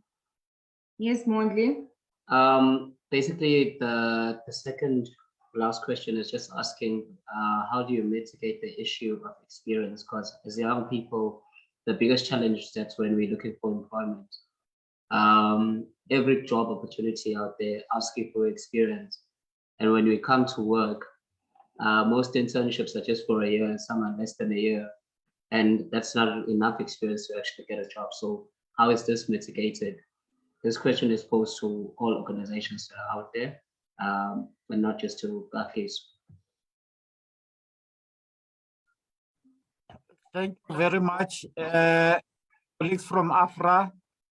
AFRA used to be my second home in the struggle for land reform. I hope colleagues there are still keeping up with the good struggle with the labor tenants. Can I call upon the speakers just very briefly, because there were very few questions and the rest were comments. Both comment if there is a question for you, but also to make your closing comments. Chipo? Sure. And I think I'm going to jump in terms of experience, because what you've touched on as such a part in terms of like the way that our economy is currently set up, it really does fight against young people who are just coming maybe out of school, or maybe having left grade 10 and trying to find opportunities. How we're trying to work on that at Harambee is twofold. One, we're working with partners and hiring partners to be more inclusive. So to really ask them the question, does this job really need work experience? If it's an entry-level job, why are we putting this barrier to stop young people from getting the job if this is like a job that you can teach them the skills on the space. And then also working with young people in terms of trying to say, how can we support you in developing your CV so it shows all of the activity that young people are doing? Because one of the things that is like, it's not only job experience that shows that you're an active participant in your community. So how do we put that volunteer experience that you have in your local community organizations? How do we put the care work that many young women in particular are doing in their homes to show that kind of dynamism and activism? And so from us, it's a 2-point part. One, asking employers to make this much more inclusive so that for entry-level jobs, they don't have this requirement of experience. And number 2, working with young people to say, how can we help you to convert all of the experiences that you do have into experience that that people who are sharing jobs can see and can recognize the value of the work that you're doing. And I think in closing remarks, I think what's been so stimulating is just that clarity and that call that like, this is real stuff, in as much as there's like a theoretical understanding of what unemployment means, is that for young people in South Africa, these are the core bread and butter issues. And that even if we are trying our best, there's still so much more that needs to be done to make sure that the ordinary young South African can feel the benefits of the work that people are putting into addressing youth employment. So that would be my closing statement. Thank you. Thank you very much. Thank you very much. Farai?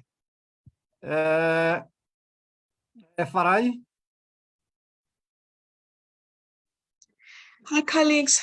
My apologies, I missed the question. I've had to join another meeting, so I did step out of this meeting. If I can just be reminded of what the question was, then I'd be happy to address it accordingly. No, there was no specific question. What you can do is to give your closing comments. Super. Thank you so much. And again, thank you very much for this platform. I think it's been really, really engaging to understand the amount of work that is happening.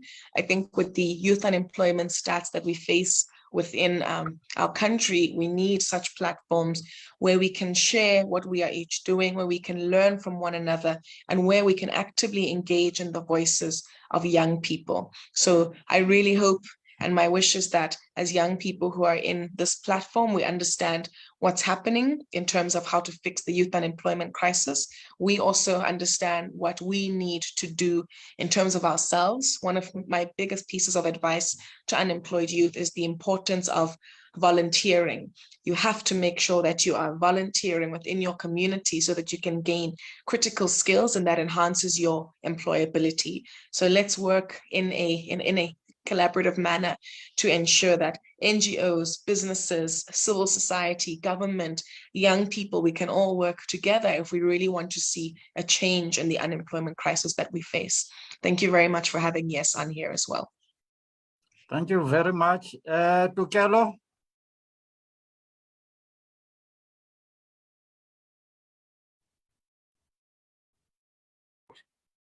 Yeah, thanks. We are hoping this one is a learning curve and also a ongoing communication, because we really need people like Kagiso Trust and other agents that can uplift us as youth, because we really behind with a lot of things. So I think the opportunity until we meet again. Thanks. Thank you, Chezi.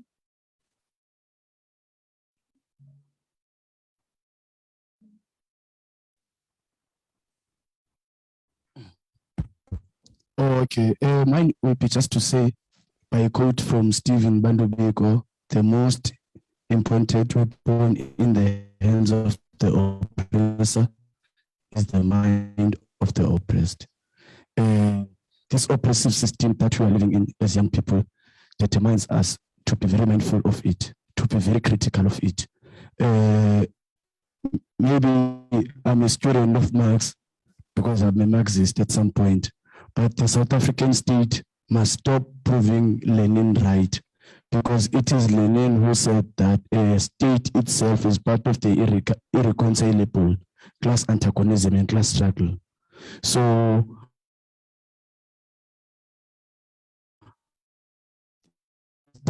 like this has been for a new young person in this country who will not be afraid to do direct confrontation against the atrocities they're facing in the working class communities. Thank you. Very much, Tsezi, and thanks very much, colleagues. Before I leave you, I just want to make the following observations, that there are a number of challenges that have been raised, and some which may require the collective advocacy, which included the general call for zero rating of WhatsApp. I'm not exactly sure what are the implications. The second one will be pushing for free access to internet, data, and online resources. I believe these things can be harmonized, and you bear in mind when I talked about the journey to June, that some of these things may be strengthened. The second issue, which broadly seems to be stronger to be followed up and concretely, is a recommendation that Kagiso Trust should seriously consider bringing together key organizations here to and beyond to explore how they begin to share their methodologies, their way of doing things, their models, so that together can be more stronger. It's a recommendation that Katie, and I know Cesar is listening, will pick that up. It's something that we really need to begin to explore how we work together going forward. The third issue that needs to be considered, which seems to be emerging broadly, is how that we make easy for youth to access and know where are the services that CCC geared towards the youth. But how do we liberate access to these services so that the youth not only know where to get them, but how to practically access those services and opportunities. And I know most of the organizations here have those portals, but we need to think, how do we begin to share rather than to compete? The other issue is how do we consolidate what we already have raised here to really push for youth focused job opportunities, and that businesses also practically absorb the necessity of prioritizing the youth, and especially in the context of the 4IR, which can be a good lever for socio-economic development and support for the youth. These are broad issues, and I'm sure there are many. And finally is the issue that you will recall I raised at the beginning, that this is the beginning, it's a building process, that we will reconvene in a 3 months time, 2 months time in June around the National Consultative Conference of Civil Society to bring together their heads in terms of where we are, where we want our country to go, what is our roles and responsibilities, and how do we make sure that we are not only the owners, but the key drivers of the new South Africa that we all desire. Most of the things that will emerge out of this roundtable will be reformulated correctly and be sent back to yourself to re-look at them, to make sure that they are strengthened also to fit into the national dialogue, as we were saying. As we go to June, we need to find a way in that process of how do we continue to engage the youth formations in particular, and how do we ensure that they are more strengthened and capacitated to take responsibility for their future. I think those are the key summaries that I can make out. As I step down, I want to advise for on-sites in Makana and Sikukuni that there will be a lunch, but you will be reconvening in your respective areas at 2:30 to explore the practical strategies and the meaning of what we have discussed, so that we have to begin somewhere to concretely take some of the issues forward. I cannot thank anybody because that is reserved for the Chief Executive Officer, the Chief Operating Officer of Kagiso Trust, Mr. Themba Mola. From my side, I am grateful for your support over the past a few hours since this morning, and I think we have achieved our objective. Let's watch each other and support each other to go forward. Thank you very much and bon voyage. I would like to call Mr. Themba Mola to give us the closing remarks on behalf of Kagiso Trust. Thank you. Thank you very much, Program Director. Let me start by saying that we stand in solidarity with the people of KZN following the floods that have affected a lot of livelihoods. And as Kagiso Trust, we will be very soon consulting the local structures to see how else we can assist. We have noted that by this morning, there were several schools, more than 100, it is reported, who are affected by the devastation. My role is very simple. I meant to thank everyone. Let me start with everyone who has participated in the virtual space, in the social media space from this morning. And also appreciate what the organizers have done. I think for you to have convened the conversations in Makanda and Sikukune so that we can begin to localize the conversations and dialogue.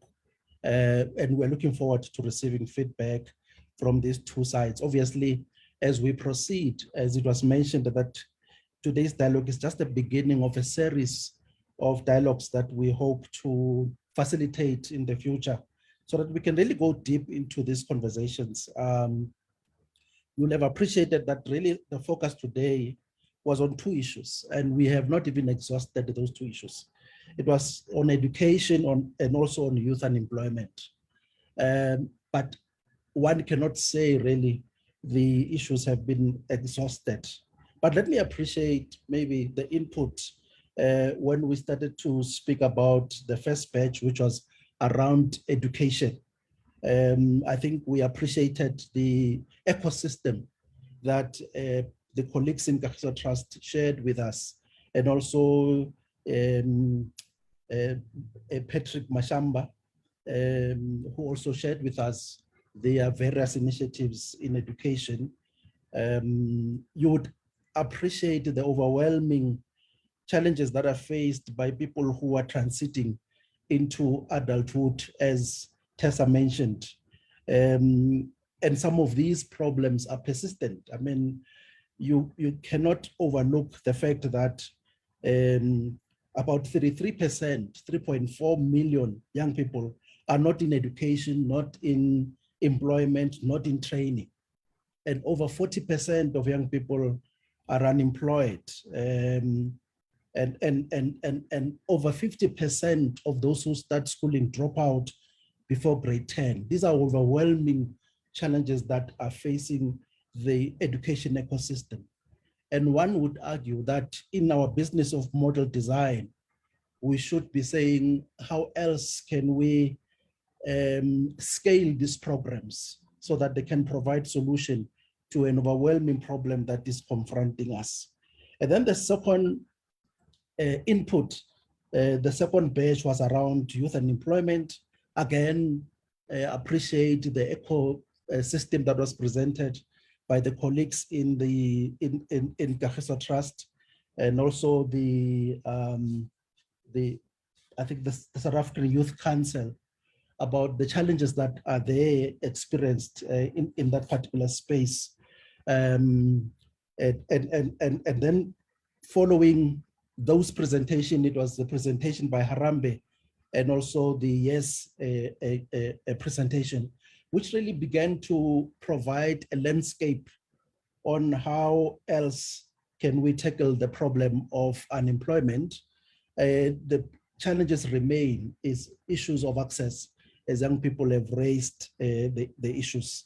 It was mentioned that one of our intentions in convening this dialogue is ensuring that we can appreciate what is being done at the ground level. And I really like the input by Tukelo in Sekhukhune. And what makes me to like it is because of Kagiso Trust is already in Sekhukhune, and we are noting the problems that we are confronting with in education.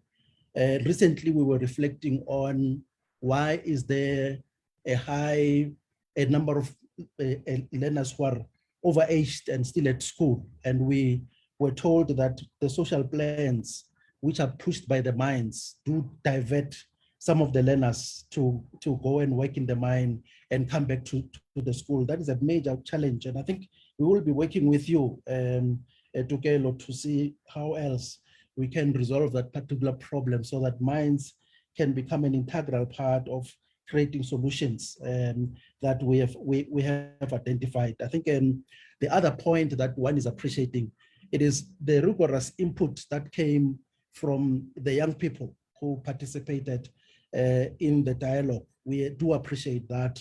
And definitely some of these will be taken into consideration as we design solutions so that you're not just receivers of programs, but you participate effectively in the design of those programs. I think I can justifiably say this was a good dialogue, Tessa.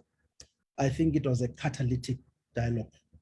And we really appreciate that you provided us with a very good canvas by appreciating that unless the youth participate in the design of their solutions, because as one person mentioned, their own personal experience is not my personal experience. And I cannot claim to know how much they are grappling with on a daily basis. And the only way for me to appreciate is when I can bring them on board and have a conversation. I do note that there are trustees who are on the line and have listened to these overwhelming challenges that we face as a country, and the strategic role that Kagiso Trust is playing in supporting various initiatives. On that note, let me thank everyone for participation and for logging in, and hope that when we extend our invitation in the future, you will be able to accede to that invitation. Congratulations to the team, I think, that convened the meeting. There were some few IT interruptions, but they were not immense. And for that, we really appreciate the organization and planning that went around this dialogue. Thank you very much.